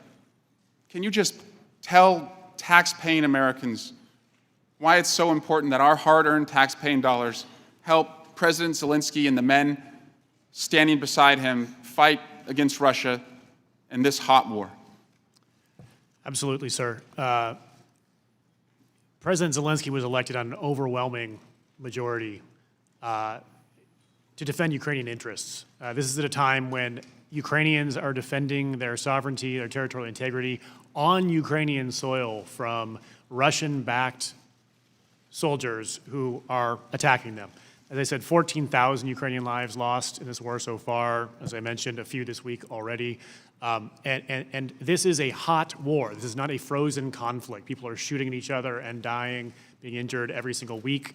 And despite the ongoing war, they're still trying to pursue peace.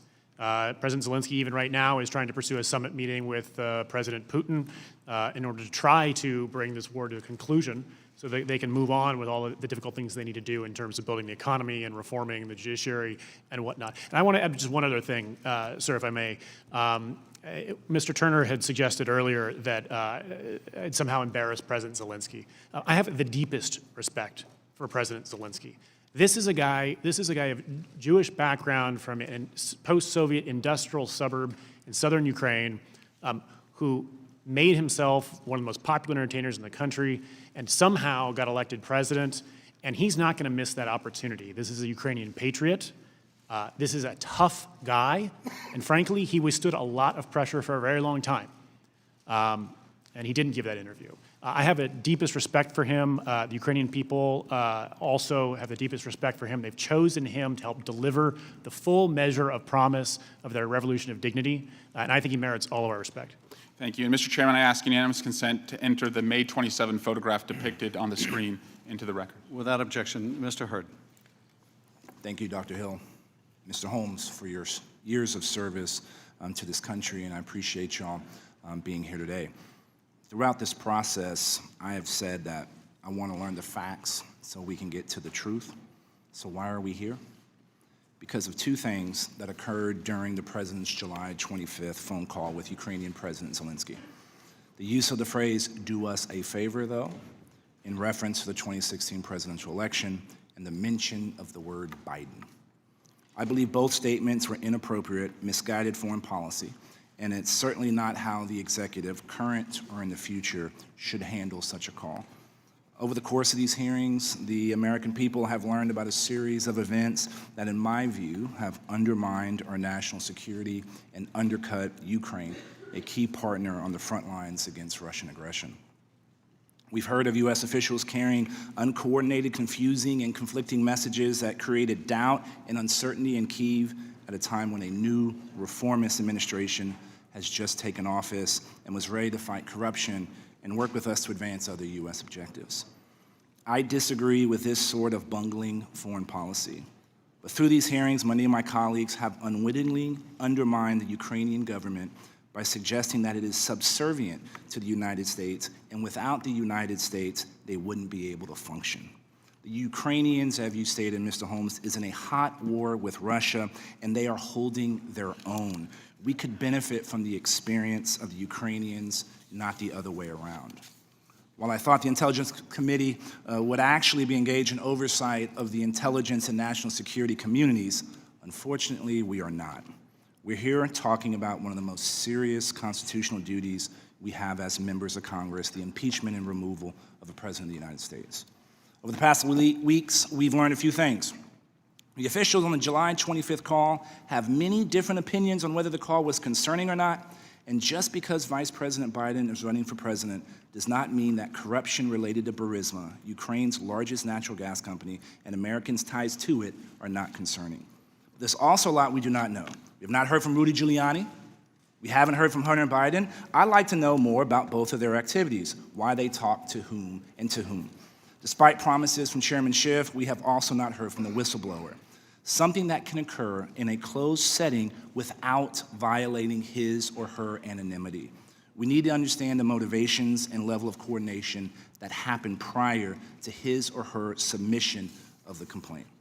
Over the past few weeks, and even today, it's been reiterated. In 2017, the Trump administration made the decision to provide lethal defensive aid to Ukraine after the Obama administration refused to do so. Ukraine is receiving all the security assistance as directed by Congress. President Zelensky has undertaken significant anti-corruption efforts, including eliminating the parliamentary immunity from prosecution. And, again, Mr. Holmes, you mentioned this today, under President Zelensky's leadership, we have finally seen some progress this fall towards ending the Russian occupation of eastern Ukraine. So where does this leave us? An impeachable offense should be compelling, overwhelmingly clear, and unambiguous, and it's not something to be rushed or taken lightly. I have not heard evidence proving the president committed bribery or extortion. I also reject the notion that holding this view means supporting all the foreign policy choices we have been hearing about over these last few weeks.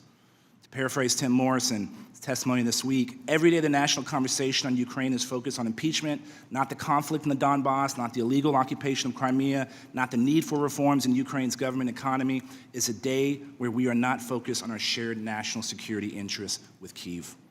I hope that we won't let this very partisan process keep us from agreeing on how a free and prosperous Ukraine is important to the security of the Ukrainian people, the United States of America, and the rest of the world.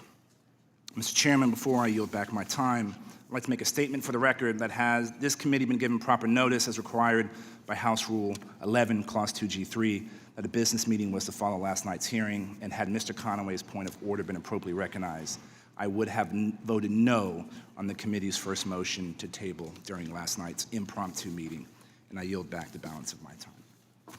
Mr. Castro. Thank you, Chairman. Thank you, both of you, for your testimony today. I first want to say, because I think it shouldn't go unmentioned, that the characterization just a few minutes ago by one of my Republican colleagues of this proceeding, I think, was vile, irresponsible, and dangerous. And I want to remind us why we're here. because somebody in government, a whistleblower, felt that it was important enough to get other people in government's attention that the president may have committed a wrong act. We have now heard and seen substantial evidence that the president, in fact, tried to trade a political favor for official government resources. The most damning words come from no one else but the president himself on that phone call with the Ukrainian president, where he asked for a favor, he mentions investigations, he mentions the Bidens and Burisma. However, as Mr. Holmes has testified, Mr. Holmes also overheard the president speaking to his hand-picked ambassador, Ambassador Sondland, about investigations. Mr. Holmes has also said that in the office, everybody knew, or many people knew at least, that there was the president wanted an investigation of the Bidens. In addition, although Mick Mulvaney and Rudy Giuliani have not come before this committee, Mick Mulvaney and Rudy Giuliani have spoken publicly on the issue of investigations. Mick Mulvaney, the president's chief of staff, the person who usually works with the president the most day in and day out, went in front of the White House press corps and basically admitted that an investigation had something to do with holding up the aid, and admitted that this process was politicized. Rudy Giuliani, the president's personal lawyer, also essentially admitted that these investigations were at issue. He said that he thinks he did nothing wrong because he was working at the direction of the president. So we have seen substantial evidence and heard substantial evidence of wrongdoing by the President of the United States. And this Congress will have to continue to take up this very important issue to the American people. My concern today is also, I feel as though the cancer of wrongdoing may have spread beyond the President and into others of the executive branch. And I want to ask you a few questions about that. Before I do, I'd like, Chairman, to enter two articles into the record, if I could. One of them is headlined, "After Boost from Perry, Backers Got Huge Gas Deal in Ukraine." The other one is titled, "Wall Street Journal, Federal Prosecutors Probe Giuliani's Links to Ukrainian Energy Projects." Mr. Holmes, thank you, Chairman. You indicated that Secretary Perry, when he was in the Ukraine, had private meetings with Ukrainians. Before he had those private meetings, in a meeting with others, including yourself, I believe, he had presented a list of American advisors for the Ukraine energy sector. Do you know who was on that list? Sir, I didn't see the names on the list myself. Do you know if Alex Cranberg and Michael Blazer were on that list? I have since heard that Michael Blazer's on the list. Before Secretary Perry did this, we also heard in testimony before that Ambassador Sondland also had a private meeting with somebody. How unusual was it before these guys showed up for folks, diplomats, so to speak, or U.S. government officials, to have private meetings where they insist that nobody else be in the room? Very rare, almost never. Okay. And I want to ask you also about the precedent that we set, both of you. I know you're here as fact witnesses, but you're also public servants for this country. The precedent that this Congress would set, putting aside Donald Trump for a second, if the Congress allows a president of the United States, now or later, to ask a foreign government, head of state, to investigate a political rival, what precedent does that set for American diplomacy, for the safety of Americans overseas, and for the future of our country? It's a very bad precedent. Very bad precedent, and going forward, if that were ever the case, I would raise objections. Thank you both. I yield back, Chairman. Mr. Radcliffe. Thank you, Chair. I want to return the favor and recognize my colleague, yield to my colleague, Congressman Conaway. Thank you, Mr. Chairman. Dr. Hill, I don't think there's a lot of questions that one of Putin's primary objectives within the United States is to foment unrest within our nation, to cause us to have lose confidence in our elections, the results of the elections, those kind of things. There is tension, though, in conducting our businesses the way we should and playing into Putin's hands. As an example, while I disagree with what we're doing here today, it's under our Constitution, and my colleagues on the other side of the aisle believe that they are functioning under that Constitution. These hearings, this issue is very divisive within our country and is continuing to push that way. I think that plays into Putin's hands inadvertently. Maybe nothing we can do about that. But there are certain things we can do as individuals that wouldn't play into his hands, and one of them would be that the loser in the 2016 election has for 3 years continued to argue that because she won the popular vote, and she and her friends won the popular vote, that somehow the election was inappropriate and that we shouldn't trust it, that the Electoral College victory, which was resounding, shouldn't be trusted. Does that help Putin or play into the narrative that he would like for us to do, that our elections are somehow rigged and shouldn't be trusted? Yes, it does. So the RT, Putin's, would you agree with me that RT is Putin's propaganda machine here in the United States? I would agree with you, yes. So is it appropriate for the RT to be used to affect public policy on our nation? As an example, there have been a long series of advertisements or programs on RT going against fracking, that saying that's bad and trying to affect public policy in the United States. Is that appropriate use, or should Americans be paying attention to that? In the sense that Americans should be paying attention that RT and other outlets are used to propagate this kind of information, absolutely. I wasn't quite sure what you meant about should Just be paying attention. fracking is a controversial issue within our nation. If we did away with fracking, the United States would not be in a position today to dominate the oil production within the world and would play into strengthening Putin's hands with respect to the oil. That's correct. And actually, I'd like to point out that in 2011, in November 2011, I actually sat next to Vladimir Putin at a conference in which he made precisely that point. It was the first time that he had actually done so to a group of American journalists and experts who were brought to something called the Valdai Discussion Club. So he started in 2011 making it very clear that he saw American fracking as a great threat to Russian interests. We were all struck by how much he stressed this issue, and it's since 2011 and since that particular juncture that Putin has made a big deal of this. So the extent that Americans pay attention to RT and are misguided by whatever propaganda he's going, it's not in our nation's best interest. Mr. Holmes, in your role, you're privileged to an awful lot of stuff, official things and things that are best kept between you and the official folks that you deal with. Is there an expectation among the principles that you represent that you will exercise some discretion in what you share with others about what goes on? Yes, sir. In your deposition, you made well, first off, we had a hard time pinning down the number of people that you've actually had this conversation with about the conversation that you overheard. Now, our ambassador had no expectation of privacy. He's blustering around and doing what he's done, but we couldn't figure out how many people you actually shared that information with. And I would argue that the information is unflattering to the president, unflattering to the ambassador, and that your discretion is at odds here. I mean, your testimony, your deposition said you shared that with folks who you thought would find it interesting.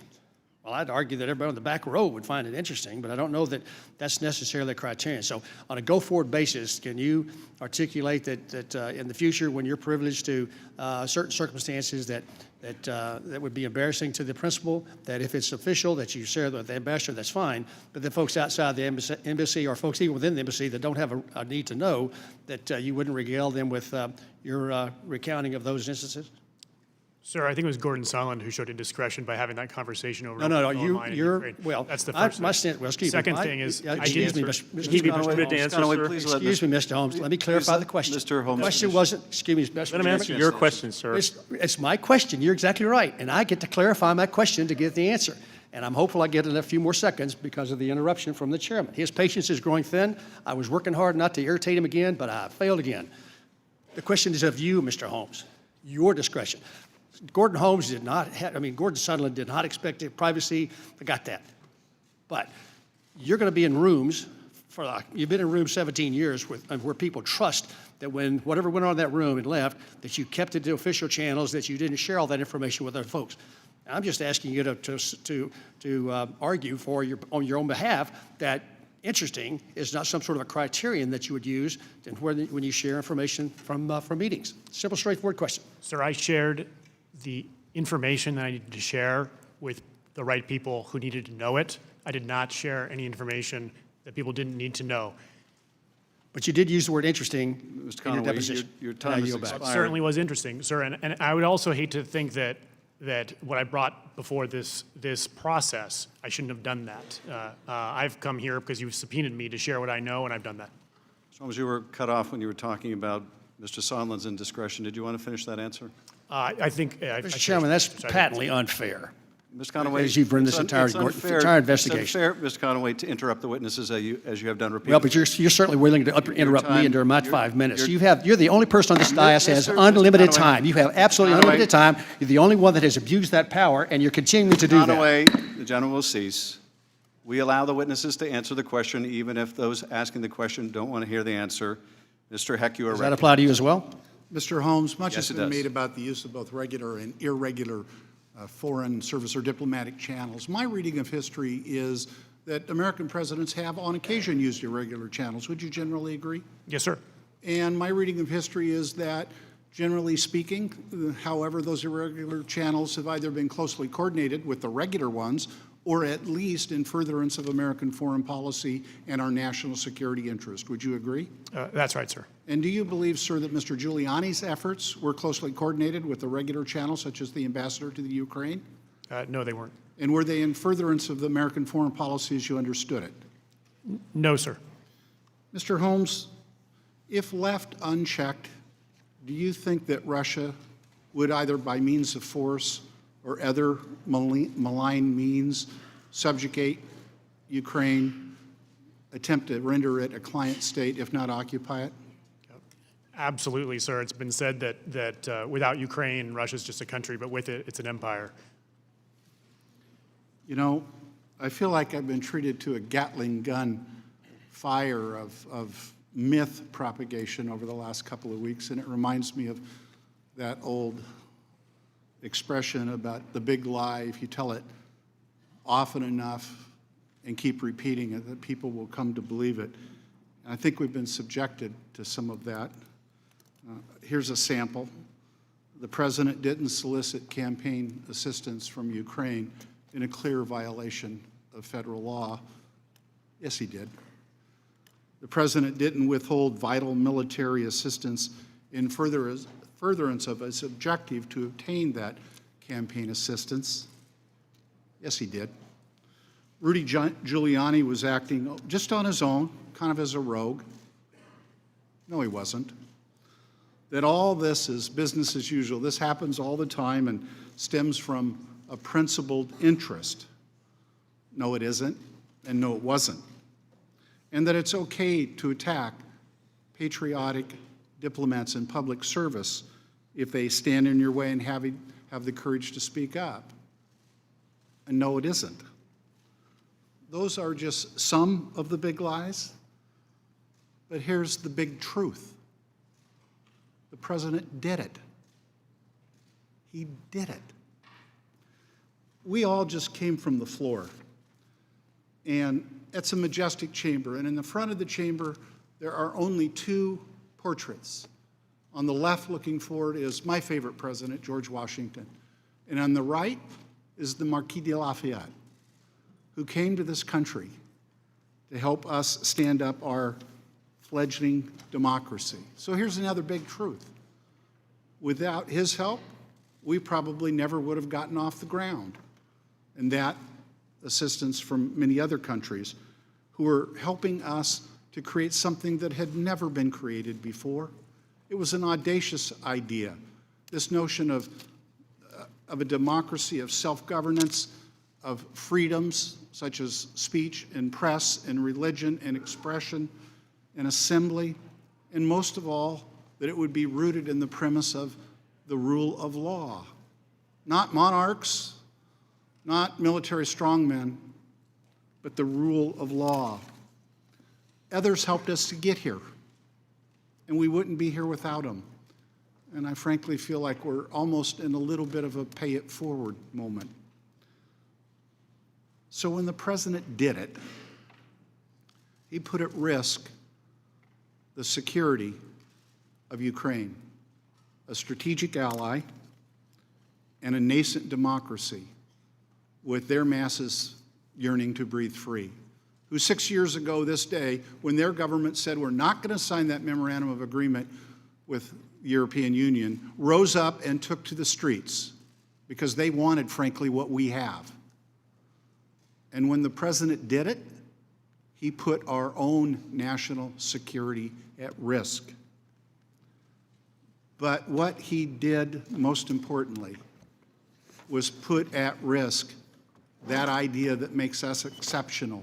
Because I do believe America is truly exceptional. We are a country rooted in something that nobody has ever tried before, rule of law. He put that at risk when he did what he did. The president did it. And the only question that remains is, what will we do? I yield back, Mr. Chairman. Mr. Jordan. Thank you, Mr. Chairman. Dr. Hill, during your deposition, I asked you, was Christopher Steele's dossier a rabbit hole? Do you remember the answer you gave to that Yes, question? I thought it was a rabbit hole. Yeah, and you also said a couple pages later in the deposition, or in the transcript that I have here of your deposition, that you thought he got played. Is that fair? That is fair, yes. I was struck by a number of things you said in your statement, a number of things I thought were right on the target, and one was on page 7. You said this: President Putin and the Russian security services weaponize our own political opposition research. And that is exactly what happened in 2016. Exactly what happened. You called it, you knew it, you saw it. The DNC hired Perkins Coie, who hired Fusion GPS, who hired Christopher Steele, who talked to Russians, who gave him a bunch of dirt, bunch of National Enquirer garbage that he compiled in a dossier, and our FBI used it. They used it as part of their investigation that they opened in July of 2016, where they spied on 2 American citizens associated with the presidential campaign. My guess is that's probably never happened in American history, and exactly what Dr. Hill talked about is what happened in 2016. Exactly what she talked about. And for 10 months, Jim Comey and his team did an investigation. And after 10 months, they had nothing, because we deposed Mr. Comey, and he told us after 10 months we didn't have a thing. But that didn't matter. That didn't matter. We got the Mueller investigation. $32 million, 19 lawyers, 40 FBI agents, 500 search warrants, 2,800 subpoenas, and they came back this spring, and what'd they tell us? No collusion, no conspiracy, no coordination. But the guys on the other side don't care. They don't care. They're doing what Dr. Hill said a number of important things in her opening statement. They're doing exactly what Dr. Hill talked about. The impact of a successful 2016 Russian campaign remains evident today. Our nation is being torn apart. Torn apart. I've never seen it this divided, and it is not healthy. It is not healthy for our culture, our country, not healthy for our nation, but that's what these guys are doing. No conspiracy, no coordination, no collusion, but they don't care. Now this whole impeachment thing, as the witness said yesterday, without an announcement from Zelensky about an investigation, they weren't going to get a call with the president, they weren't going to get a meeting with the president, they weren't going to get aid from the United States. But guess what? Ukraine, they got the call, they got the meeting, and they got the money, and there was never an announcement of any type of investigation. But they don't care. They're going to move forward. There's going to be some kind of report. They're going to send I assume, something to the Judiciary Committee, and the process is going to go forward, and there'll be a trial in the Senate, all based on some anonymous whistleblower who came forward with no firsthand knowledge, who's biased against the president, who worked with Joe Biden. Now all this. This is, Dr. Hill's right. She said it. We got to stop this. But they're not going to. And they're doing it all 11 and a half months before the next election. And I think maybe the most telling thing is what the Speaker of the House said Sunday. Speaker of the House said Sunday, this is scary. Speaker of the House said Sunday, national Sunday morning TV show, she said the president is an imposter. The guy that 63 million people voted for, who won an electoral college landslide, the Speaker of the House of Representatives called the President of the United States an imposter. Sad. It is sad what the country's going through. I wish it would stop, but unfortunately, I don't think it is. Mr. Chairman, I yield back. Mr. Welch. I want to use my time to speak directly to my colleagues and to the American people. Today's witnesses and the ones we've been privileged to have before the committee over the last 2 weeks have provided an invaluable service to our country, not just in all your careers, but in having the courage and the patriotism to share your facts with the American people. And you do so at considerable risk to yourselves, but you've clearly stepped forward for the simple fact you believe it's your duty. In all, your testimony reaffirms a very central fact. President Trump conditioned our foreign policy and national security on getting a valuable political benefit from Ukraine.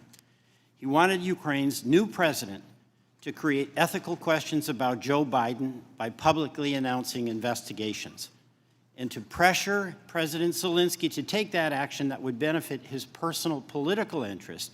He withheld vital military aid to Ukraine and refused to meet with President Zelensky in the Oval Office. And as we heard from Mr. Holmes and Dr. Hill today, that meeting was extraordinarily important to Ukraine and extraordinarily important in sending a message to Russia about our unyielding support. The witnesses have made it absolutely clear what the president did. And it's equally clear that President Trump has launched a cover-up and disinformation campaign to hide this abuse of power from the American people. That's why the administration refuses to provide documents to this committee.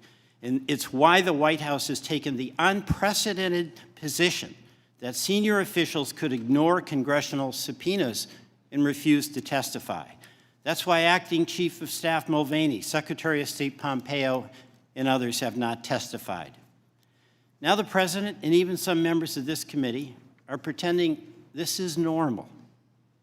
It is not. It must never be. No other president has betrayed his office like this by putting his own small political interest above our national interest and our national security. You know, I asked some of our witnesses what would happen in any American city or town if the mayor stopped funding the police department until the chief of police launched an investigation into the mayor's political rival, or a governor or a member of Congress did that. And the answer was clear. It would be wrong, it would be illegal, and it wouldn't be tolerated. It would violate the most basic trust we have in public officials. If it happened with a military commander, a court-martial would follow. If it happened with a corporation, a CEO would be fired. We all know this kind of conduct is wrong, but the president continues to say it isn't. He says it's perfect, and he'd do it again tomorrow.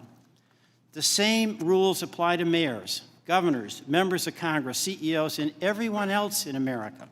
They apply to the president too. Whether you're a Republican or a Democrat, you like MSNBC or Fox, I think every American believes in one of our nation's founding principles: no person is above the law, not even the president. On July 24th, Director Mueller testified about Russian state-sponsored systematic interference in our 2016 election. He expressed apprehension this could become the new normal. The day after, on July 25th, President Trump spoke to President Zelensky and asked a favor. That favor was that Ukraine interfere in our 2020 election.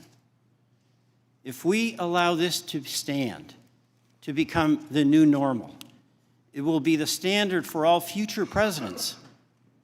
In good conscience, none of us can do that. This conduct corrupts our democracy. It corrupts how our country conducts foreign policy. It threatens our national security and the security of all Americans. And it is, in my view, a clear betrayal of the President's oath of office. I yield back.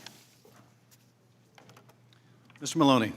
Mr. Chairman, two quick housekeeping matters. Ask unanimous consent to enter into the record an ABC News story. This one's for my friend, Mr. Stewart, entitled 70% of Americans say Trump's actions tied to Ukraine were wrong, dated November 18th, 2019. Without objection.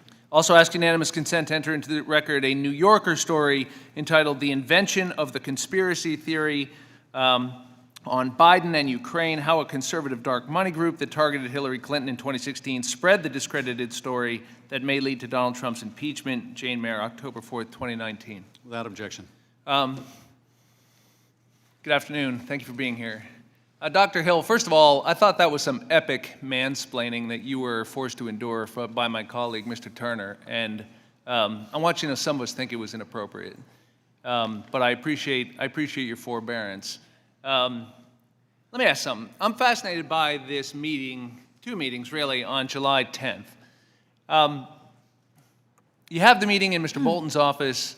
Sondland says this thing about investigations. Bolton ends the meeting. Photo. There's a follow-on meeting in the wardroom. And you get there a little late, and Vindman is talking to Sondland, and they're already going at it about Sondland's desire to assert that the meeting's going to happen if there's these investigations. That, in sum and substance, what's going on? That's it, right, yes. And what I want to understand is this isn't a policy disagreement, right? No, that's not. That's correct. The source of your concern is not a policy disagreement, and it's not purely a procedural disagreement either, right? About how excuse me. I'm sorry. Yes, it's not correct. It's neither policy nor is it procedure that's bothering you, or for that matter, the National Security Advisor, Mr. Bolton, right? Correct. I mean, it's not why he sends you down there to see how the meeting's going. Correct. And in fact, he instructs you to go to the lawyer. Ever been instructed to go report something to the NSC lawyer before? That was the first time. I've self-instructed a couple of times, but that was the first time I have been instructed to go. And why did he send you to report this to the lawyer? Well, he clearly wanted to have himself on the record as not being part of what was basically an agreement to have a meeting in return for investigations. And he wanted to make sure that I and Colonel Vindman were also not part of this as well, because remember there was a corollary to this about not getting involved in domestic politics. Yes, I understand. And you, of course, did you concur with this concern that Mr. Bolton had? I did, because July 10th is really the first time that it crystallized for me that there was basically a different channel going on here. And I think you foreign understand. policy channel and a domestic policy channel, and we're not in that other channel. Right, I think you described it as a political errand, and you were doing national security policy is how you distinguish those two channels. Is that fair? Right, and so is it fair to say that you felt it was improper what was occurring by Mr. Sondland in the wardroom? It was improper and it was inappropriate, and we said that in the time, in real time. And here's my point. If it was improper and you went so far as to report this to the lawyers, what was the nature of your disagreement with Mr. Sondland, who has come here and said he had no idea that Burisma meant Biden's until much, much later than July 10th? And of course, we know that he and Ambassador Volker had a blizzard of interactions with Mr. Giuliani. They were amending statements, proposed statements for the Ukrainian president. This went on all summer. And yet, how is it that you had this disagreement in front of the Ukrainians, sent them out into the hallway? At some point, did he ask, I'm just talking about an investigation of corruption generally. What are you getting so worried about?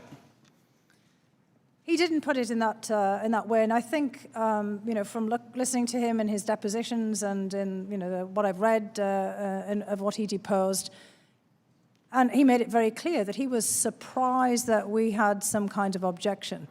You may remember that in his deposition and when he was here, he actually didn't remember the meeting in the same way. But I thought you said it was pretty obvious to you. Excuse me. Well, it was obvious to me, correct. I thought it was obvious to you that Burisma meant Biden's. Yes, it was. And you actually treated that as a pretty easy thing to understand. In fact, Mr. Morrison figured it out with a single Google search. But is it credible to you that Mr. Sondland was completely in the dark about this all summer? I mean, you had an argument about it. Didn't he say, what are you so worried It's not credible about? to me at all that he was oblivious to this. I'm sorry, I couldn't hear your answer. It is not credible to me that he was oblivious. He did not say Biden's, however, he just said Burisma. He said 2016, and I took it to mean the elections as well as Burisma. Well, I want to thank you both for your appearance here today. Yield back, Mr. Chairman. Ms. Demings. Thank you so much, Dr. Hill and Mr. Holmes, for your service. I have no doubt after today that we're a better nation because of it. We all know by now that in July of this year, President Trump sent an order to the Office of Management and Budget that congressionally approved military aid to Ukraine be put on hold. Both of you have expressed that Ukraine is the first line of defense against Russian aggression and expansion into Europe, that Russia's priority is to undermine the United States. Is that right, Dr. Hill? That's correct. Would you agree with that, Mr. Holmes? Yes. Dr. Hill, in your professional opinion, is it in the national security interest of the United States to support Ukraine with the much talked about military aid? Yes. Mr. Holmes? Yes. We've already said it several times today, and you've already testified that Ukraine is in war right now with Russia.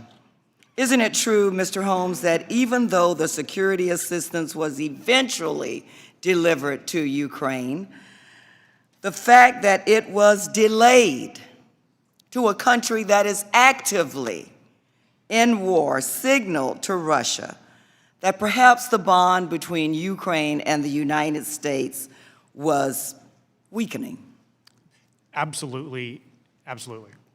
And even the appearance that the U.S.-Ukraine bond is shaky could embolden Russia to act in an even more aggressive way. That's correct.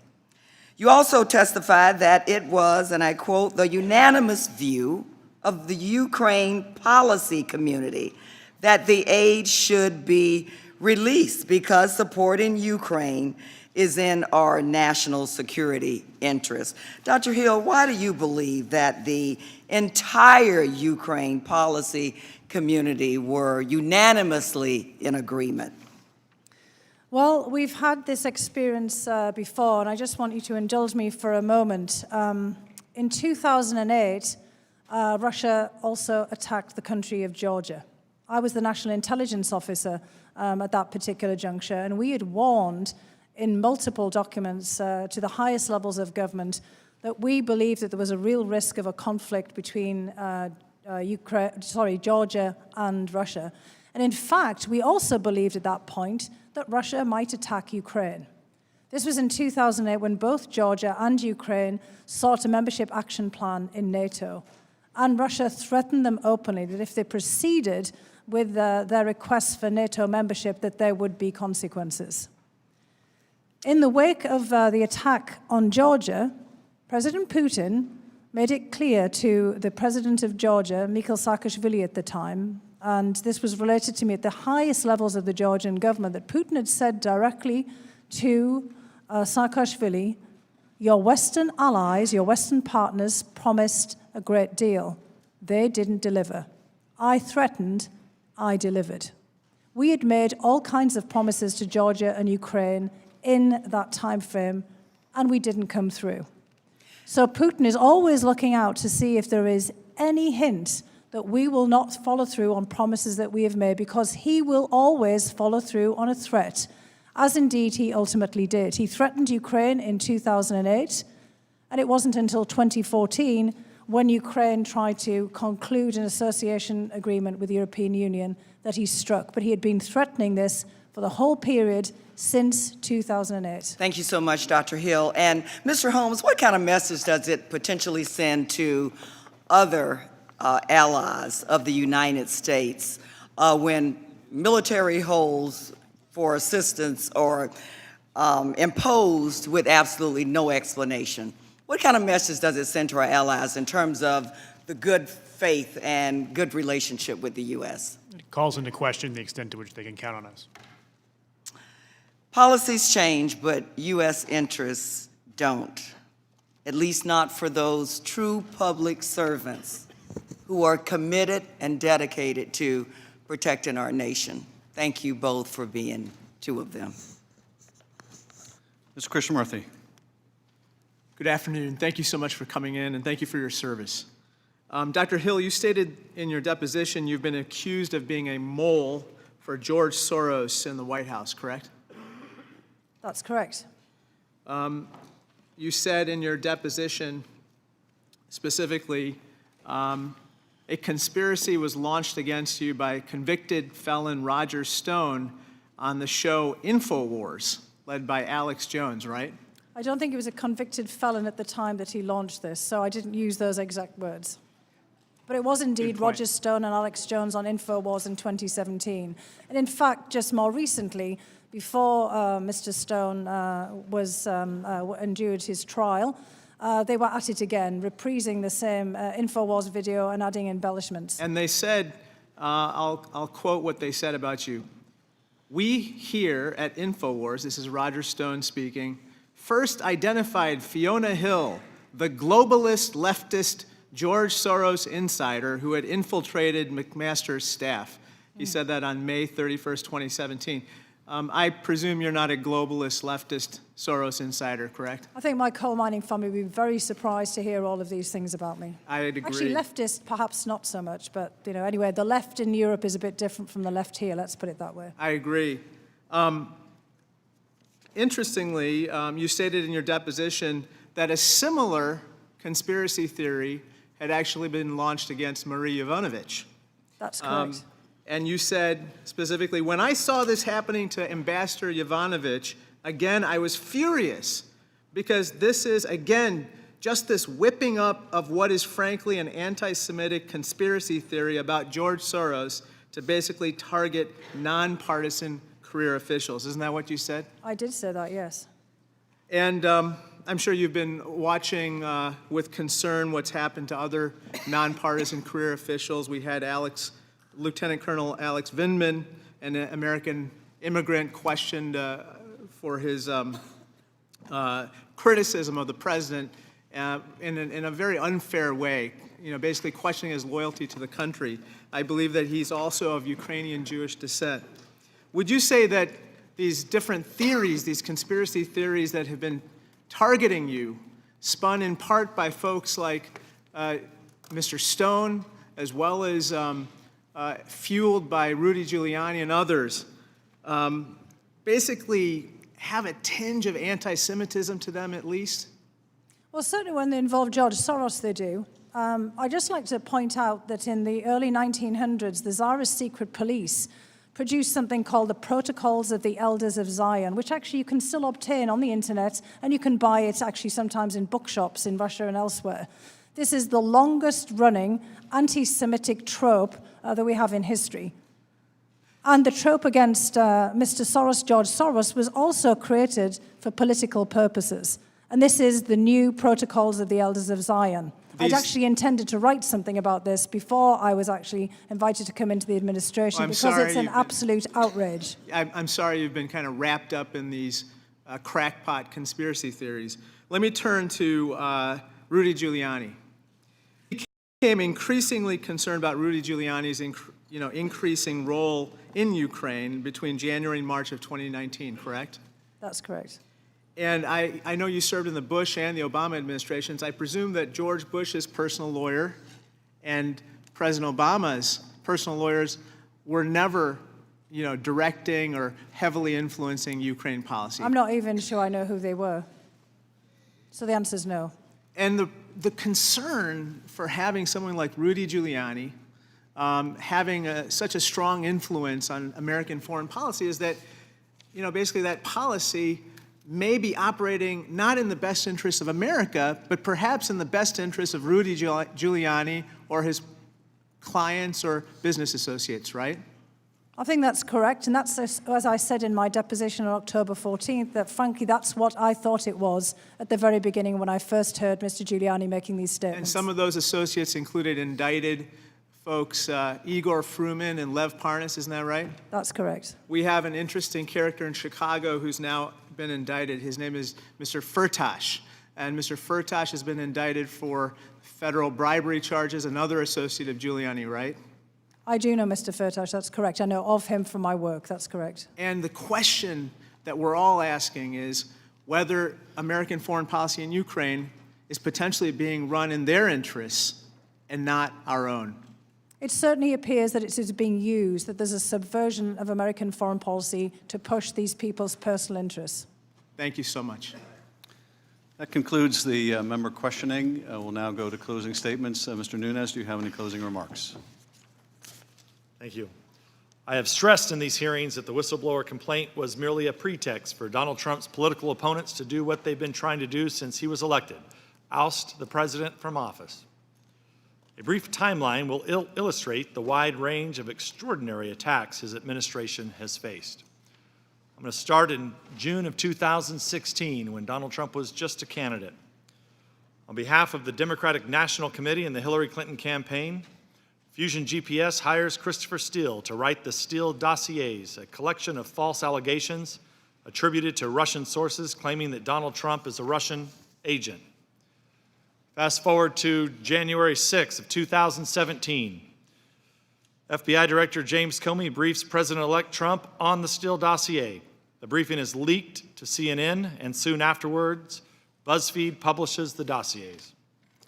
January 20th, on President Trump's inauguration day, the Washington Post runs a story headlined, quote, "The campaign to impeach Donald Trump has begun." January 30th, 10 days later, the whistleblower's current lawyer tweets, hashtag coup has started, first of many steps, hashtag rebellion, hashtag impeachment will follow immediately. March 22nd, Democrats on this committee falsely declare on national TV that they have more than circumstantial evidence that the Trump campaign colluded with Russia. July 12th, an article of impeachment is filed against President Trump in the House of Representatives. November 15th, Democrats file additional articles of impeachment against President Trump. As you see, this was just in President Trump's first year in office. He was subjected to a coordinated smear operation designed to falsely portray him as a Russian agent, as well as attempts to impeach him. This all occurred before his now infamous call with President Zelensky. In 2018, the attacks continued, often from executive branch officials charged with implementing his policies. On February 2nd, 2018, Intelligence Committee Republicans release a memo revealing that the FBI used fabrications of the Steele dossier to get a warrant to spy on a Trump campaign associate. September 5th, the New York Times prints a column by an anonymous Trump administration official who explains that he and other senior officials are, quote, working diligently from within to frustrate parts of Trump's agenda, unquote. December 7th, James Comey admits to Congress the Steele dossier was unverified before and after the FBI used it to get a warrant to spy on a Trump campaign associate. The Russia hoax continued to be the main focus of attacks going into 2019, but when that entire operation collapsed, a new impeachment pretext had to be found. May 4th, 2019, on national television, a Democratic congressman proclaims, quote, "I'm concerned that if we don't impeach this president, he will get reelected," unquote. July 24th of this year, Special Counsel Robert Mueller testifies to Congress about his report, which debunked the conspiracy theory that the Trump campaign associates conspired with Russia to hack the 2016 elections. July 25th, just the very next day, a new anti-Trump operation begins as someone listens to the president's phone call with Ukrainian President Zelensky. and leaks the contents to the so-called whistleblower. September 13th, Democrats on this committee take the extraordinary step of issuing a press release related to the whistleblower's complaint. October 2nd, it's revealed that Democratic staff on this committee had contact with the whistleblower before he submitted his complaint to the Inspector General, contradicting Democrat denials that such contact had occurred. October 31st, Halloween, probably the most appropriate day. Democrats in the House of Representatives vote to open an official impeachment inquiry against President Trump. What you've seen in this room over the past 2 weeks is a show trial. The planned result of 3 years of political operations and dirty tricks. Campaigns waged against this president. And like any good show trial, the verdict was decided before the trial ever began. After all, after denouncing the president for years as a Russian agent and a threat to democracy, how could the Democrats not impeach him? If they don't move to overthrow him, it would indicate that they don't really believe their own dire warnings about the threat he poses. The Democrats only needed a pretext. When their Russian dossiers and investigations failed to do the job, they moved to Plan B, the Ukraine hoax. This spectacle, with its secret depositions and mid-hearing press conferences, is not meant to discover the facts. It was designed to produce a specific storyline to be pushed forward by the Democrats and their supporters in the media. Ladies and gentlemen, as we approach Thanksgiving, Speaker Pelosi has just made clear, just today, USMCA, free trade deal with Canada and Mexico, that will boost our economy, won't be signed this year. So I hope Mr. Schiff will clarify how much longer we will waste on this effort and what other vital legislation he's willing to sacrifice for this impeachment crusade. Will there be even more secret depositions accompanied by the usual flood of Democratic leaks? Will we have more public hearings with Democrat witnesses but not ours? Minority are in the dark about what this committee will be doing when we return. And so is America. James Madison warned us about the danger posed by the tyranny of the majority. To avoid that threat, our founders created a constitutional republic. But is there a better example of the tyranny of majority than the way this impeachment process has been run in the House of Representatives? A process that is grossly unfair can only stem from a cynical majority that is willing to break long-established precedents, trample on legitimate minority concerns, and impose their absolute will on this body through sheer force of numbers. Exploiting the Intelligence Committee as a venue for impeachment has been one of the grossest abuses in a process filled with cynical manipulations, large and small. But this farce will soon move to the Judiciary Committee, where impeachment rightfully belongs. I wish my Republican colleagues well in fighting this travesty and defending the idea, which at one time received bipartisan support not long ago. But the American people's vote actually means something. Yield back. I thank the gentleman. First of all, I want to thank you both for your testimony. I want to thank you for your long years of service to the country. You're not Democratic witnesses or Republican witnesses. You're nonpartisan witnesses, and you have stuck to the facts, and that is as it should be. First, I want to make a couple observations about the hearing today. And Dr. Hill, you were criticized several times by my colleagues for your opening statement. I'm glad you didn't back down from it. You're much more diplomatic than I am, I have to say. Anyone watching these proceedings, anyone reading the deposition transcripts would have the same impression that you evidently had from hearing my colleagues talk about the Russia hoax. that the whole idea that Russia had gotten involved in the 2016 election was a hoax put out by the Democrats. And of course, they're not alone in pushing out this idea. It is trumpeted by no one other than the President of the United States, who almost on a daily basis at times would comment and tweet and propagate the idea that Russia's interference in our election was a hoax. And of course, we all remember that debacle in Helsinki when the president stood next to Vladimir Putin and questioned his own intelligence agencies. I wish I had heard just some of the righteous indignation we heard in the committee today when the president questioned that fundamental conclusion of our intelligence agencies. But of course, they were silent when the president said that. They'll show indignation today, but they will cower when they hear the president questioning the very conclusions that our intelligence community has reached. But we saw something interesting also today. My colleagues sought to use you, Dr. Hill, to besmirch the character of Colonel Vindman. And I thought this was very interesting. It certainly wasn't unexpected, but it was very interesting for this reason. They didn't really question anything Colonel Vindman said. After all, what Colonel Vindman said is what you said. He was in that July 10th meeting.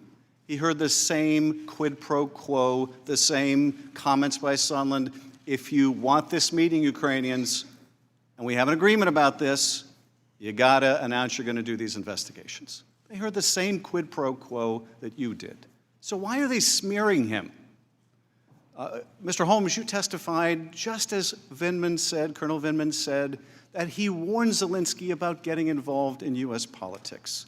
They don't question that. They didn't take issue with that. So why smear this Purple Heart recipient? Just like the smear of Ambassador Yovanovitch, it's just gratuitous. They don't question the facts. It's just gratuitous. The attack on you, Mr. Holmes, that you were indiscreet in mentioning this conversation to others. Well, I think you're quite right. The indiscretion is when an ambassador to the EU calls the president on an insecure line in a country known for Russian telecommunications and eavesdropping. That's more than indiscretion. That's a security risk. But why attack you, Mr. Holmes? They didn't question anything you said. They didn't question what conversation you overheard. Ambassador Sondland, indeed, didn't question what you said. He acknowledged that the one thing the president wanted to know the day after that conversation with Zelensky was, is he going to do the investigations? And Sondland said, yes, he'll do anything you ask. They don't question that. So why attack you? They didn't question your testimony when you said, and I think you asked, Ambassador Sondland, does Donald Trump give a blank, and I would like to use the word here, about Ukraine? And he said, he doesn't give a blank about Ukraine. He only cares about the big stuff. And you said, well, there's some big stuff here. Ukraine's at war with Russia. That's kind of big stuff. And his answer was, no, no, no, no, no. He cares about the big stuff that matters to him, his personal interests, like the Biden investigation that Giuliani wants. I mean, one question posed by your testimony, Mr. Holmes, is what do we care about? Do we care about the big stuff, like the Constitution, like an oath of office, or do we only care now about party? What do we care about? But let's go beyond your testimony today. Let's look at the bigger picture. What do we know now after these depositions, these secret depositions? Now, people watching at home might not know that in these secret depositions, which apparently no one else is allowed to hear, no members are allowed to participate, it's just secret apparently, sounds like it's just me and the witness, only over 100 members of Congress are able to participate in those secret depositions. And the minority was just so unable to participate, they got the same time they got in these open hearings. It was the same format. That was the secret star chamber that you've been hearing so much about. So what have we learned through these depositions and through the testimony? Because so much of this is really undisputed. we learned that a dedicated public servant named Marie Yovanovitch, known for fighting corruption, widely respected throughout the diplomatic corps, was ruthlessly smeared by Rudy Giuliani, by the president's own son, by their friends on Fox Primetime, and a whole host of other characters.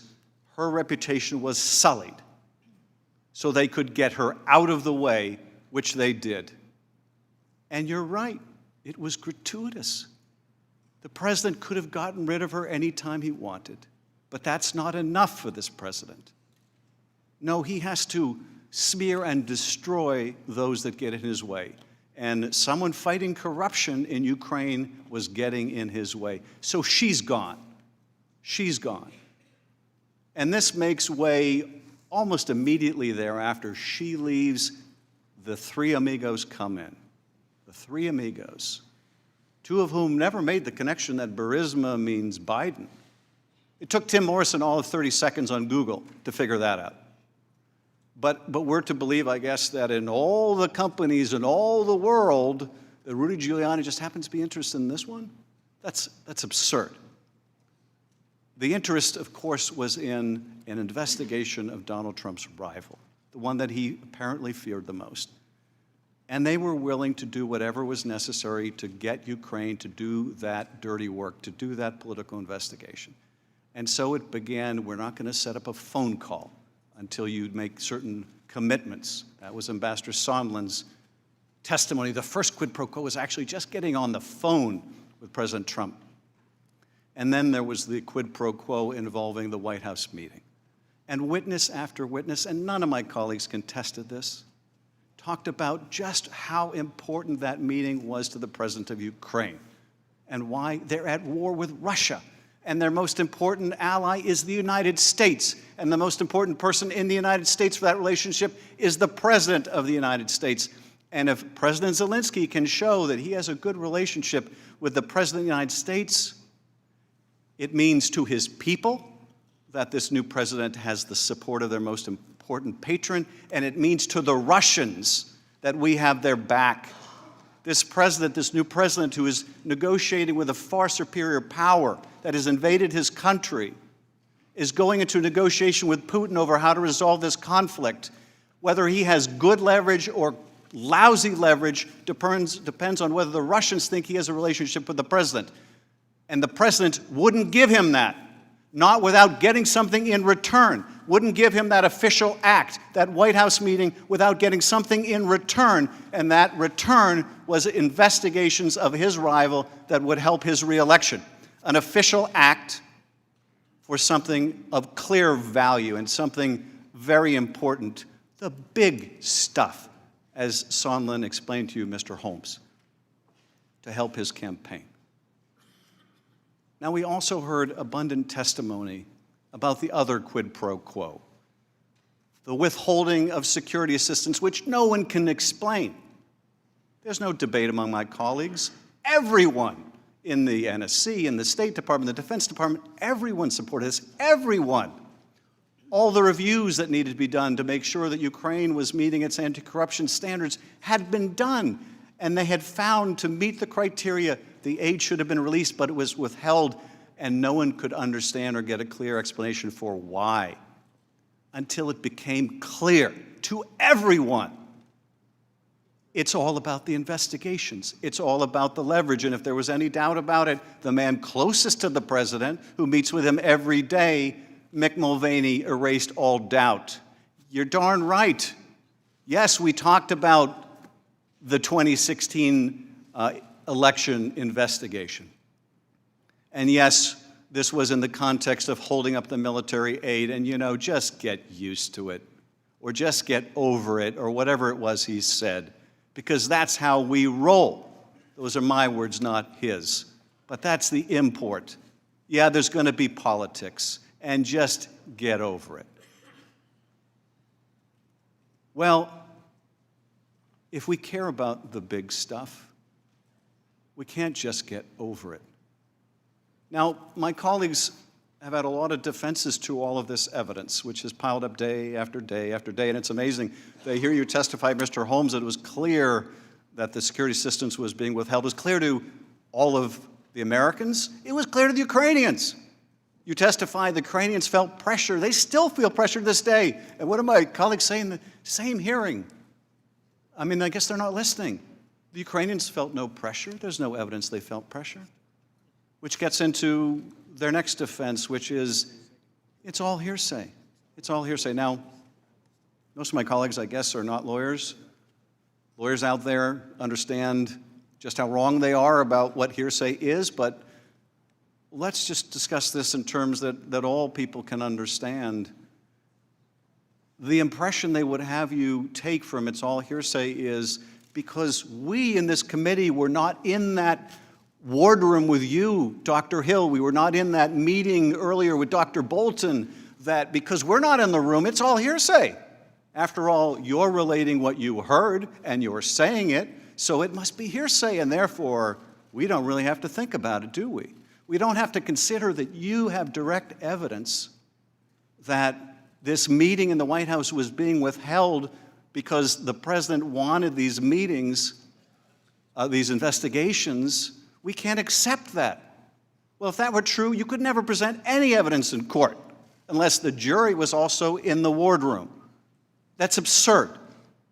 They don't accept the documentary evidence, all the text messages about quid pro quos, and are we really saying, and that's crazy, and if my worst nightmare is the Russians will get it and I'll quit.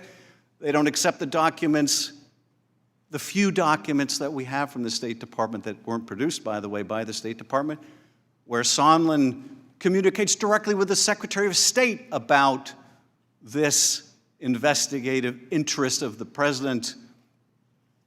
And they don't accept the documents either. I guess the documents are also hearsay.